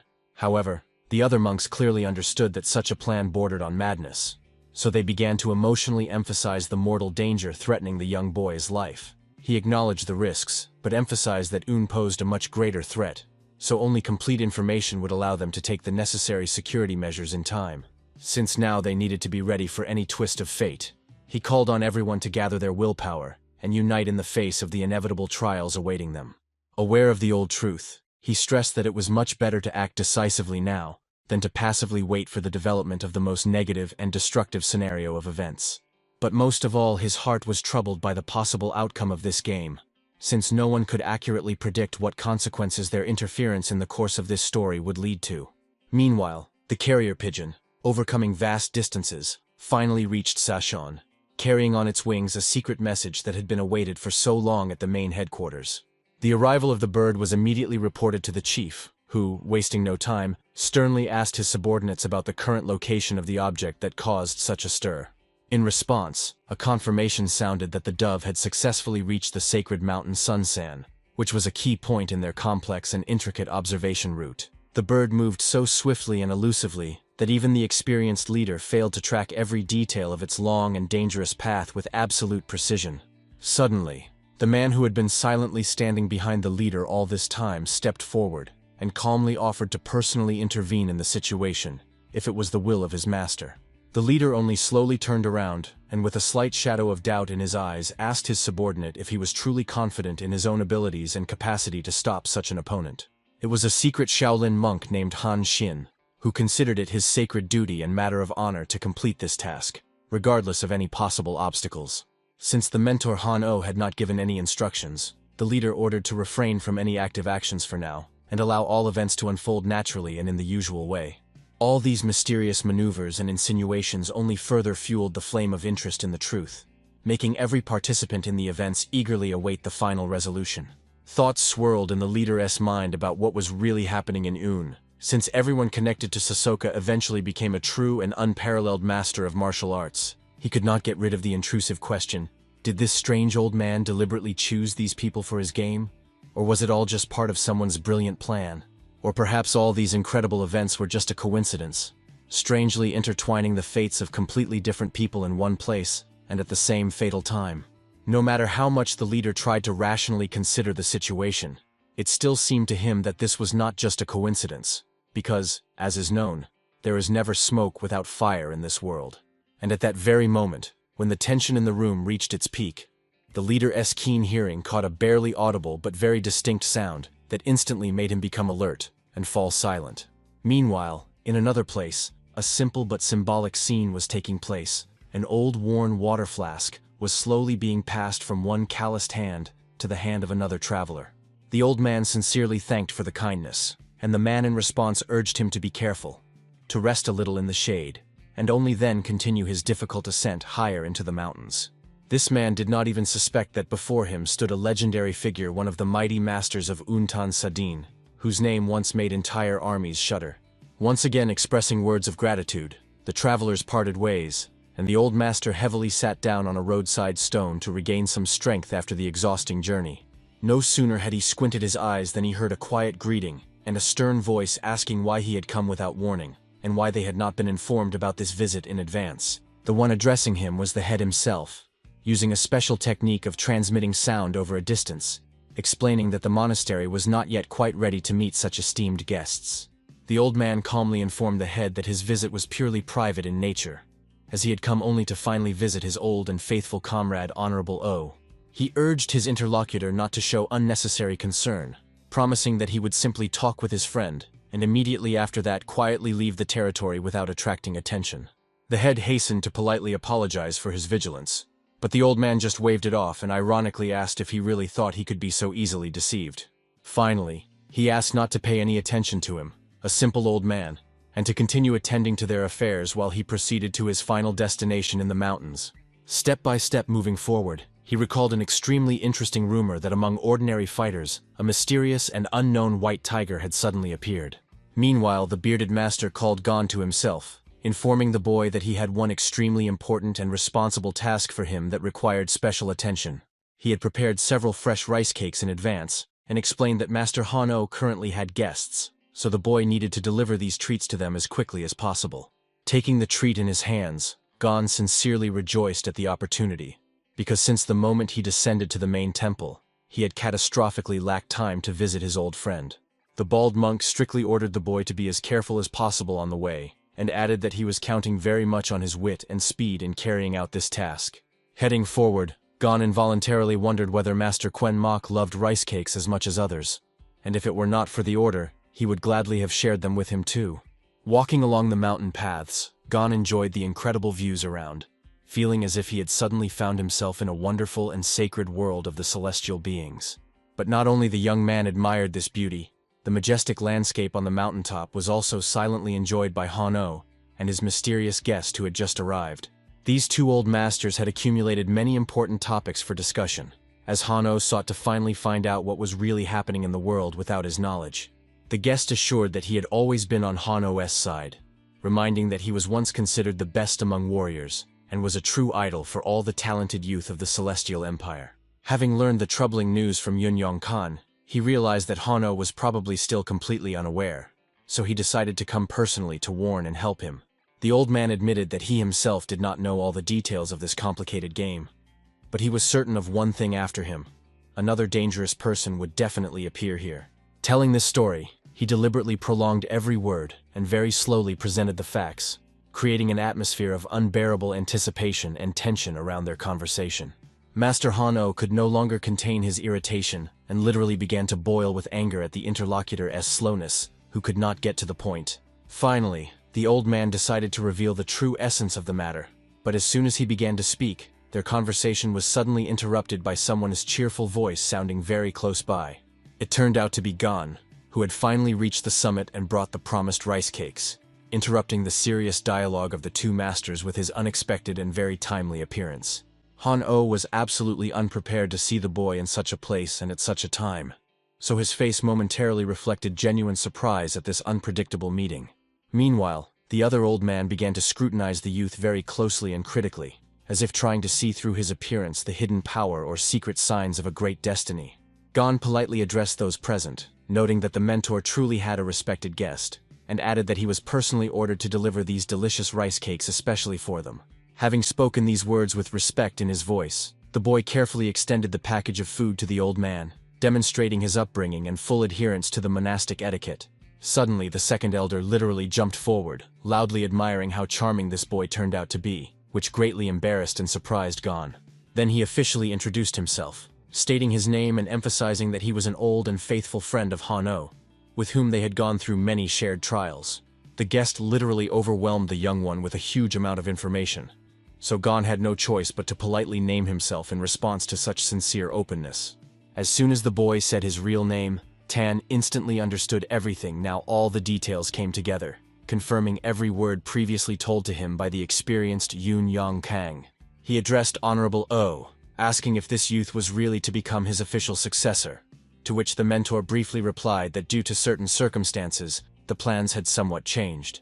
However, Tan noted that these were only minor details, after which he took a special item from his pocket and asked the boy to accept this gift in honor of their first and so significant meeting. Mentor Han-Oh immediately began to scrutinize the treat, suspecting treachery, but Tan calmed him down, explaining that he had simply bought these sweets at the market to avoid boredom on the road. Despite the explanation, Han decided to personally check one of the cakes, since in the world of martial arts it is said for a reason that any gift from the Tan clan may carry deadly danger. After a brief reflection, the old master finally dared and confidently tossed one of the cakes into his mouth, trying to detect even the slightest taste of foreign additives or poison. To Han-Oh's surprise, the treat turned out to be truly exceptionally tasty, and he was forced to reluctantly admit that old Tan this time really brought only ordinary and very high-quality sweets from the market. The old man continued to eat with pleasure, paying no attention to the fact that only one last cake remained in the package, which was intended to conclude their small meal. Seeing that the treat was coming to an end, young Gon also decided not to miss the opportunity and quickly tossed the last piece into his mouth, enjoying the sweet taste of the rice product. Since the important task was successfully completed, the boy decided that he should no longer disturb the adult masters and began to get ready to finally set off back to his usual home. Now that the youth had left, two great masters remained alone to continue their serious conversation. The first topic of which was the extraordinary cleverness and remarkable mind of this little boy. However, old Tan decided to change the direction of the conversation and touch on a much more serious and dangerous topic that had long troubled him and forced him to remain constantly vigilant. He spoke about the legendary sword Qin Cheng, which became famous for its incredible power and boundless cruelty, earning among the warriors of the Celestial Empire a gloomy and formidable nickname, Demon Yaksha. Reminding Han-Oh of his long-standing hatred for this enemy, the old man added that soon another dangerous man, known to all masters by the name Fen Zhen, would arrive here after him. Tan persistently urged Han to realize the full seriousness of the moment, reminding him that Fen Zhen was so fanatically devoted to his path that he once cut off his own hand for a higher purpose. Han-Oh began to recall vague rumors about this event. As in the past, there had been many talks that the master supposedly completely lost his mind during another exhausting and extremely difficult training. The most terrible thing in this situation was that even young Gon now faces mortal danger, and there are significant reasons for this rooted in the distant and bloody past of their schools. Meanwhile, Gon, having moved some distance away, pondered whether he should now visit his other mentor, since they had not seen or spoken to each other for quite a long time. Suddenly he stopped and began to suspiciously sniff his own hand, feeling a strange and unusual aroma, the nature of which he could neither understand nor logically explain to himself. A thought flashed through the young man's mind that this persistent and specific smell might have appeared because of the same sweet rice cakes with which the mysterious old guest had just so generously treated him. Because this sharp aroma was becoming increasingly irritating, the boy decided to immediately change his route and headed to the nearest mountain stream to wash thoroughly as soon as possible. At that very moment, on the mountain peak, old Tan slowly stretched out his hand and took his cup of fragrant tea, preparing to demonstrate something truly amazing and at the same time frightening to his comrade.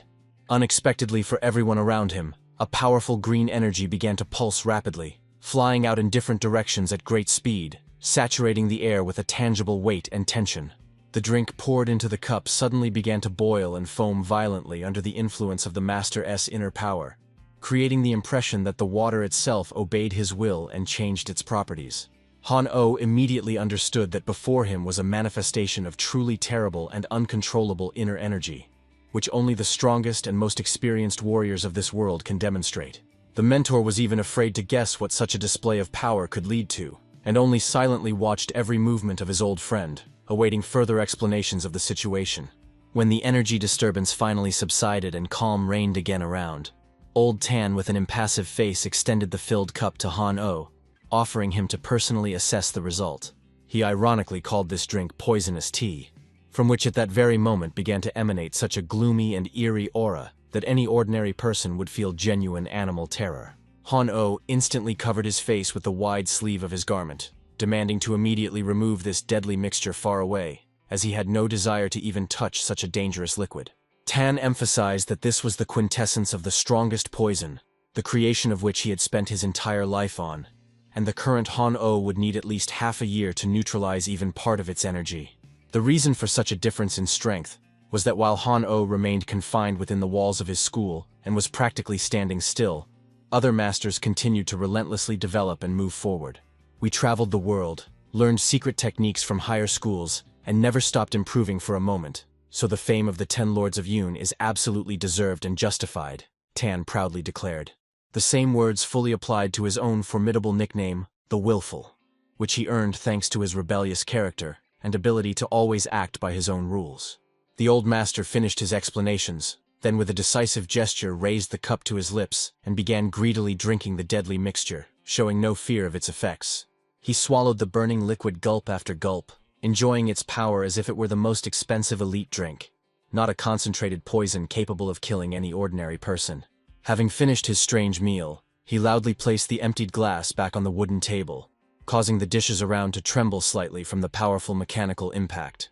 Then he called on Han in the most serious tone not to ignore his warning, because the ruthless Fen, known as the Soul Sword of Qinshan, was already making his way straight to the walls of the Shaolin Monastery. It was on this ominous note that their tense conversation was finally concluded, leaving a heavy residue in the air from gloomy prophecies and inevitable challenges awaiting them ahead.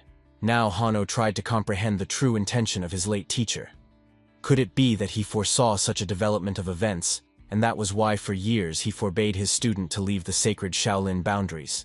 Could it be that once the greatest and most revered order of the Celestial Empire now evokes only such blatant contempt and disdain from former allies, as this old master so boldly recounted? While they were still on this lonely mountain peak, the masters managed to discuss another important topic that trailed behind them, like a long shadow from the past, and required immediate resolution. This new topic, brought by the mysterious old Tan, forced Han-Oh to delve even deeper into his own thoughts, trying to find a way out of the trap that fate itself had set for him. Looking at Han-Oh's deathly pale face, Tan finally felt how a fragment of that ancient grievance and burning hatred, which he had nurtured in his heart for years, was finally beginning to slowly release him. It seemed the Holy Sword was right, having found himself in voluntary exile within the walls of Shaolin by the last will of his teacher.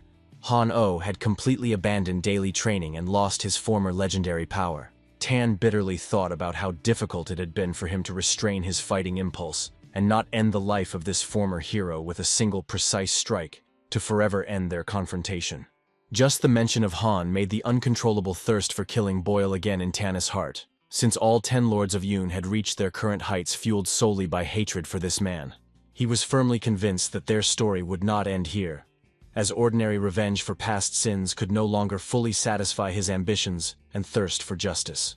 Suddenly, at this tense moment, he began to catch a familiar scent in the air that instantly made him alert and start analyzing the surrounding situation with his characteristic vigilance. The master quickly realized that young Gon had most likely run exactly in that direction, not even suspecting that every step he took was now easily tracked using the Clan Tan's hidden methods. The thing was that the unbearable stench had been deliberately sprinkled on the boy to have the ability to control each of his movements and know the target's location at any moment in time. Among the warriors, legends circulated that escaping pursuit by the Tan clan was practically impossible, as their unparalleled skill in handling rare poisons made any attempt to hide futile. Meanwhile, the young Han, suspecting nothing, was desperately trying to wash his clothes from that strange and sharp smell that had been bothering him so much during his recent journey along the forest paths. The youth sincerely hoped that after thorough washing in cold water, this persistent aroma would finally disappear forever, allowing him to feel comfortable again and not attract unnecessary attention. It seemed that the task was almost done, and now he only had to wash himself well to finally get rid of the remnants of that unpleasant smell that had literally soaked into his own skin and hair. Without hesitation for a second, he took a decisive step and boldly jumped from a high rocky cliff straight into the embrace of a turbulent mountain river, which swiftly carried its cold waters far down the slope. His body rapidly approached the water surface, preparing to plunge into the very depths of this powerful current, which promised to give him the long-awaited cleanliness and true refreshment. With a loud splash, the boy dived into the water, causing thousands of tiny droplets to scatter in different directions under the sun's rays, filling the surrounding air with moisture and the noise of falling drops. However, this old master, whom many considered a true bastard because of his cruel methods, was already very close, silently observing the youth's actions from his secret position. He was intently looking ahead, trying to calculate the next steps of his victim. But one important detail still remained a complete mystery to him, which he could not solve at this fatal moment. Tan could not understand how the unique aroma of Thousand Xiang could suddenly disappear, since he had been perfecting this technique for years so that no opponent could hide from his scent. Why the magical smell suddenly dissipated in the air remained a complete surprise to the old man, as he could not even imagine that the boy would simply think to bathe in the river to wash off his mark. Even the experienced elder refused to believe that this young boy could so quickly sense the specific smell that is almost impossible to catch with an ordinary human nose. He realized the absurdity of the situation, since finding the target using the sense of internal energy key would only be possible if the boy possessed an aura equal to Han-Oh himself. Suddenly, an important thought flashed through his mind. Han-Oh recalled that he had sent Gon to the secluded Kunmok Monastery, which was a tiny hut on the steep slope of the sacred mountain. The old man clearly understood that if the boy was not in that place, it meant he was still continuing his slow descent from the very summit, and he could be intercepted somewhere halfway down to the foot. Wasting no time, he rushed with all his might to search for the boy, fully understanding if Han-Oh found out about his secret presence here, he would definitely suspect something bad and intervene. Meanwhile, the carefree Gon was calmly standing by the riverbank, where he had just thoroughly bathed and finally completely washed off that strange and intrusive smell that had irritated him so much. The young man sincerely did not understand where this specific scent on his clothes had come from at all. But now he felt only the pleasant freshness of the mountain water and the long-awaited relief throughout his body. However, suddenly, in a moment of complete silence, the boy caught a barely audible sound nearby, which made him instantly become alert and focus all his attention on the surrounding dense thickets. He felt that this place was perfect for slightly recharging with the energy of Qi, since in the temple itself there were so many people now that pure power seemed catastrophically insufficient for everyone. And at that very moment of deep meditation, Gon's stomach treacherously growled, reminding him that the physical body needed nourishment just as much as his internal energy channels. Realizing that this process would not take much time, the boy decided to properly feast on the surrounding natural energy to restore his strength before the long journey back to his mentors.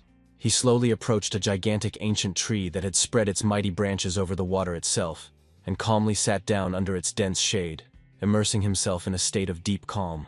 Sitting more comfortably, Gon carefully looked around, trying to feel the harmony of this place, and notice any details hidden among the stones and roots of the old forest giant. Suddenly, his gaze stopped on the amazing grasses growing nearby, standing out among the other greenery with their unusual appearance, as if they possessed a special, hidden power. But the boy began to decisively shake his head in different directions, convincing himself not to touch the find, since at first glance it was clear that this bright plant was extremely poisonous and dangerous. Although the mentor strictly forbade him even to touch such herbs, Gon literally salivated from the feeling of that powerful concentration of energy hidden in these dangerous fruits.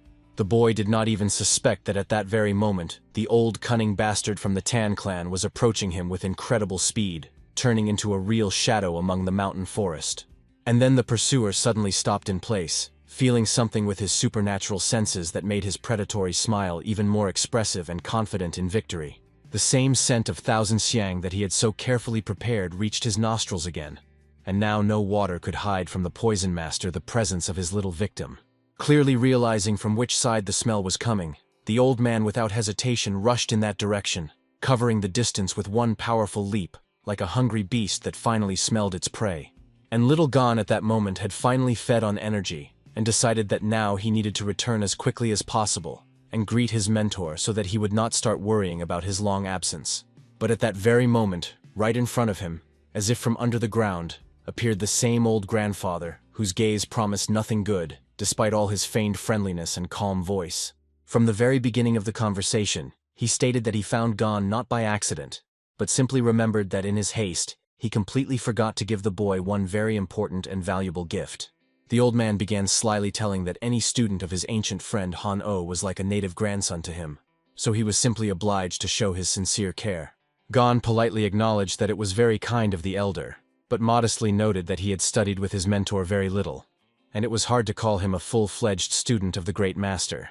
These sincere words of the boy greatly surprised the old trickster, while Gon continued to say that during all that time he had only learned to skillfully dodge stones and some techniques of the diamond fist.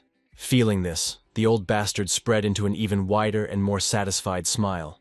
For now, he had a formal reason to carry out his insidious and long-planned scheme. Although Gon was not considered an official student, the very fact of his training in martial arts could easily be interpreted as a direct violation of an ancient and very strict sacred prohibition.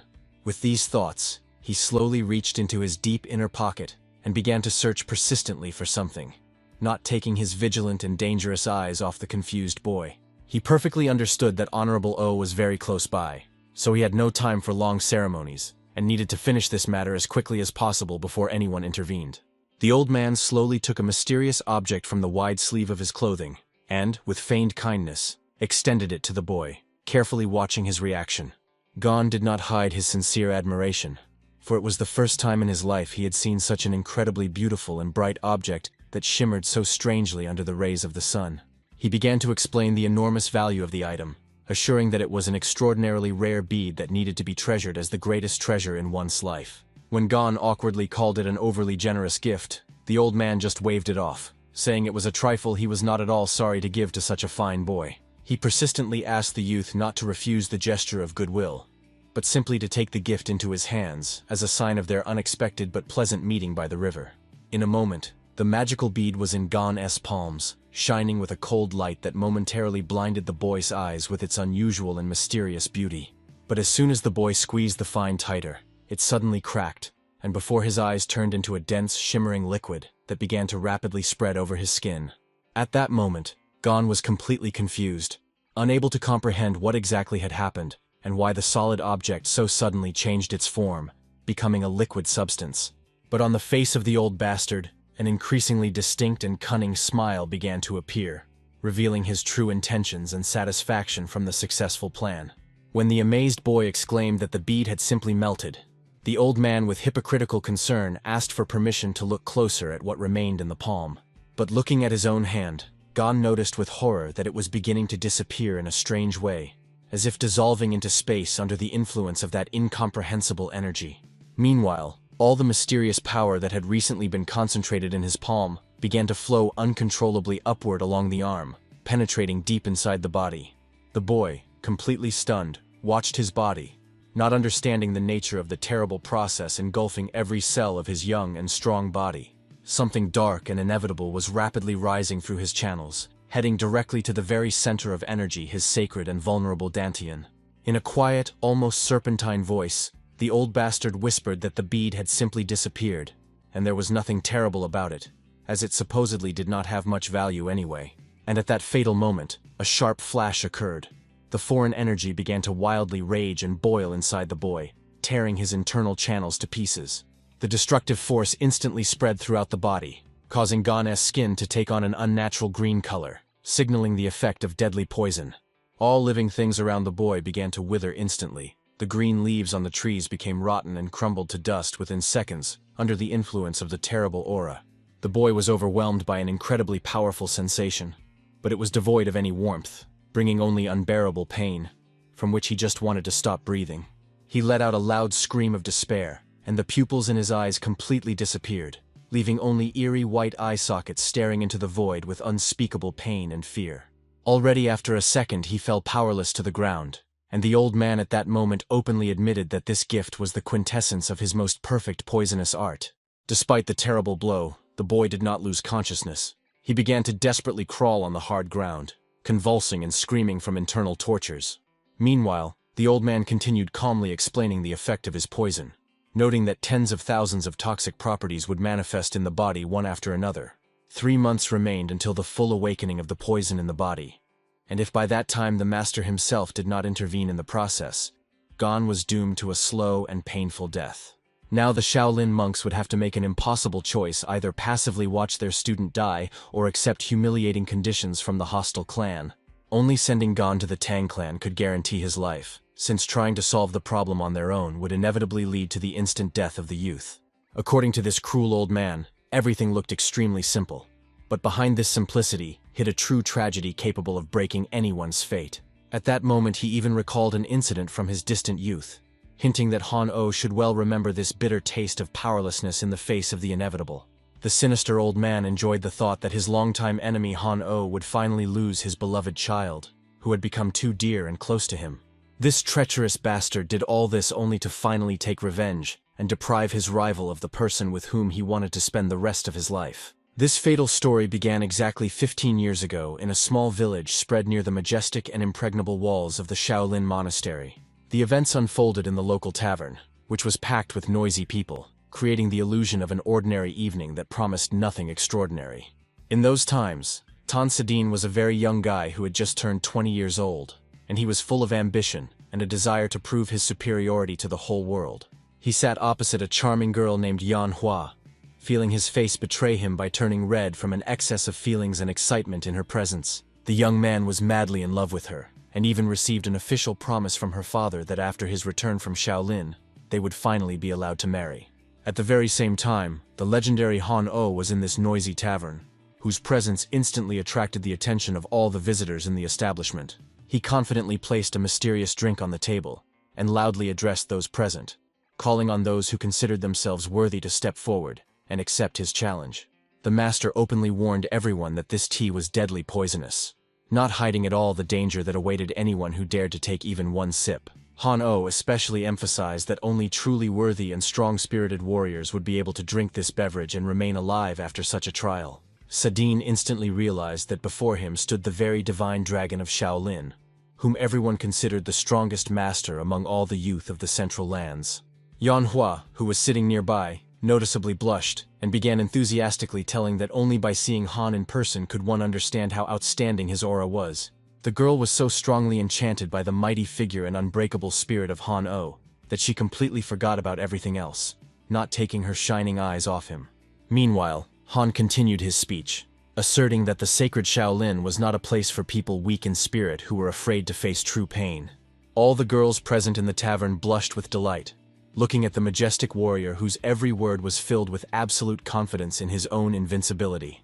But for Tan Sedin, it was a real torture to see how his beloved so openly admired another man, and a flame of jealousy instantly ignited in his heart.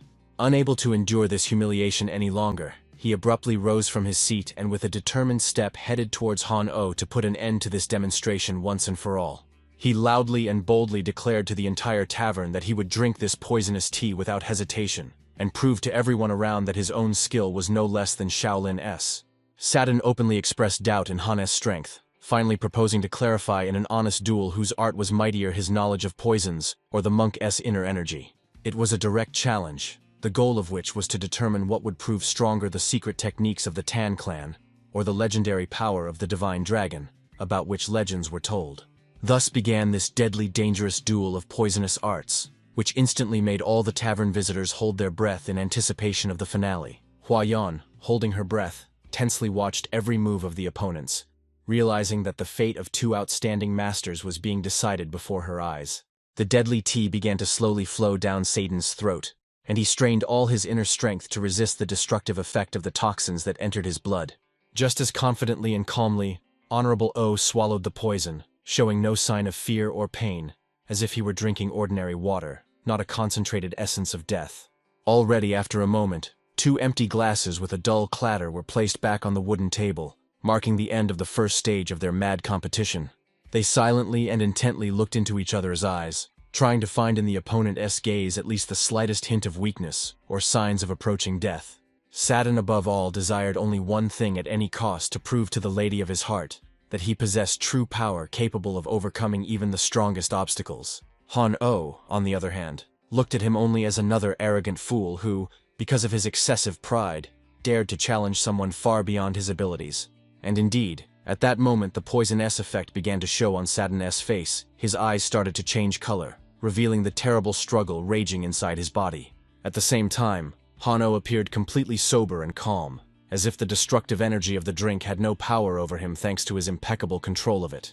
On the contrary, Above the monk's head, a powerful and majestic golden energy began to clearly manifest, indicating his absolute dominance in this duel. A bright and confident smile of a true victor played on Hano's face at that moment, who did not even doubt his own absolute superiority over the arrogant opponent. Which could not be said at all about Tan, who failed to neutralize the effect of the mysterious poison in time, which rapidly began to destroy his body right during the fight. Exhausted and stunned, the boy suddenly fell to his knees, clutching his stomach tightly with his hands due to unbearable and sharp pain that paralyzed his body and will to continue fighting. At this most inappropriate moment, Sadine began a terrible attack of uncontrollable diarrhea, which instantly destroyed his reputation and pride before everyone present in the tavern. Hano remarked with obvious contempt that the loud claims about the greatness of the Tan clan as unsurpassed poison masters turned out to be empty words not worthy of any respect.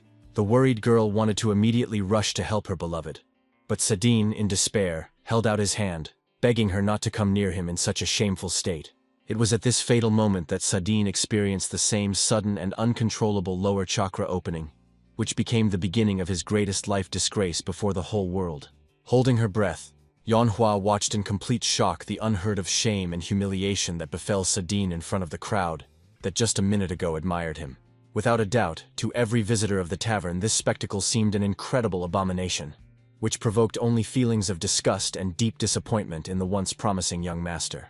The situation looked truly terrible. He not only lost spectacularly to the divine dragon, but also publicly soiled himself, forever losing any dignity in the eyes of those around him. With loud cries of despair and pleas to never approach her again, Manhwa ran out of the tavern in tears, forever severing any relationship with the disgraced representative of the Tang clan. Seeing the horror and undisguised disgust in the eyes of the only beloved person, Sadine felt his heart shatter into 1,000 small fragments, leaving behind only cold emptiness and pain.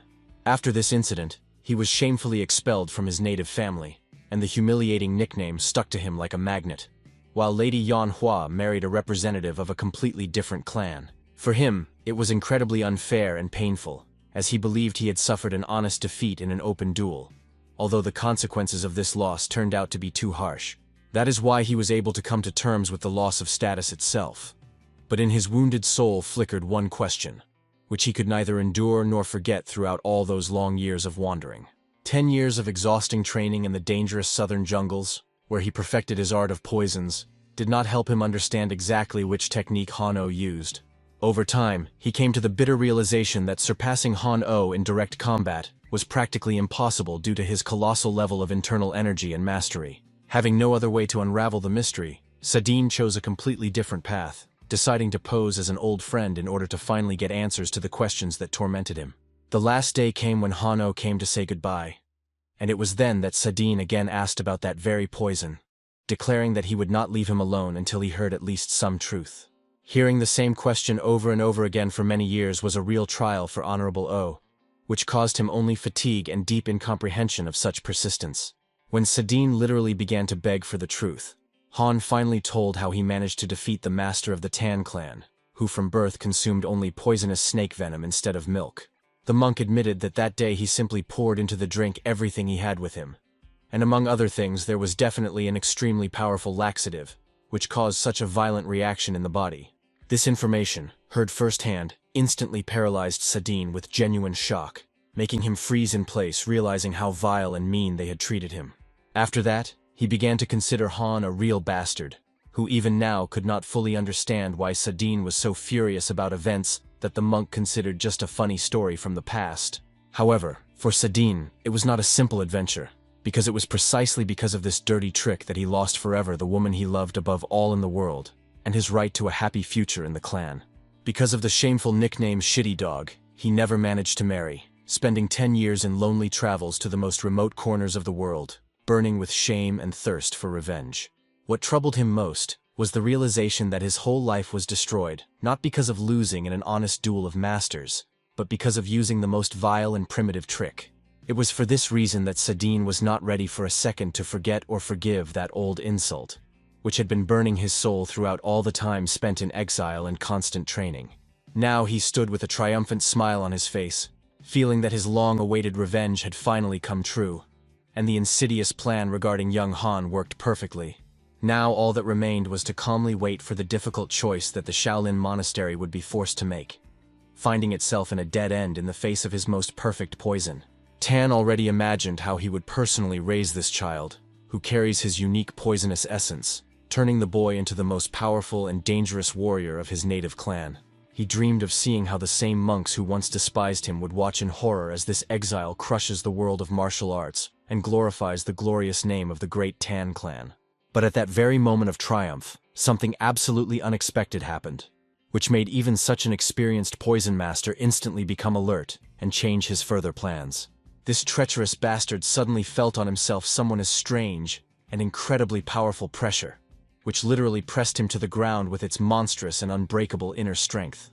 He could not comprehend who nearby could pose such a serious threat to him, since it definitely was not Han-Oh, whose energy he had learned to recognize among thousands of other masters.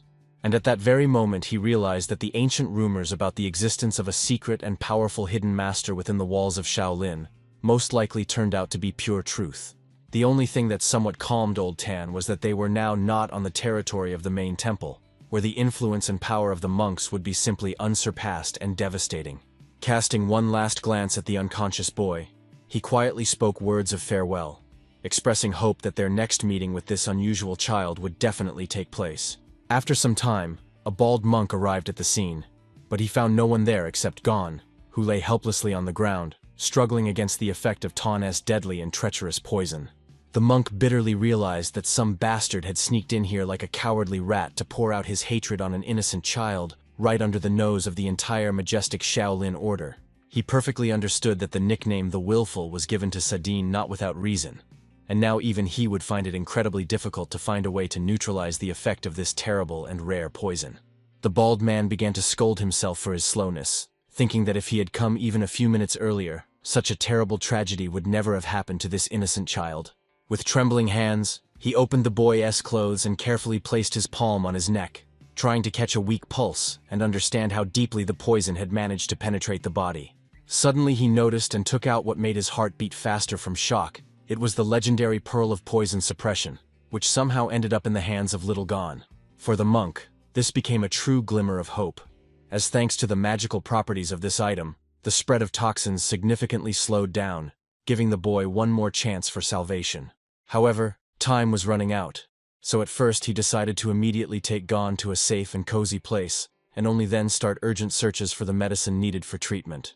Picking up the child in his arms, the monk rushed forward through the dense thickets, trying to reach the shelter as quickly as possible, where the boy could be given the first necessary aid.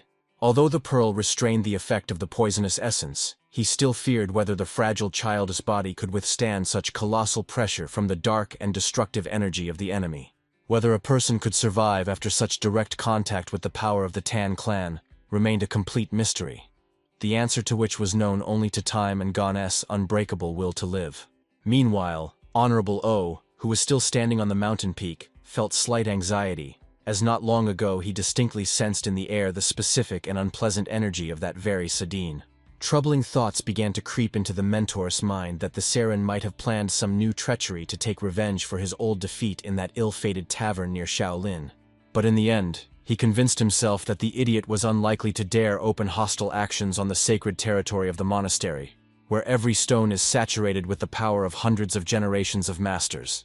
Casting aside all doubts, Honorable O simply turned around and calmly walked toward his dwelling, to finally rest a little after the exhausting conversation with the uninvited guest from the past.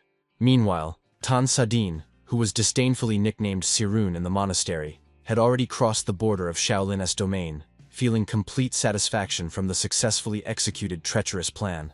Suddenly, a man emerged from the shadows of the trees, politely greeted the Master of Poisons, and eagerly asked whether he had managed to achieve the desired goal during this dangerous and secretive expedition. Tan confidently confirmed the success of his mission, noting that without the help of the man dressed as a Shaolin monk, it would have been much more difficult to accomplish, for which he expressed his sincere gratitude. The bearded monk called his assistance only a small favor, but a clear interest in the further development of events, which he himself had so carefully helped to plan, could be read in his gaze. It was he who on the eve entrusted Gon to deliver rice cakes, deliberately putting the boy in harm's way, and now this traitor awaited the promised reward from Tan for his dirty work. The main condition of their secret agreement was Tan's promise to protect Shaolin from the interference of the 10 Lords of Un, whose actions threatened the usual peace and security of the entire order. However, Sadine honestly admitted that even he was powerless to stop Fenzheng, who was already preparing for an attack, which was precisely what they were discussing in their tense conversation under the cover of the night forest. Speaking about this incredibly strong man, Tan only coldly remarked that he had personally changed the fate of little Gon, and now the boy's future looked extremely bleak and doomed. He added that the child most likely would never be able to return to a normal life, since he had successfully introduced his deadly poisonous essence directly into the body of the unsuspecting youth. The bearded monk finally realized the scale of the disaster. He had naively believed that Tan would only test Gon's skills in foreign schools. But reality turned out to be much more terrible and insidious. Behind the cunning and satisfied smile of this rookie hid a much greater meanness than the monk could imagine. And now he felt how cold tension gripped his own heart. Now the bearded man clearly understood that all the blame for what had happened lay solely on him, since he had organized this fatal meeting, becoming an involuntary instrument in the hands of a treacherous enemy. Overcome with doubts, the monk asked Tan why this little boy had become so important to the 10 Lords of Un, that they dared to commit such a vile act right on the territory of the sacred monastery. The answer was cruel. For decades these outstanding masters had lived focusing all their hatred on one Hong-O, and now their rage sought any outlet for final revenge. The bearded man noted that it would have been more logical to deal directly with his enemy, rather than doing such terrible things to a defenseless child who had not even had time to learn the true world of martial arts. However, Tan replied that the current events are merely the inevitable consequence of the very oath once given by the great mentor Mugak, trying to save his wayward disciple from deserved punishment. The monk had previously heard these legends about how the great Mugak, despite his venerable age, went from one school to another, trying to atone for the numerous sins and misdeeds that Hano committed in his past. It was then that Honorable O was strictly forbidden to leave the boundaries of Shaolin and to take disciples, so as not to allow the leakage of secret techniques of other schools, which he so brazenly appropriated during his bandit travels. Siren added that if it were not for this sacred protection of the monastery walls, Han would have long ago been torn to thousands of pieces by enraged masters who sought justice for the insults and humiliations of past years. In Tan's opinion, Shaolin showed terrible ingratitude by deciding only formally not to consider Gon a disciple, while allowing him to effectively inherit the martial path and all the unique knowledge of Han-O. Now the bearded monk finally understood why the willful Tan and the only Sword Fen were so obsessed with this boy, seeing in him the living embodiment of everything they so sincerely hated. Since Quen Mok officially renounced the mentor and martial arts of Shaolin, an attack on him by the lords would be a gross violation of the laws. But Gon, who accepted Han's legacy, became a legitimate target. It is precisely because of this that all the rage accumulated over many decades now fell as a huge burden on the shoulders of a child who simply had the misfortune to become the heir of the path of the great Han-O. However, the bearded man could not understand the root of this monstrous and bottomless hatred, so he directly asked the elder Tan about what exactly once happened between him and the divine dragon. Tan answered briefly and grimly, noting only that Han once took from him the most precious thing he had in life, leaving only a scorched desert and an endless thirst for revenge in his soul. He added that a Shaolin follower should not delve into conversations about the complex feelings between a man and a woman, since the monk would not understand the pain of losing the one who was dearer to him than anything else. That is why now he answers Han-O in exactly the same way, destroying the life of the one who became dearer to the mentor than his own life, and feels only cold and sweet satisfaction from revenge. The bearded monk was already painting terrible pictures in his imagination of how Han-O once encroached on the wife of the willful one, and perhaps even cold-bloodedly killed her, creating this bottomless abyss of enmity. He was struck by the depth of this hatred, which seemed to him a true endless abyss, capable of swallowing anyone who dared to approach the secrets of these two great masters. But the real truth was much more prosaic and amusing. He did not even suspect that this whole tragedy began with Han simply making Tan disgrace himself in front of a girl in a tavern. With this, their tense and meaning-laden conversation was finally concluded, and each remained with his own thoughts regarding the further fate of the unfortunate boy poisoned by the essence of the Tan clan. And although Sadine admitted that harming a child was an extremely vile act, he still expressed a faint hope that Shaolin would find the strength and wisdom not to let Gon die so easily. Meanwhile, the bearded monk came to a difficult conclusion. If the Tan clan had already intervened in this game, then Gon could no longer remain safe on the monastery grounds, where danger awaited him. He decided that for the peace of Shaolin and the boy's own future, the best solution would be to send him directly to the Tan clan, where he could receive the necessary treatment and survive. The monk believed that in this way, Shaolin would no longer suffer from the constant threat of attack by the Ten Lords, and the conflict that had been brewing for years would finally receive its logical and peaceful resolution. He sincerely convinced himself that he was acting correctly, although it was completely unclear whom he cared for more, the prestige of his native monastery, or the life of the little child whom he himself had betrayed.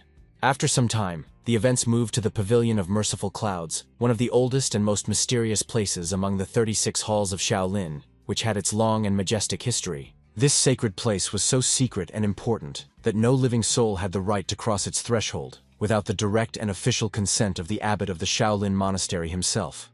At this time, the old master bent over the helpless Gon in the depths of the inner chambers, which were already almost completely filled with the dense, ominous, and deadly poisonous energy of the Tan clan. The fact that the young boy managed to hold out so long under such colossal pressure from a toxic force caused sincere surprise and genuine admiration for the child's will in the experienced mentor.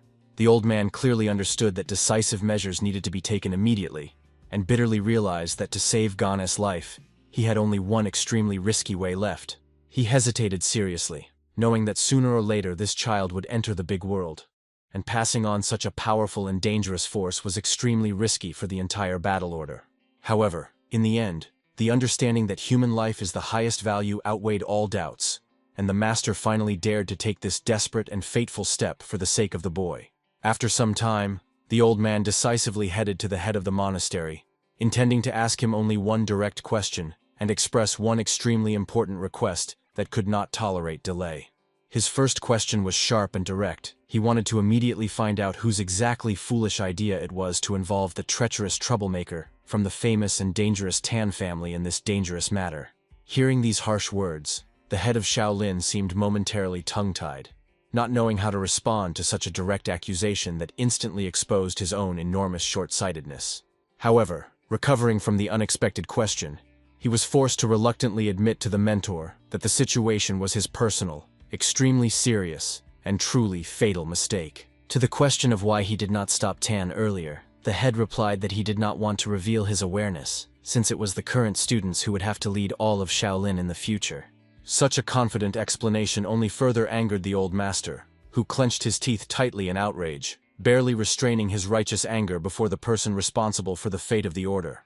Unable to hold back any longer, he struck the table with all his might, pouring all his fury and disappointment into the loud sound that echoed throughout the spacious office of the head.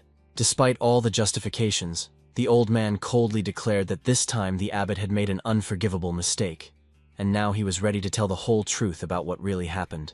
The old man clearly understood that Shaolin is currently experiencing an extremely difficult period of generational change, when unprecedented confusion and deep misunderstanding of the true purpose reign within the monastery walls. Although he had long ceased to be officially considered a monk, the elder persistently explained to the head that there are inviolable principles that Shaolin has no right to abandon if it wants to remain true to itself. The head of the monastery listened carefully to these stern words, and was forced to silently acknowledge the complete correctness of his interlocutor, as his arguments were supported by centuries-old wisdom and experience. It became clear now that the abbot was aware of the full danger of the situation, but despite this, he still allowed an innocent child to remain without proper protection in the face of a deadly enemy. After the mentor left the boy, all the fury of the martial arts world fell upon the inexperienced student. Although the presence of even one master of Han's level nearby could have fundamentally changed the situation, Gon had to experience the full cruelty of this world firsthand, and seeing these sufferings with his own eyes, the head of Shaolin could no longer find the strength for excuses or any objections. The elder once again sternly emphasized that he formally had no right to interfere in the internal affairs of the monastery, but his visit to the abbot was caused by an extreme necessity that could not be kept silent about. After the head once again expressed his sincere apologies, the old man reported that he had already managed to move Gon to the Hall of Merciful Clouds to provide him at least temporary peace and safety. From the point of view of martial arts, the treacherous Sadin had already reached the stage of complete renunciation, so his unique poison was practically impossible to neutralize by ordinary energy purification methods. However, the experienced guardian continued to insist that even in such a seemingly hopeless situation, there still remains one hidden way to save the boy's life. At that very moment, a terrible thought arose in the head of the monastery, and he began to realize with tension what desperate step the legendary elder was about to take. The head anxiously asked if the master really meant the forbidden technique of tendon transformation and complete bone purification, which is considered the highest secret of their spiritual order. This technique is the pinnacle of Shaolin's inner teachings, and only the abbot or the eldest members have the right to study it, as it grants a power capable of changing the very nature of the human body. The abbot recalled that even the great Hong-O once mastered only the transformation of tendons, but he did not intend to obstruct the will of the guardian if he was ready to take personal responsibility for it. Then the guardian added that the transmission of the technique itself does not guarantee the child's survival, as the legendary pill of return to the origin, passed down among abbots, will be needed for a successful outcome. Before giving his final answer to such a bold request, the head of Shaolin asked the guardian for permission to pose only one, but extremely important question that had long troubled his soul. He reminded that the elder does not belong to the official structure, and can remain anywhere as a hidden master, so his interference in the worldly boy's internal affairs seemed very strange. The main thing the head wanted to hear was the real reason why such a powerful and majestic master shows such deep and sincere concern for the fate of an ordinary child who has no relation to the temple. The elder's answer was full of sorrow. He noted that the abbot took the path of refusal only after the death of his disciple, and he himself had already fulfilled his duty by passing on the last instructions on the secret technique. Despite these deep philosophical reflections, the head still persistently awaited a clearer and more understandable answer regarding the true motives of the elder's unusual behavior. He involuntarily recalled that memorable day when he first met this legendary master, whose figure was always shrouded in a thick veil of mystery and unfathomable inner strength. At that time, he was incredibly impressed and somewhat frightened by the aura emanating from the elder, which made everyone feel their own insignificance in the face of true art. It was at that significant moment that the elder handed the monastery head the last secret instructions on performing the bone purification technique, which became a turning point in the development of the entire order. After receiving this invaluable knowledge, the abbot's progress accelerated significantly, and soon he had no equals among all martial arts masters within the central lands of the country.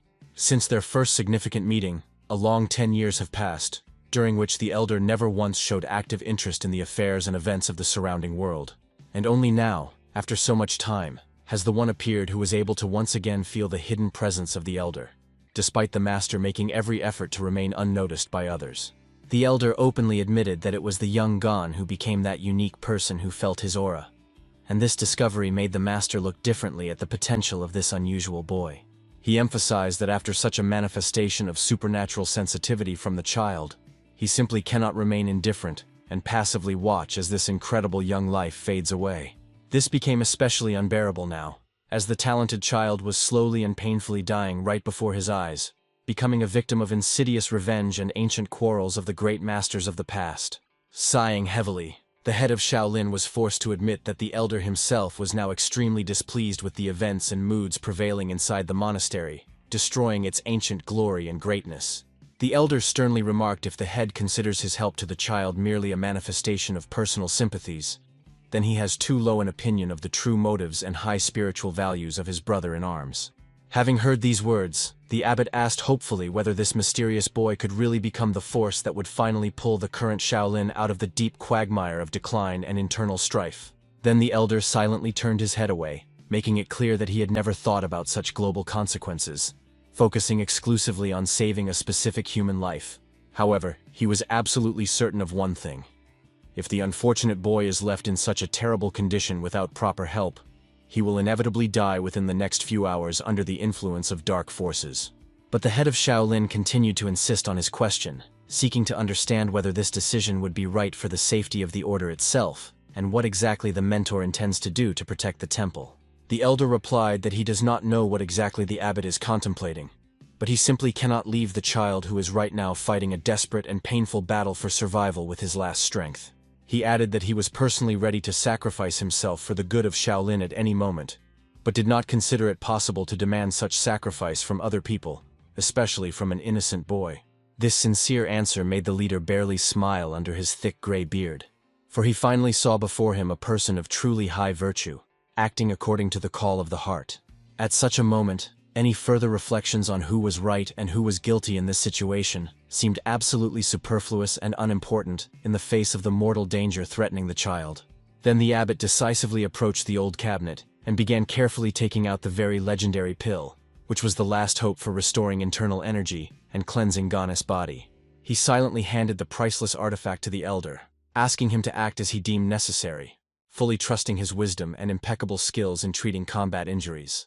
The abbot could only sincerely pray after the mentor when he quickly left the building with the pill in his hands, preparing to begin the complex process of neutralizing the terrible poison of the Tang clan. Left alone, the leader pondered that due to the insidious actions of the willful one, a real storm was beginning to rise in the very heart of Shaolin, capable of forever changing the usual way of life of the monastery. The poison master surely knew about the secret techniques and the great pill of revival, so he arranged a meeting with Hong-O to confirm his suspicions, and only after that start his destructive game. In the end, the abbot had to admit that now they could only closely monitor the cunning plan of the willful one, trying to anticipate his next moves in this dangerous game. Meanwhile, in his chambers, Gon suddenly fell from the bed onto the cold floor, feeling his body shudder from another attack of unexplained weakness and severe internal pain. The boy tightly held his head with his hands, which hurt incredibly from the throbbing pressure, trying at least for a moment to calm this terrible sensation that was tearing his consciousness to pieces. Being in a state of complete shock, the youth could not at all comprehend what was happening to his body right now, and why the familiar world around him suddenly became so hostile and incomprehensible.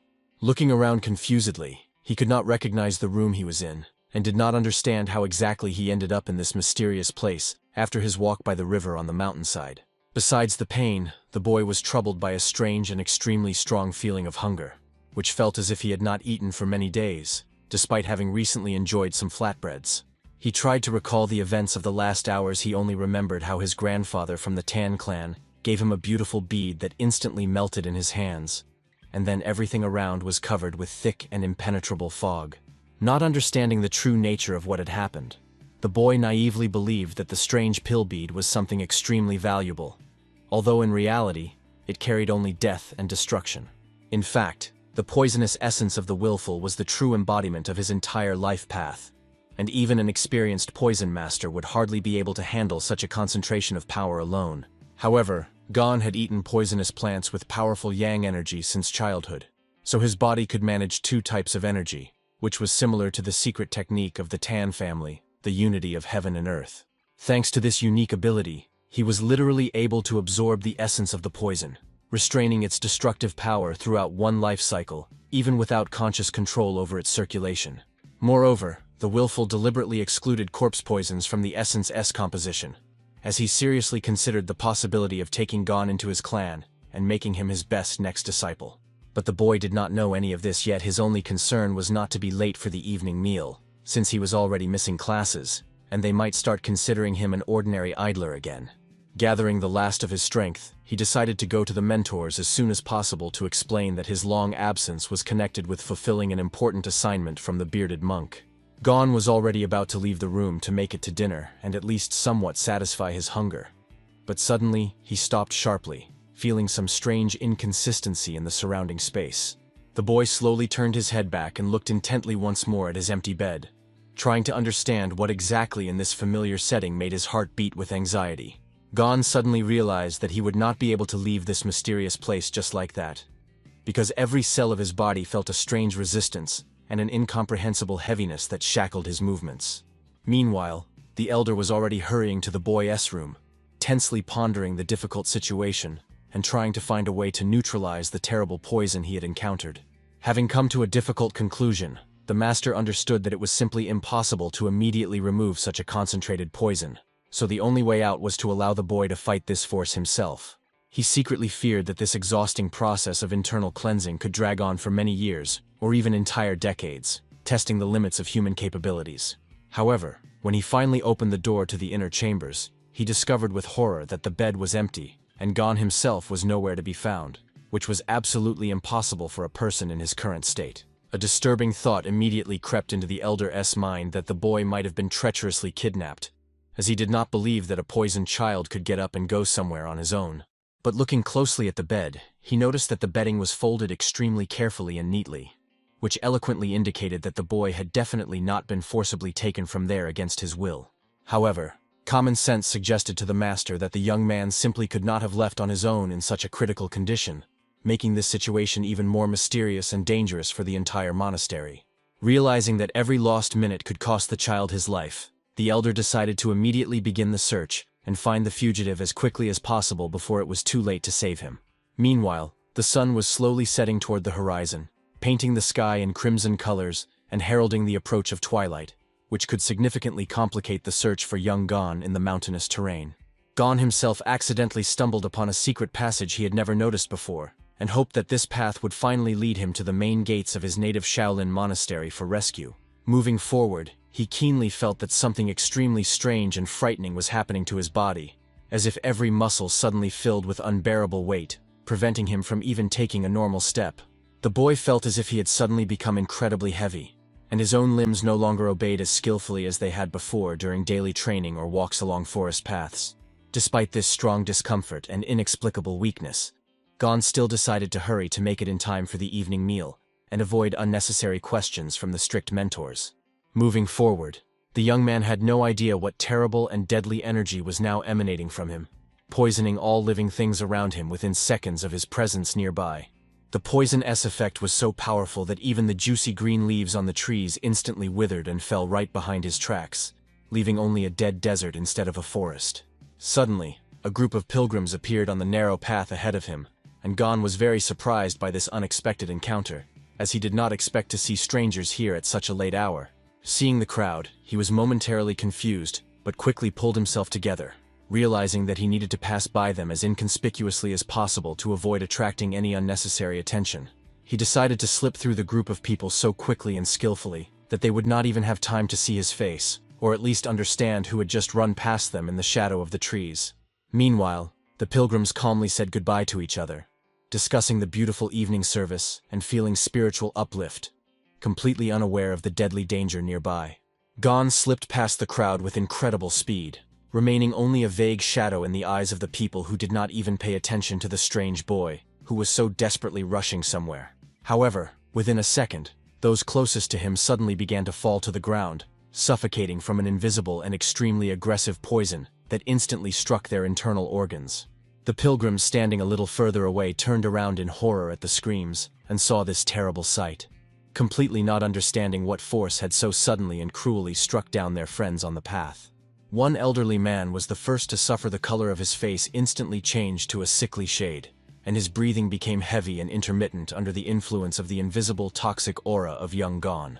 Already in a moment, the old man helplessly fell to the hard ground, barely restraining the unbearable pain that tore his body from within, and vainly trying to understand the cause of his sudden ailment. The mustached monk who was nearby immediately rushed to help the victim, trying to find out the cause of the tragedy, and at least somewhat ease the suffering of the unfortunate pilgrim dying in his arms. However, soon he himself felt a strange smell, so he quickly covered his mouth with his sleeve, only guessing what kind of terrible danger was now hovering in the air and killing all living things around them.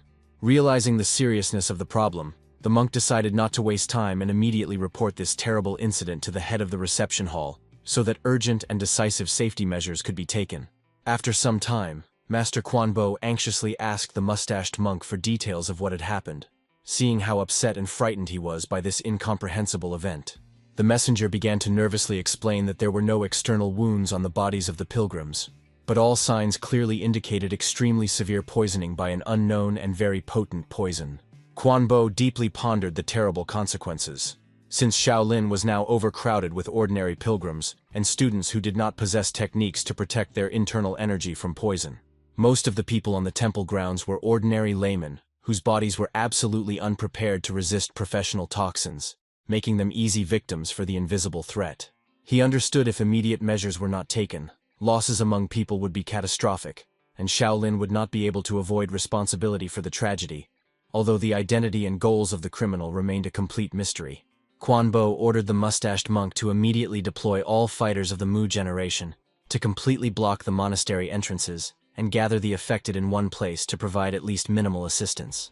His strict order was carried out instantly, and the temple grounds turned into a strict quarantine zone where every monk tried to act as precisely as possible, despite the growing anxiety and panic around. Rumors about the activity of the willful one in Sichuan province had already reached the master, and now he began to realize that these warnings were true, and the danger had come much closer to them. But Quanbo could not fully believe in such cruelty. After all, even the treacherous Tan Sadin would hardly poison hundreds of innocent pilgrims indiscriminately and without a specific purpose. Meanwhile, the unsuspecting Gon slowly approached the central gates of Shaolin, feeling a strange fatigue that with each step increasingly shackled his once light and skillful movements. Suddenly he heard the alarming toll of a bell, the sound of which did not at all resemble the usual signal after the end of service, which made the boy wary, although he did not understand that he himself was the source of the problem. After some time, a huge crowd of ordinary boys and visitors gathered on the street, who in complete confusion demanded explanations as to why they were not being allowed to go home to their families. Instead of clear explanations, they received only a stern request to unconditionally follow the instructions, since all passages were blocked solely to ensure the safety of the pilgrims in this troubling time. The monks asked people to be patient and wait a little, but a real chaos and dissatisfied commotion had already begun among the crowd, which became increasingly difficult to control by the security forces every minute. The young monk on duty did not know what to answer the angry people, as the agitated crowd before him increasingly resembled a pack of hungry dogs ready to break free from the chain at any moment. The guards themselves were also not given any clear explanations regarding the reasons for the emergency state, so they could only silently carry out the order, wondering why these strange events began immediately after the service. At that moment, Gon quietly approached the monk from behind and politely asked if he could now go inside, since he was delayed due to an important assignment and wanted to get to his cell as soon as possible. The boy explained his delay by carrying out an order and simply asked for permission to slip through the gates, not feeling at all the deadly aura that now invisibly trailed behind every one of his movements.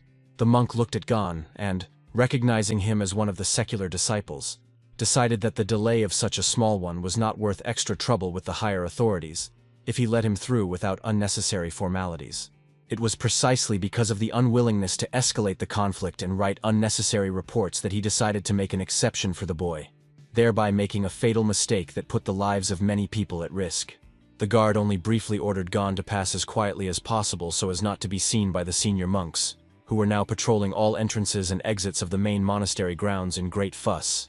Then he wanted to ironically add whether this task was just an ordinary excuse for a truant, but he did not manage to finish his thought because a sudden and unbearable pain instantly pierced his entire body. A sharp flash in the chest made the monk fall silent mid-word, and his breath was caught by an incomprehensible pressure that seemed to tear his heart and lungs into thousands of tiny bloody pieces from the inside. The guard convulsively grabbed his chest with his hands, trying to understand what was happening to him, but the pain was so paralyzing that he could not even utter the slightest cry for help. The senior brother, who was standing on duty nearby, immediately noticed something was wrong and anxiously asked his companion about his condition, trying to support him until he fell onto the hard cobblestone. However, he only writhed in convulsions and could not utter a single word while his skin, before the witness's eyes, began to take on a terrible brown shade, characteristic of the effect of the strongest poison. The events shifted to the training yard, where there was relative silence, which did not at all correspond to the tense chaos that had already begun to engulf other parts of the large monastery complex. It was here that Gon finally arrived, approaching a group of other students who were just coming out of the hall and were extremely surprised by his sudden appearance, as the boy had not been seen at any class since early morning. The young Van Mu was the first to run up to his friend, and with obvious concern asked what exactly had happened to him, as Gon looked extremely exhausted, and his face had an unnatural and very sickly appearance. In response, Gon could only mutter that he was incredibly hungry, as hunger became the only sensation that for a moment proved stronger than the strange pain that continued to tear him apart from the inside. Seeing that something was really wrong with his friend, Van Mu carefully placed his palm on Gon's head to check if he had a fever that could explain such strange behavior and appearance. And at that very moment, when the contact was made, the senior mentor appeared in the yard, who in a stern and anxious voice asked about the reason for the gathering and ordered all students to immediately return to their rooms. Seeing the senior mentor, Gon immediately approached him and anxiously asked if he was too late, to which he replied reassuringly, hoping to hear news about what was happening outside the temple. The boy said that the entrance to the monastery was completely blocked and there was real chaos around, so he himself did not fully understand the scale of the serious trouble that suddenly hung over the sacred abode. However, during this conversation, the senior monk began to closely examine the young man's face, noticing that his complexion had become unnaturally pale and sickly, which was extremely uncharacteristic for the energetic and healthy Gon. Since the mentor was already aware of the insidious plans to confront this innocent child with the dangerous willful master from the Tan clan, a terrible picture of what had happened instantly began to form in his mind. Understanding the deadly game unfolding right before his eyes made the old warrior's heart tighten with the anticipation of an inevitable catastrophe, which would now be extremely difficult to stop by his own strength. Confirming his worst suspicions, events began to occur right in the training yard that left no doubt that a real and extremely aggressive poison had penetrated the monastery grounds. Suddenly, the young Wanmu fell to his knees and began to writhe in unbearable internal pain, and Gon, not even realizing the danger of his approach, instantly rushed to his comrade to somehow ease his sudden suffering. The poor boy simply gasped for breath and could not utter a sound, vainly trying to explain to those around him what invisible force was tearing his internal organs apart and instantly depriving him of any ability to fight. Frightened, Gon looked away confusedly at the other students, who also began to feel strange weakness, while the senior mentor finally realized that the willful Tan had done something truly terrible and vile to this child. It became completely clear to the elder that the enemy had used Gon as a living instrument to spread the deadly essence, and now everyone who came near the boy automatically became the next victim of this treacherous game. The air around them began to distinctly carry the same sweet yet repulsive smell of the Tan clan, which the elder immediately recognized, understanding that the affected zone was rapidly expanding every second. The monk realized if the situation continued to develop according to this bloody scenario, very soon even he himself, despite his inner strength, would find himself in mortal danger from this poisonous aura. Gon ran up to the teacher with a desperate cry that all the novices around suddenly began to fall unconscious, not even suspecting that he himself was the source of the invisible death that destroys all living things in its path. The elder tried to expel the poisonous energy using his own inner strength, while bitterly realizing that the experienced mentor Yunho had made a fatal and irreparable mistake by trusting the master of poisons. He understood that the willful Tang did not intend to save Shaolin, but on the contrary was deliberately leading the Great Order to complete destruction, using the most insidious and dirty methods from the world of martial arts. Seeing how even the mighty elder brother Mu Jin was making incredible efforts to preserve his own life, Gon finally began to realize that they had all become part of someone's very cruel and bloody plan. Meanwhile, in the quiet and closed chambers of the head of the discipline hall, a heavy atmosphere of expectation prevailed, becoming increasingly unbearable due to the complete absence of any news about the events taking place in the monastery itself. Yunho could not understand the reason for such a long silence, as he believed that by this time the boy should have long been found, and the lack of any news only intensified his inner anxiety and anger. His heart was filled with an anxious feeling of inevitable disaster, which he could not silence with any meditation, feeling that the situation in the Shaolin Monastery was completely slipping out of any human control. The thought that he was forced to stay in place and could not personally lead the search party pressed on him even more, making every minute of waiting a real test for his usually steel will. Suddenly, hurried footsteps were heard outside his door, and a messenger appeared with urgent news that all the heads of the halls were immediately summoned to the main hall of the monastery to make extremely important and swift decisions. The envoy asked confusedly if the head had heard the sounds of the alarm bell and horn, which were now ringing over all of Shaolin, announcing that something truly terrible and unpredictable had happened within the walls of the sanctuary. Only one thought flashed through Yunho's mind. He was completely sure that the boy had finally been found, and now he was preparing to hear the details of the consequences that this fatal encounter with the enemy had led to. The night hall was drowned in shadow while inside they counted the first victims of poisoning. A monk reported the disaster with fear. 521 people and 230 elite students were affected. The dim light of a solitary candle only emphasized the unknown. The scale of the tragedy was rapidly growing. 9 elders gathered around the table. The dense poisonous aura of the patients did not allow even weak students to approach. One of the monks fiercely slammed the table, demanding an immediate search for the culprit. A neighboring master rebuked him. The poisonous energy blocked the area, making every step a deadly trap. The bearded monk was tense and silent, dripping cold sweat from his own helplessness. The hall exploded with screams. Shaolin stood on the brink of historical disgrace and destruction. The abbot at the head of the table closed his eyes, maintaining an absolute, almost frightening calm. Chaos raged around, but the leader's impassive face remained unshaken. As soon as the head of the temple spoke, The noise instantly stopped, and those present were stunned with shock. The mustached elder protested, demanding the immediate arrest of the killer to stop new victims. The abbot slowly stood up. The absence of deaths proved that the culprit did not wish to destroy the defenseless. A cold gaze from top to bottom forced everyone to submit. The secret plan was already ready. The abbot stunned the hall with the order to retrieve the sacred treasures, the great pill of restoration and the pill of revival.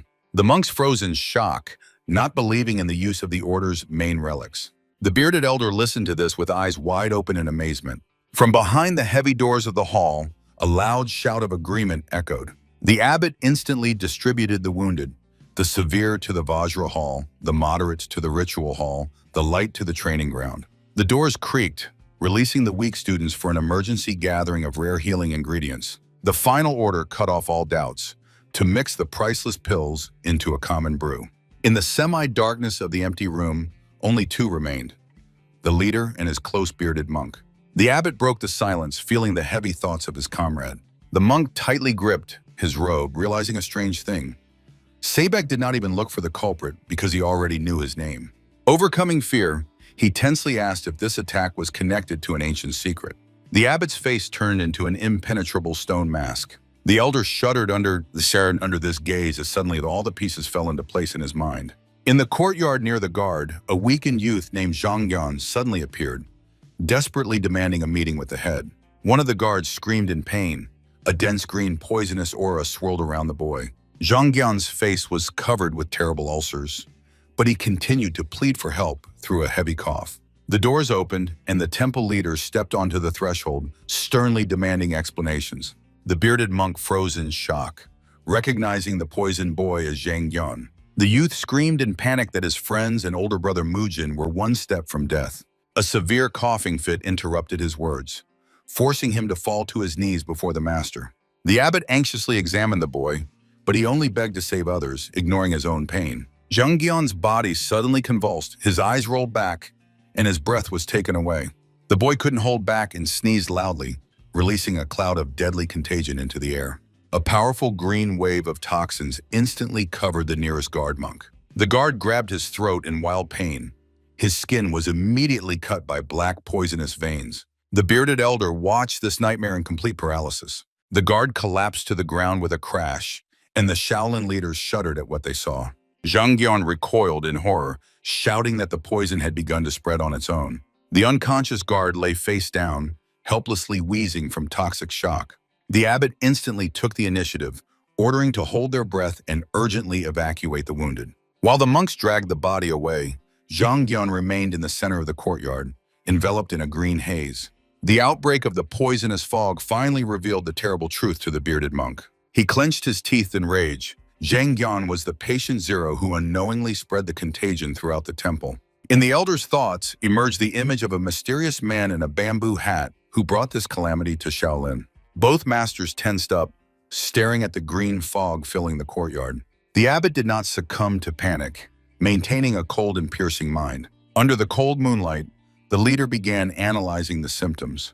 The white-yellow fungus caused vomiting, and the ephedra mold, convulsions. But even his colossal experience ended before this swirl of unknown poison.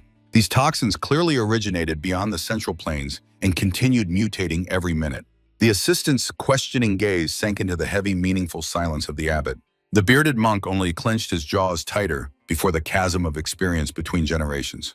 The abbot sharply turned around, radiating absolute iron confidence. He harshly scolded the assistant for the stupor and ordered immediate action. Closing his eyes for a moment, the leader fully concentrated his inner energy.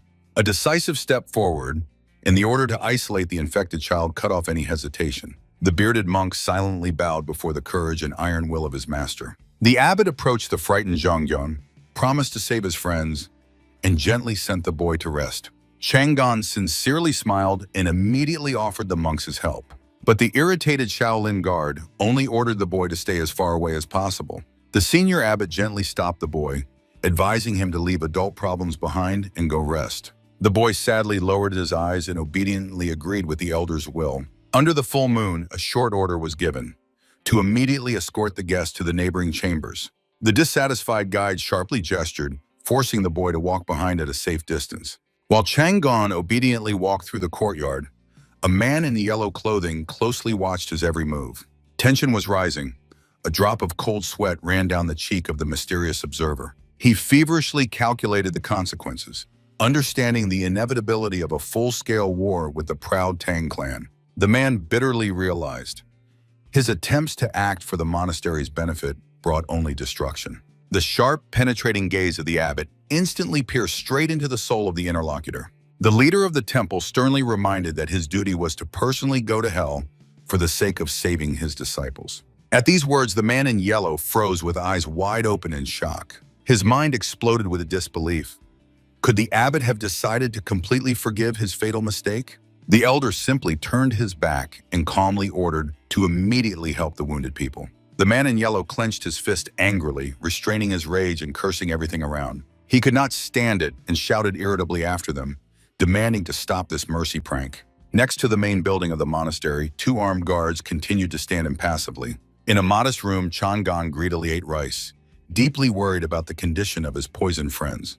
The boy's cheeks were stuffed with food, but a strange, insatiable hunger did not pass. His dirty hand continued skillfully wielding the thin wooden chopsticks. Suddenly, the boy's hand froze right above the plate with greens. In his memory, the same strange, lightning-fast throw of the old master emerged. Before his eyes appeared the image of smiling grandfather Dachshund, who tightly clenched his fist to strike.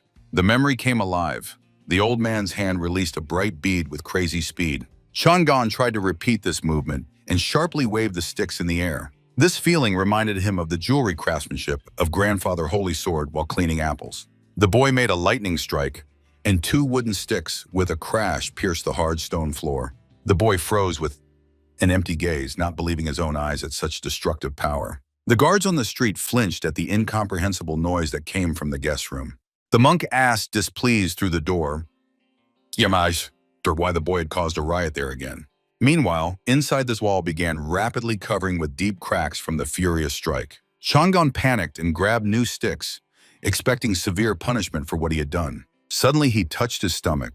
A bright aura burst out from there, bringing incredible relief to the body. Looking at the pierced walls, the boy felt an unexpected surge of determination. The boy decided to repeat the trick, but this time chose a safer tool, ordinary rice grains. His fingers carefully lifted one small grain of cooked white rice. Chang'an naively believed that soft food could not harm the strong walls. A powerful snap of the fingers, and the grain, like a bullet's whistle, pierced the stone masonry, leaving a dent.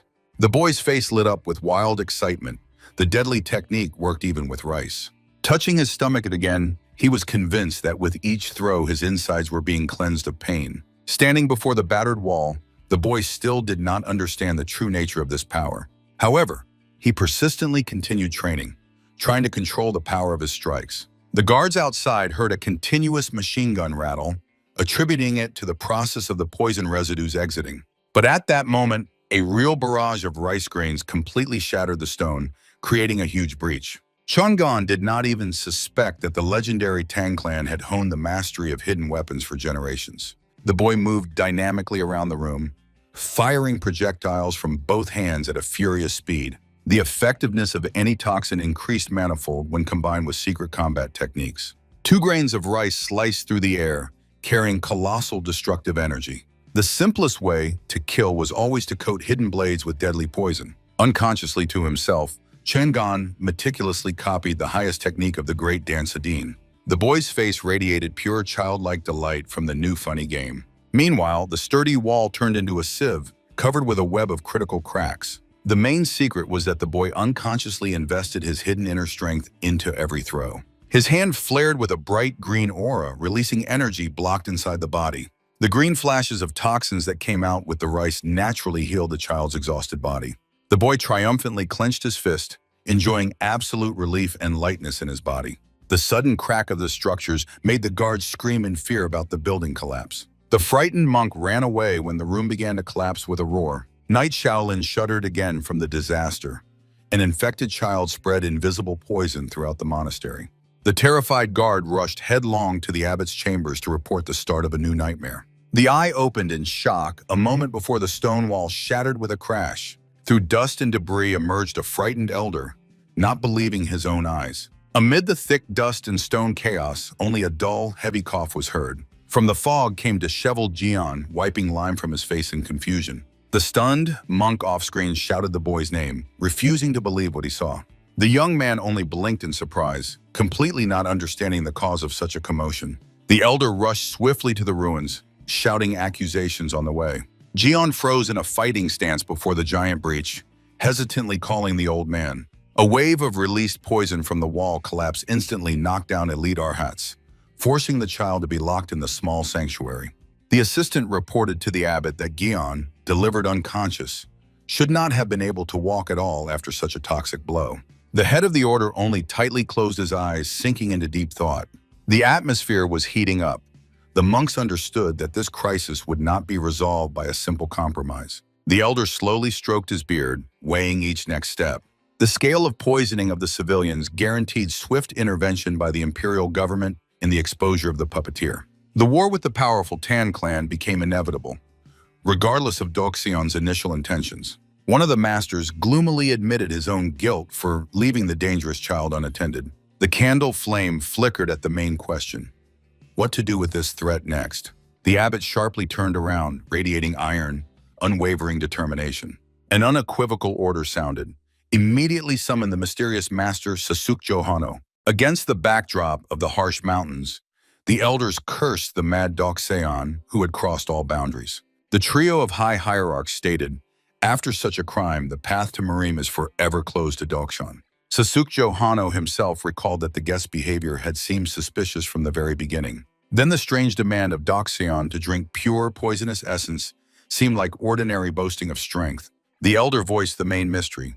Why did the enemy need to poison the young Jeon specifically? Anger overwhelmed the master. The Tan clan was deliberately hunting an innocent child. The abbot interrupted the emotions, reminding that these were only guesses for now. Doxeon's visit turned out to be a brutal test of Shaolin's ability to resist the latest toxins. A terrible suspicion instantly made Sasukyo shudder with horror. The monastery had no antidote, so only one extreme way remained to save the boy. In the hall echoed the forgotten name of the legendary forbidden technique, the art of Changji Wenyang. This technique would have allowed Jian to control the toxins, but the opponent saw through the plan. The Tan clan was simply branding the boy as their heir. The trap was closing. The enemy sought to assimilate the genius, force Shaolin to admit defeat, and most importantly, destroy Sasukjo himself. Under the cold moon, Sasukjo did not understand why he was chosen as the target. The master, in despair, grabbed his head.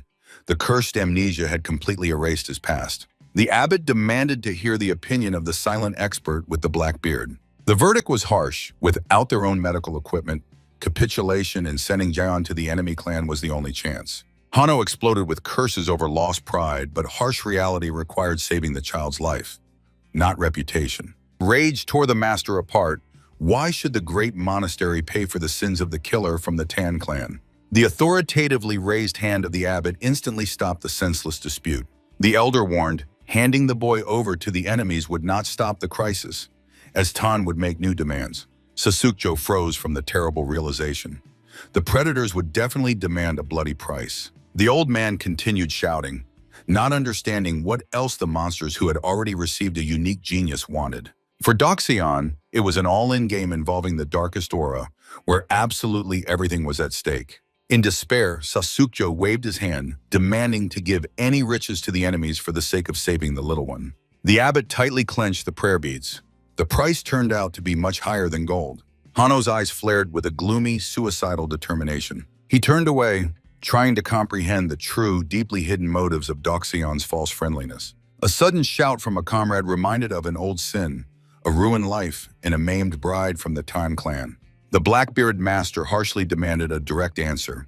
Was Sasukjo ready to be executed for Jion's life? Hano, in a frenzy, confirmed his readiness to sacrifice his worthless life without hesitation. The abbot bitterly stated, the old master's amnesia only complicated the search for a peaceful solution. While Hano demanded an immediate fight on the cliff, the leader calmed those present.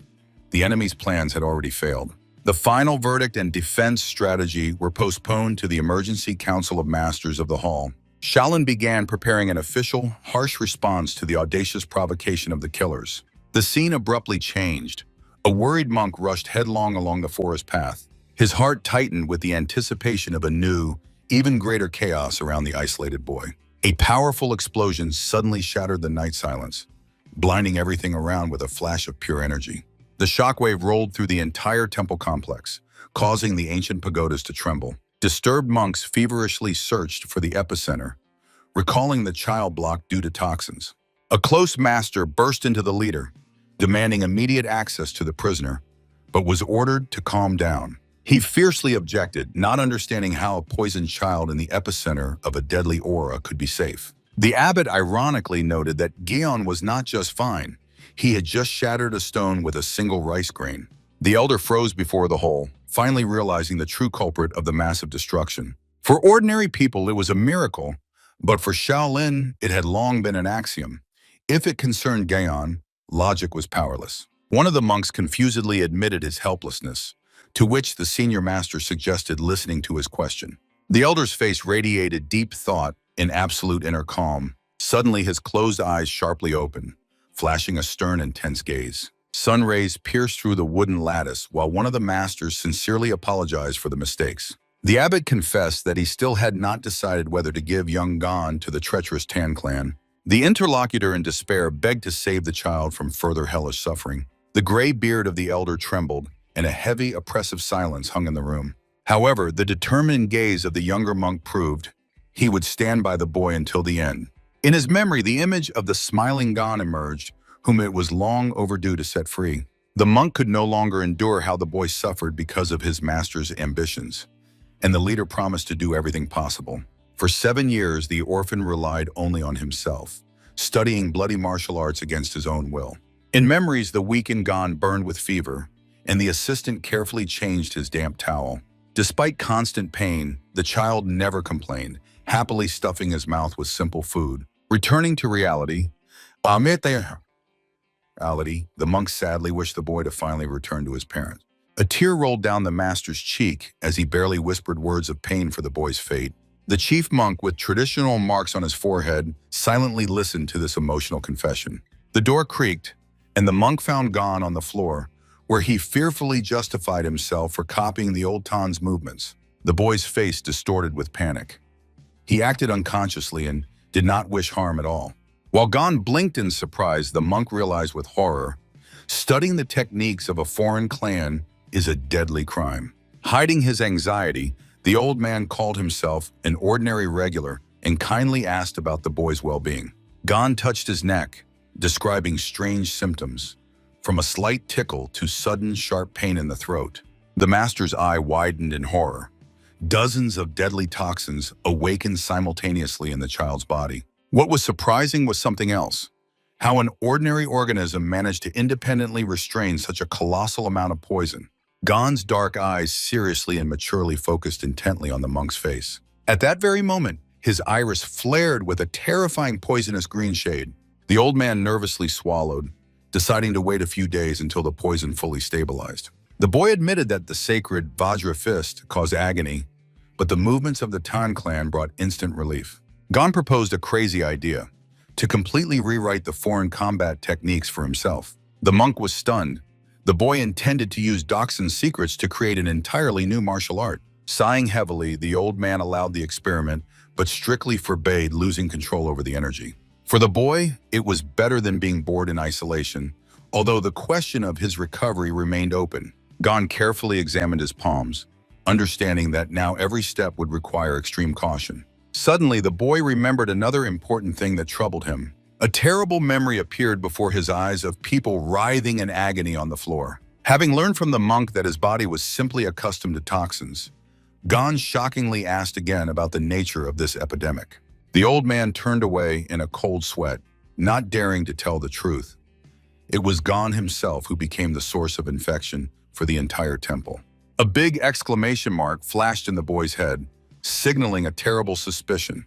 The boy's face instantly paled from the realization of the horrible truth. He remembered the gifted bead and with horror understood. By breaking it, he personally poisoned hundreds of innocent people. The boy desperately grabbed his head, while the monk vainly tried to calm his pain cries. Covering his face with his hands, the boy cursed Grandfather Tan through tears for this dreadful gift. The old man silently watched his grief, understanding that the truth about 1,500 victims would finally break the child. Despite the emotional pain, Gon's gaze suddenly became stern and incredibly resolute. The monk's voice echoed, pleading with the boy to throw nonsense out of his head and think only about his own survival. Meanwhile, in the improvised infirmary, the medics fought around the clock for the lives of the patients. Fortunately, there were no deaths. The temple employed the rarest relics. Priceless Daewondan and Summondan pills instantly neutralized the infection. But rumors were already spreading throughout Murim that the Tan clan had thrown a direct and audacious challenge to Shaolin. The monastery gates remained closed while the entire martial world awaited the reaction of the weakened order. At an emergency meeting, the elders grimly took their seats, and the leader announced the start of the council. The chief monk's commanding gaze made everyone present fall silent instantly. The hall erupted with shouts. Some demanded immediate retribution, others shouted about the inevitable fall of Shaolin's authority. Moderate masters called first to extract the antidote from the enemies, and only then to start a full-scale war. But radical monks fiercely objected, branding any attempts at negotiations as shameful capitulation. The discussion reached a deadlock. Open confrontation threatened Shaolin with total destruction. Someone nervously fingered Buddhist prayer beads, filling the room with the dry crackle of tension. The chief monk acknowledged that the enemy must pay, but the main question was choosing the right method. Other masters in burgundy robes listened gloomily to every word of their leader. The elders froze in shock. The intervention of imperial authority was ruining all plans. Officials were looking for any excuse to establish control over the internal affairs of the religious order once and for all. The old master tightly closed one eye, feverishly searching for a way out of this dead end. The chief monk wisely summarized, the best outcome for them would be a clean victory without a single fight. Heavy, hurried footsteps echoed off the stone floor. A monk burst through the door with a crash, storming into the official meeting, his face contorted with barely restrained fury. The elders at the table turned in shock to the audacious newcomer. The rebel's eye narrowed with boundless rage. An attempt to calm Gyeonmok failed. He brutally demanded to reveal Doxon's whereabouts. The mustached master got angry. A renegade who hated and abandoned the monastery has no place here. Gyeonmok clenched his fist to the crunch, suppressing the desire to smash his opponent's head. A black haze clouded his gaze as he ordered everyone to shut up in an icy tone. The gray-bearded abbot sat impassively at the head, listening to the growing noise. The leader slowly opened his eyes and revealed Doxon's hideout, the Fyeonggyo Inn in the city of Icon. Hearing the coordinates, Gyeonmok fiercely promised to personally bring the killer to the temple. The mustached man shouted after him, "To conquer such a monster, an army capable of wiping out an entire clan is needed." The rebel proposed a deal. He would bring Doxon, and Shaolin in return would release Little Gon forever. The abbot closed his eyes again, silently weighing all the risks of this audacious proposal. Without waiting for an official verdict, Gyeonmok turned around, taking the silence as consent. Every step he took radiated unwavering confidence in his own strength. The elders hopelessly watched the silhouette quickly receding through the monastery courtyard. The mustachioed man begged to send the elite squad of 108 Arhats into battle before the renegade caused harm. The abbot stopped the panic. The presence of imperial officials required resolving everything as quietly as possible. The monks did not understand why this formidable master so fiercely defended an ordinary boy. The abbot hinted at the main point. The condition of the poisoned Chang'an suddenly began to improve. While the boy successfully absorbed the bright aura in meditation, Gyeonmok was simply trying to save him from the intrigues of Murim. The news of the child's healing caused a wave of shock and distrust among the masters. The boy unconsciously poisoned 1,500 people, but miraculously recovered without any medicine. The leader's lips tightened.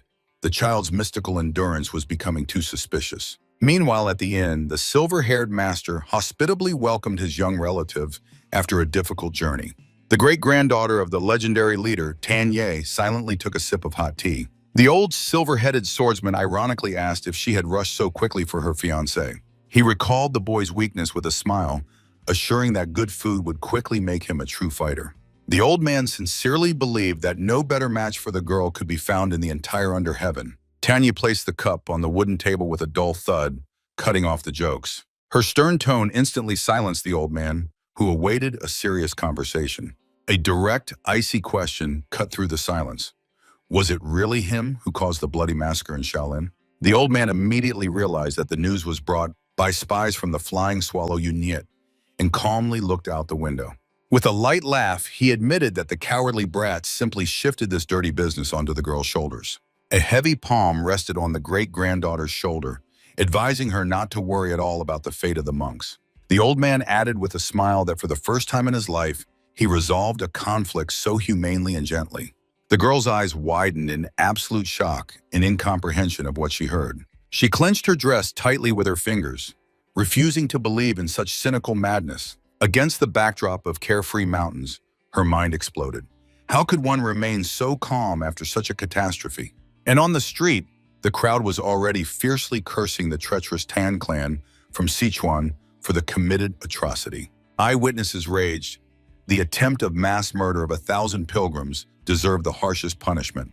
The situation was worsened by the fact that among the victims was the family of an influential official. The old man and the girl carefully caught every word. The master's calm instantly disappeared. His face paled from the realization of the terrible mistake. The old man quickly headed to the crowd, encountering a rude response from the frightened townspeople. With utmost seriousness, he demanded confirmation of the rumors about 1,000 injured.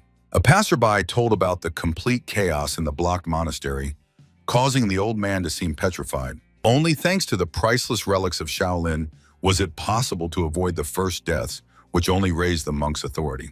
An enraged townsman spat, calling to wipe the entire cursed clan of poisoners off the face of the earth. The man sought support in the old man's eyes, who had sunk into a gloomy, threatening silence. The master's teeth ground, squeezing out through dull anger only a short phrase. The crowd froze when an icy, deadly roar of condemnation burst from the stranger's lips. The outbreak of green, poisonous power spawned combat shells, and the frightened Tanya rushed to stop her relative from a public execution.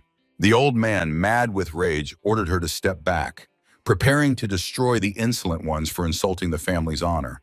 The girl begged him to come to his senses.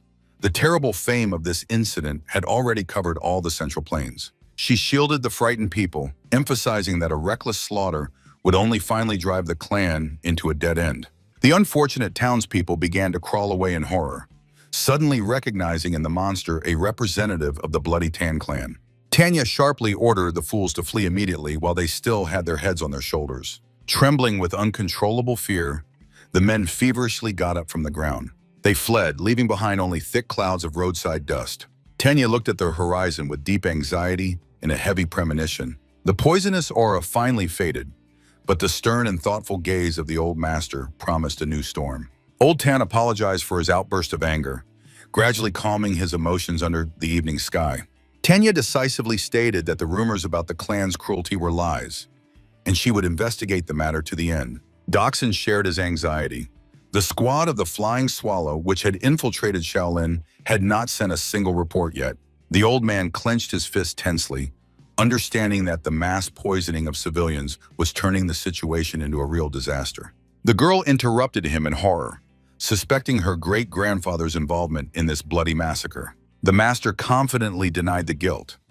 Shaolin either used his name or a terrible mistake had occurred.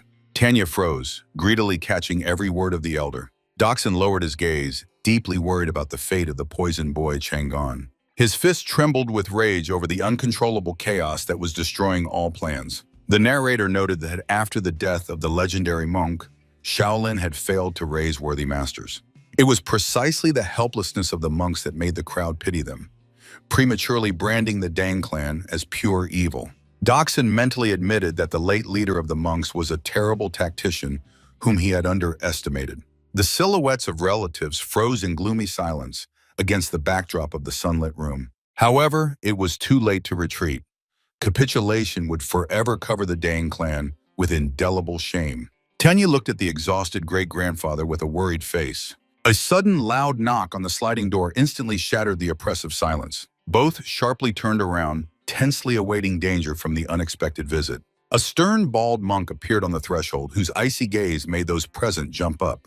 Doxin recognized Goengmok and was surprised why this renegade returned to Kanho instead of a peaceful departure. The monk, without unnecessary prelude, coldly stated that he came to conclude a secret agreement. Despite the surprise, the old master remained calm and prepared to listen to the terms. Guangmok issued an ultimatum. Doxin goes with him to Shaolin and hands over the secret art of poison manipulation. Tanya indignantly grabbed the grandfather's hand, shouting accusations of impudence. An ironic smile appeared on the old man's lips. The monk's demand crossed all boundaries. The master suggested that the guest had prepared an equivalent payment, and Guangmok confidently confirmed this. The monk promised to reveal the truth that would forever deprive the Dang clan of the reason to avenge Elder Hongo. Doxin exploded with anger, accusing the Shaolin executioner of cowardly forgetting his own sins. The old man raged, emphasizing that no excuses would wash the blood from his enemy's hands. A powerful punch shattered the table. Doxin shouted that the past cannot be erased with a sharp tongue. Guangmok resolutely cut off his scream, recalling the golden Naramil needle stuck in his master's head. The old man instantly lost control, flaring with a sinister green aura of pure poison. Clenching his smoky fist, he threatened to kill the audacious messenger on the spot. The monk did not even move, calmly reminding that Doxin was far from the only victim of Hongo's sins. A close-up of Guangmok's eye radiated only iron, absolute determination. Doxin stared intently at the monk's face, seeing only pure, genuine anger in his gaze. The poisonous haze faded. The old man realized that his enemy had become the greatest failure, betrayed by his own student. Doxin's fist relaxed, and the green toxic smoke silently dissipated into the air. The old man feverishly recalled legends about the forbidden Naramil needle, which now controlled his executioner's brain. The exhausted master bitterly admitted that all his 30-year plans for revenge had proven futile. He painfully closed his eyes, accepting the devastating blow of harsh reality. Guangmok gloomily lowered his head, confirming the futility of their shared past. Memories took them back 30 years when a cruel sentence was pronounced over Shaolin. Hongo was to be isolated forever on the main mountain. The young Guangmok stood before the former abbot, painfully listening to this terrible verdict. The elder monk's lips were tightly pressed before the announcement of the final will. A heavy hand rested on the boy's shoulder, reminding him that the sinner remained the sole heir of the leader. The old man asked to direct all anger at himself, for it was he who had failed to properly raise his successor. In memories, the young Guangmok's fist trembled with uncontrollable despair and resentment. The boy's face twisted with anger. He refused to accept such a mild punishment for the monster. A flash of light marked the gruesome ritual. The golden needle of Naramila entered Hongo's skull, forever erasing his bloody past. Guangmok, through clenched teeth, relived this nightmare again, barely holding back tears of despair. Turning back to reality, the monk stated that he was the only living bearer of this terrible secret. He suggested that Doxin personally verify the master's amnesia, understanding how wild it sounded. The old man was silent for a long time, considering the price for such a truth too high for his clan. Guangmok strongly objected. This was not a bargain. Bargain, but payment for the life of the child whom Doxin had accidentally poisoned. The books flew to the floor while the monk demanded only basic knowledge of toxins to teach the boy control over 2 years. The final price of the agreement was to be the complete and voluntary capitulation of the old master after teaching gone. Tanya raged inwardly, realizing that Shaolin would become a true land of death for her great-grandfather. The chair slid back with a dull creak. The monk prepared to end his visit. Guangmok sternly warned about the absolute secrecy of the agreement, removing responsibility for the old man's safety within the temple walls. Doxin's profile froze in deep, gloomy reflections in the face of inevitable fate. The door slammed shut. The monk left, leaving the relatives alone with this cruel choice. Tanya was outraged by the absurd agreement and suggested declaring war on Shaolin instead of sending her grandfather there. She assured that in such a case, no one from the main family would dare to reproach the old man. The elderly man calmly listened to the girl's cries and asked her to calm down. The old man guessed if any art worked against the poison for the monk, it meant the boy managed to independently conquer its crystal. Tanya stared at the grandfather in shock, refusing to believe in such an anomaly. The grandfather explained that the disciple Hanno came precisely because of this child, who now needed to be taught to control the poison. The girl instantly realized the old man refused the art of the main family so that the boy would not become part of it. The old man nodded, adding that Shaolin set a limit of 2 years, after which the secular disciple would simply be expelled. He noted that without poison in the Dantian, Shaolin's internal strength would dissipate its remnants in 10 years. Tanya still got angry, not understanding why her grandfather had to reveal secrets for the sake of some boy. The elderly man closed his eyes and quietly admitted that he himself did not know the answer. The girl jumped up, but the old man firmly decided to go to save the sick and protect the family's reputation. Tenye's eyes flashed with unwavering determination. The old man noticed this ardent gaze and was surprised by his granddaughter's persistence. He sternly warned that in Shaolin, everyone around would become their enemies. The girl stubbornly turned away, and the grandfather sighed and waved his hand, reminding that at first they were only going to heal. Tenya confidently objected that they would also definitely teach that child martial arts. The old man smiled warmly, amazed at how quickly this little girl had grown up. Agreeing to take her with him, the grandfather ordered to send a carrier pigeon to the head of the family before leaving. Tanya happily beamed and rushed to gather her things. She quickly ran out of the room, leaving the old man alone. Immediately outside the door, the girl became serious again. She simply could not let her grandfather go alone into such danger. She imagined the silhouette of the mysterious boy through whom Shaolin had raised such an uproar. Packing her things, Tanya was filled with determination to see the center of this chaos with her own eyes. The gloomy mountain ridges symbolized a hard and long journey. Soon 3 travelers set off along the path. A monk walked ahead, followed by the old man and Tanya. The monk hypocritically rejoiced that he had managed to drag the lonely immortal into this adventure. The old man and the girl silently moved through the dense bushes behind their guide. The monk counted on the lonely immortal, teaching Gon his poisonous techniques. Then the higher temple would believe that the boy had chosen the path of the Tan clan. The monk gloated. After this, the abbot and the elders would be forced to finally reject Gon. Seeing the temple gate, the conspirator declared the end of the journey, hoping that the next 2 years would go according to his plan. Meanwhile, on another path, the frightened disciple begged his master to stop and not go to Shaolin.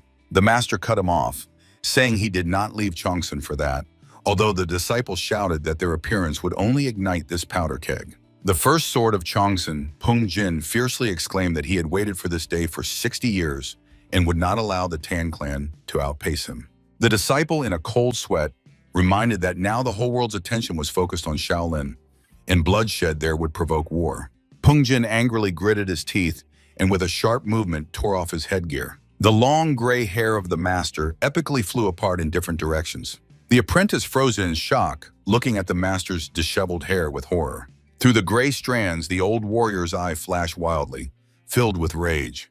Peng Jin threw his hat to the apprentice and renounced his title, declaring that from now on he was no longer a Taoist of Qiansong, but only a lone avenger. He forcefully pressed his headwear into the boy's hands, demanding that he take it immediately. The apprentice held the artifact and despairingly asked if the thirst for revenge was more important than their entire order. Peng Jin stood motionless, wrapped in thick shadows resembling an enraged spirit. Suddenly, a devastating purple aura with lightning burst from his body. Above all, he remained a merciless warrior. The apprentice's face twisted in horror before this colossal energy. The demonic silhouette of the aura expanded, and the master issued an ultimatum. Either he gets out of the way or dies on the spot. Paralyzed by fear, the boy could only weakly whisper the word master. Peng Jin's cold eyes glowed with a murderous intent amid the electric discharges. For this old man, there were no longer any authorities or laws. The disciple fell to his knees, and the master, without any hesitation, was ready to carve his way through his body. In Peng Jin's icy gaze, there was not a drop of pity or former attachment left. He indifferently stepped over the broken disciple and continued his inevitable march to Shaolin. The boy remained on his knees in the deep shadow of his own helplessness. The warrior's gray hair fluttered in the wind as he confidently walked toward his bloody fate. Meanwhile, in Shaolin itself, the monks were checking the condition of the recovering culprit of the events. From behind the door of the room came the cheerful voice of Gon, who complained only of fierce hunger. The monk inside sighed with relief, convinced that the crisis had completely passed. Suddenly, he awkwardly asked the boy if he knew why Elder Gonmok had so urgently run to find the lonely immortal. Gon shuddered in shock upon learning that the monks had set out after Grandfather Tan. The boy horrifiedly guessed that the enraged Gyeonmok was going to accuse the doctor of his poisoning. Clutching his chest, Gon panicked and shouted that he must immediately catch up and stop them, as it was only his fault. The monk looked seriously at the boy, understanding that the child did not even suspect the scale of intrigues around him. The monk anxiously pondered what dirty goals Gyeonmok was really pursuing. A colossal typhoon was approaching Shaolin, behind the treacherous plans of the elders, already followed the bloody storm of the first sword Changsun. Shaolin found itself on the threshold of complete uncertainty. The bearded monk pressed his lips together, realizing that it was still possible to find the culprit who provoked the arrival of the 10 great elders. He was sure the monastery would survive only if Chang'an was gotten rid of. The monk gently placed his hand on the boy's shoulder and suggested that he catch up with the elder Gyeonmok, to which the surprised youth reminded him of the previous order to stay in place. The conspirators smiled kindly and assured that he would handle everything himself, making Gon thank him joyfully. Soon the forest path was washed away by the runner's furious speed. While Chang'an rushed through the thickets, the monk calculated the trajectory.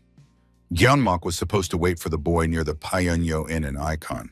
The old hypocrite looked into the distance, hoping that the lonely immortal would take the bait.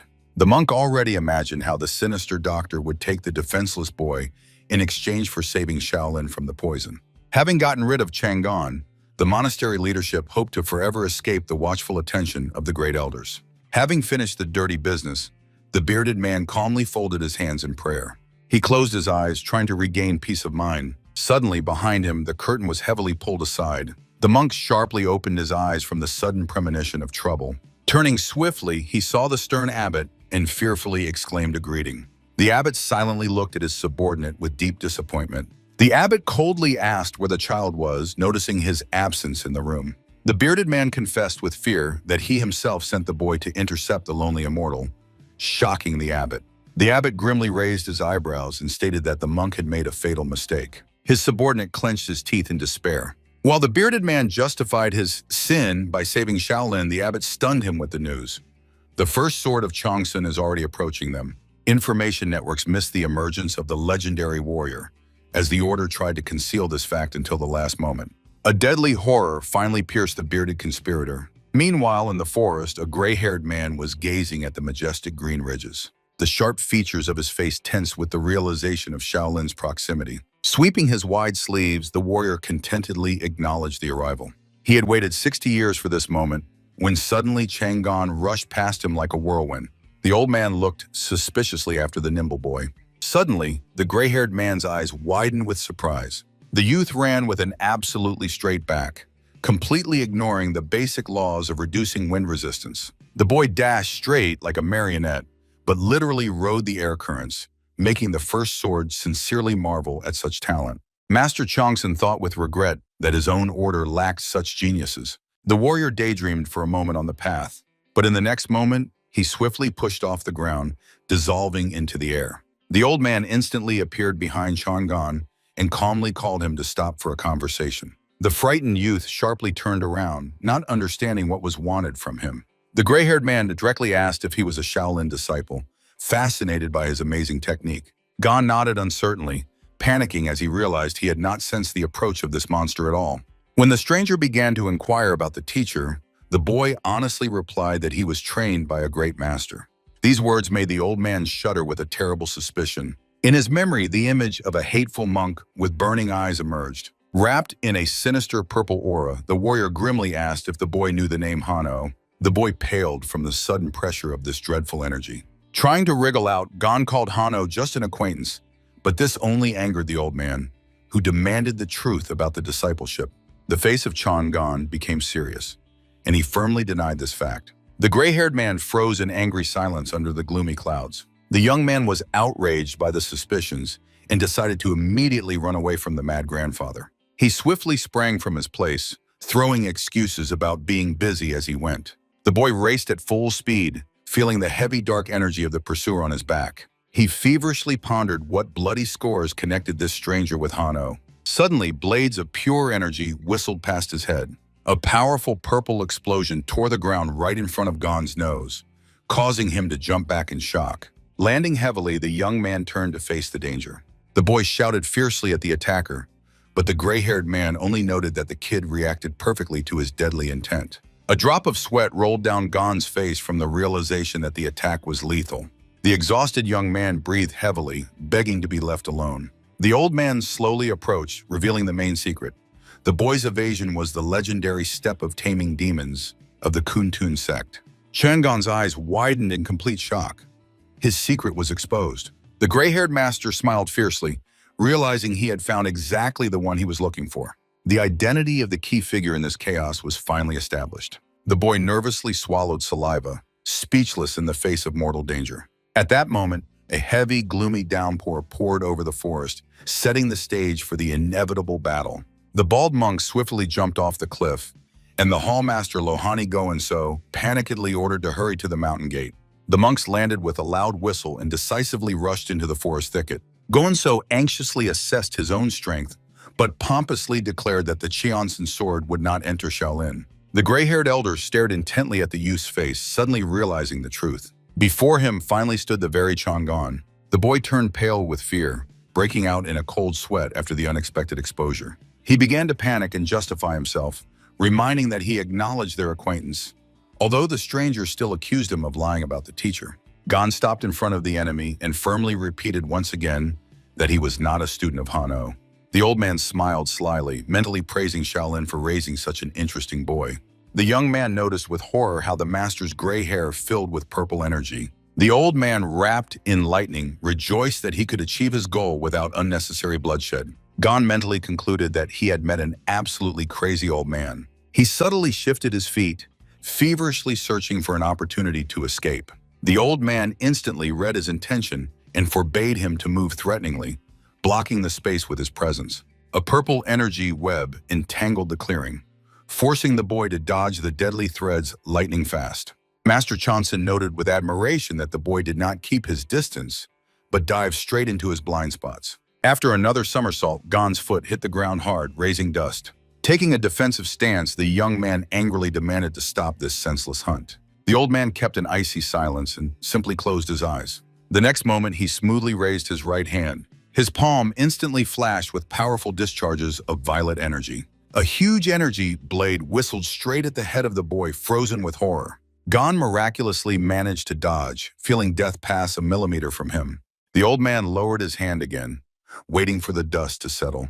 The boy jumped back, instinctively grabbing his wounded head. Closing his eyes from sharp pain, he clutched his bloodied ear. The youth went mad from such cruelty and shouted at the lumberjack. He exclaimed that he had almost lost part of his head and promised to start fighting back. The master's eye widened in surprise. The kid had managed to survive a direct strike. Gon exhaled heavily, and the old man mentally excused himself, saying he only intended to cut off his hand, not maim his face. The elder grimaced fiercely, acknowledging that he was losing authority because of some teenager. The ground beneath his feet cracked from an excess of inner power. He decided to raise the stakes. Surrounded by an electric aura, the assassin stepped closer, declaring that this character definitely came to the boy from Han'o. Filling his fingers with destructive energy, the old man continued his pompous speech. He swung for the final blow, completely paralyzing his opponent with his thirst for murder. Suddenly, a thunderous command to stop sounded from the sky, and a squad of Shaolin monks attacked the aggressor from above. The elder retreated in shock, instantly recognizing the legendary elite of the monastery. The heavy staffs of the warriors crashed into the ground with a rumble. Clouds of dust rose over the clearing from the synchronized landing of the rescuers. Before the gray-haired warrior, monks in brown robes lined up like a wall. The old man calmly turned to face the new enemy. The Chonsenets found himself face-to-face with the monolithic formation of Shaolin. The chief monk, illuminated by golden light, angrily asked why the great master Kanho was humiliating their young disciple. The first sword of Cheonsen only looked at them coldly, allowing the wind to scatter his gray strands. Gon was drenched in sweat from the absurdity and scale of the chaos unfolding around him. The old man cut in, saying he had come to fulfill a personal promise, and advised the monks not to stand in his way. A sinister smile appeared on his face, and his voice warned that his weapon knew no mercy. The squad leader felt oppressive pressure, but struck with his staff forcefully, refusing to retreat. The monk boldly declared that on Shaolin territory, the abbot dictated the laws and demanded the immediate disarmament of the newcomer. Mocking the claims, the gray-haired man unexpectedly agreed to fulfill the condition. He confidently grabbed the hilt and with a metallic clatter removed the leg guards from his belt. Throwing the weapon at the monk's feet, the old man boldly asked if his path was now free. The chief monk remained unshaken and denied that this was anything but an appearance. He ordered his opponent to get rid of the main sword, the bloody thirst for murder in his own heart. The old man's clothing flickered again from the concentration of power, and he himself mocked the empty chatter of the monks. A powerful violet explosion of aura became his final response to the calls for peace. The Arhats exchanged worried glances, feeling the colossal might of the opponent. Gon trembled with horror, realizing that the situation was completely out of control and a massacre was about to begin. The chief monk flared with golden light and took a combat stance, preparing for a forceful suppression. Two fighters instantly vanished into the air, launching an attack. Another monk raised his staff and rushed forward swiftly. The Shaolin squad formed a wild, blurred whirlwind of wood and bodies around the frozen figures. The first sword of Chiyonsen smiled fiercely, recognizing the famous battle formation. His hand again filled with deadly electric energy for a devastating response. In the very heat of tension, Chang'an desperately jumped right between the ready-to-fight sides, begging them to stop. Chang'an panicked and spread his arms, trying to stop the slaughter, and shouted about the senseless misunderstanding. The first sword of Cheongsen only fiercely flashed with red eyes, demonstrating unwavering determination. The chief monk with thick, white eyebrows focusedly controlled the positions of the fighters. The young man again desperately urged the sides to come to their senses and stop the conflict. The face of the gray-haired master remained icy and merciless. The Shaolin leader silently prepared for the worst-case scenario. Gon became a living shield between the enemies, trying to find out the reason for the old man's anger at Hong-O, but silence prevailed in response. The boy's eyes widened with deadly anxiety, the gaze of the old warrior filled with pure, ominous rage. The elder spoke, recalling how 60 years ago he lost to the sword of Hong-O, disgracing his pride, the Qingchen quick sword technique. One of the monks indignantly interrupted him, not understanding the connection between the past and today's attack. Grinding his teeth in offense, the master cut in that he would gladly accept an honest defeat in battle. But instead of respect, a bucket of filth was poured on him. That humiliation was accompanied only by coughing and spitting into the dirt. In memories, the young warrior helplessly lay on his knees in a puddle, while the crowd and women with buckets mocked the loser. The young and self-satisfied Hono then cheerfully celebrated his triumph in a tavern in the arms of girls. The crowd glorified the new hero with kitchen cleavers, who boldly defeated the legendary cutting Yaksha. Lying in the mud, the defeated man listened to contemptuous advice to train for another 10 years to defeat at least the master's apprentice. Sticking his weapon into the ground, the disgraced warrior swore to avenge Hano for trampling the honor of martial arts. His fingers trembled on the hilt from wild, righteous fury. Standing under the contemptuous gazes of onlookers, he officially acknowledged defeat. The warrior shouted after the offender, accusing him of desecrating the name of the true master. Hono only carelessly threw over his shoulder that he didn't care about the greatness of martial arts. Finding himself on his knees, the despised swordsman engraved in his memory the words about the 10-year term.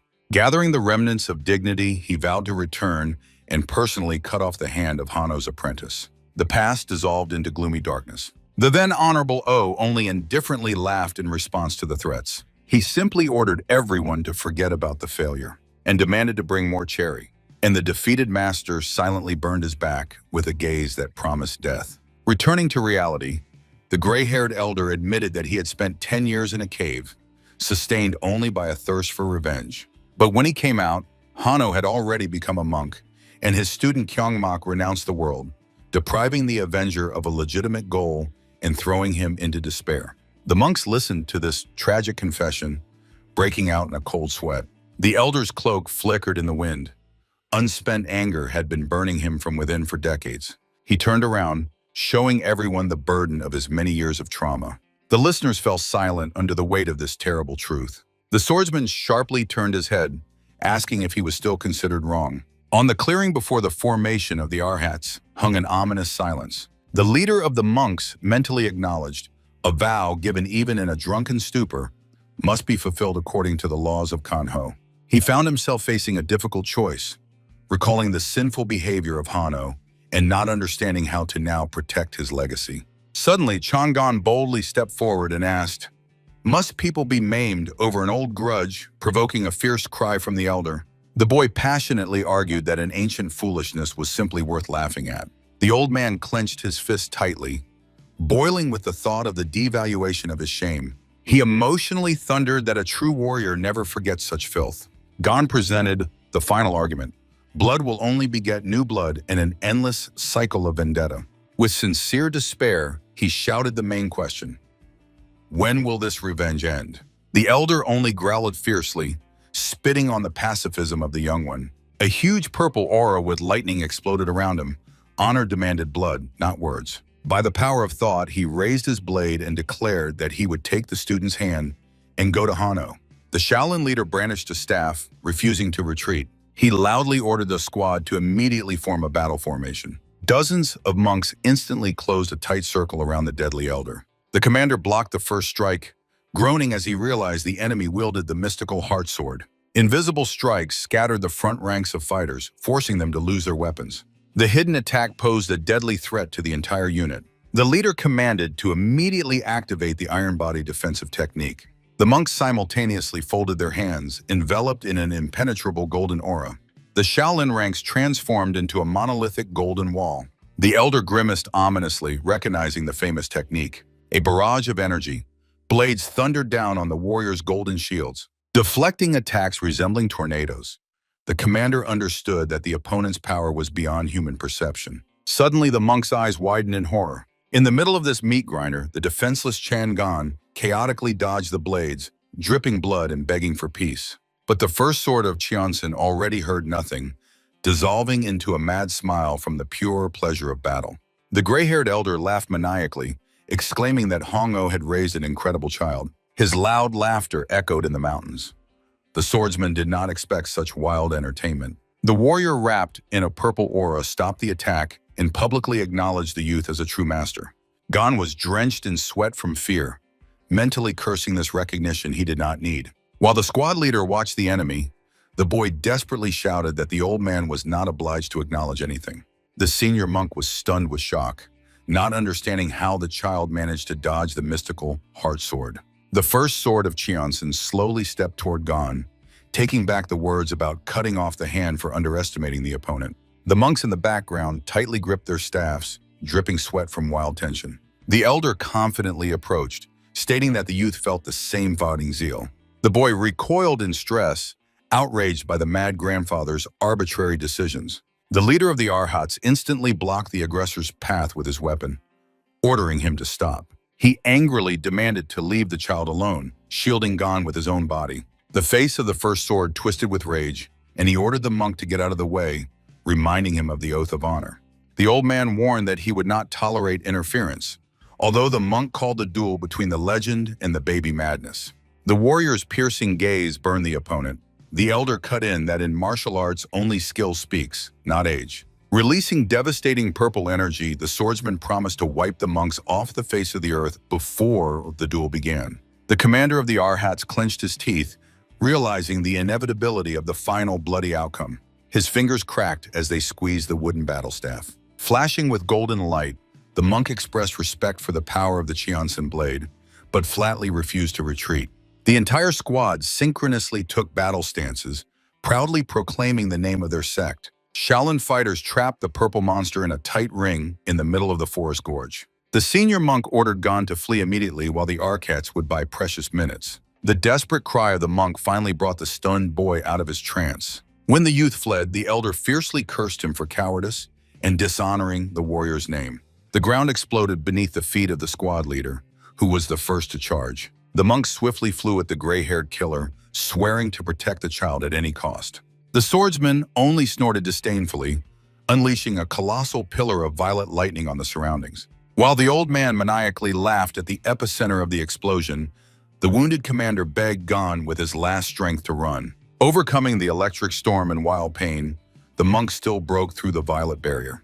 With a battle cry, he struck down his staff, but the first sword easily soared into the air, dodging the blow.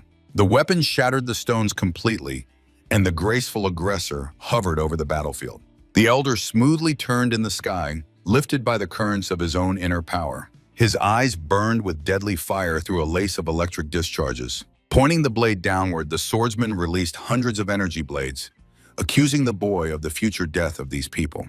The shining rain mercilessly pierced the ranks of Shaolin, forcing the fighters to fall to the ground with cries of pain. The first sword of Cheonsen smoothly landed in a smokescreen of purple aura. Meanwhile, along the forest path, the lonely immortal, Tan Ye, and the monk in white calmly advanced. The old doctor suddenly shuddered and stopped as if rooted to the spot under the surprised gaze of his granddaughter. His eyes opened wide and his lips whispered a terrible name. The girl and the accompanying monk turned around confusedly, feeling a sharp tension in the air. The doctor explained that only the first sword of Chongsun could have such a terrible and oppressive presence. The monk in white frowned anxiously, not understanding where the new chaos in Shaolin came from amid the poisoning epidemic. In his thoughts emerged the image of the culprit of all troubles, the red-eyed master, Hong-O. Suddenly, the lonely immortal noticed a change in energies and guessed that the abbot himself had entered the battle. This news made the accompanying monk finally turn pale from shock. The trinity swiftly tore away from the spot, making their way through the dense forest thickets. Jumping onto the edge of the cliff, the monk in white looked down at the battlefield below with horror. On the cracked earth lay dozens of maimed fighters, and opposite the first sword stood elders in red and yellow mantles. The doctor from the Tan clan was stunned by the scale of destruction caused by the warrior. The monk in white instantly jumped down to the bottom of the ravine to the frightened Gon, checking his condition. Grabbing the boy by the shoulders, the rescuer demanded explanations for why he had fled from the hospital wing, to which Gon began to stammer confused excuses. The monk only sighed heavily, cursing the fools who had fed the child these nonsense. Noticing the torn clothes and blood, he anxiously began to examine the numerous cuts on the boy's body. Shedding tears, the youth pointed to the mutilated clearing, begging first to help the severely wounded Arhats. Unable to bear it, the monk pressed the boy tightly to himself, assuring him that the most important thing was his own life. From surprise, Gon instantly blushed and froze in these warm embraces. This brief display of protection momentarily halted all the horror of the surrounding chaos. On Mount Tanye, she quietly asked her grandfather if the boy really managed to tame the poison crystal on his own. The old man confirmed the fact, but admitted that even his experience paled before this incredible spectacle.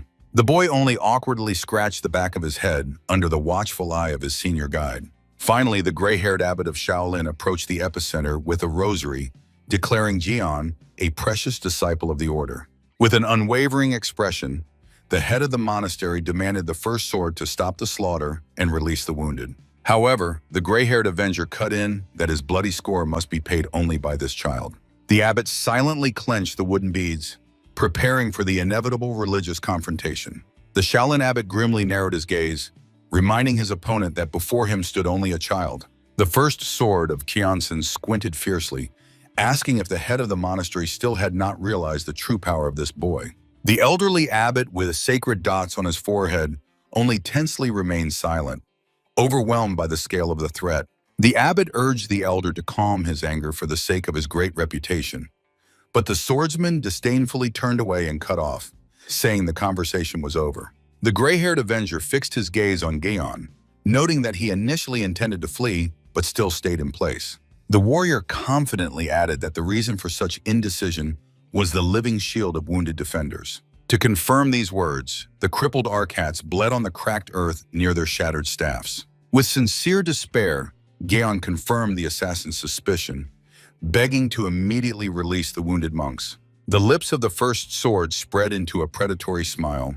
He agreed to leave the losers alive in exchange for the boy's consent to accept the duel. The heavily wounded fighter shouted indignantly, accusing the legend Kanho of cowardice for wanting to fight a child. The elder laughed maniacally and mockingly asked how the Arcats even dared to babble about cowardice after they themselves were disgraced in the presence of this child's moves. Two monks exchanged glances in cold sweat, not believing their own ears. Shaolin's outrage boiled. No one could accept that a secular disciple had surpassed the monastery's elite. The swordsman cut in that the boy was the only one who fully read the invisible attack that had laid the entire squad in the dirt, and ordered everyone to shut up. Turning back to Gion, the first sword sternly demanded acknowledgement of the fact that he was capable of seeing the wind itself. The accompanying monk was stunned by what he heard, confusedly questioning the disciple about the nature of these strange accusations. Gion's pupil dilated with shock as he feverishly analyzed the nature of the deadly energy blades. In his memory, details of the battle surfaced, where he instinctively dodged hidden air currents. Gathering the remnants of courage, the boy quietly admitted that he really could see this wind a little. The monks in the background turned completely pale, frozen in silent shock from such a shocking confession. The bearded elder closed his eyes, trying to digest the boy's abnormal talent. Tanya anxiously tugged the lonely immortal by the sleeve, demanding an explanation of the situation. The gray-haired assassin once again scrutinized his future victim.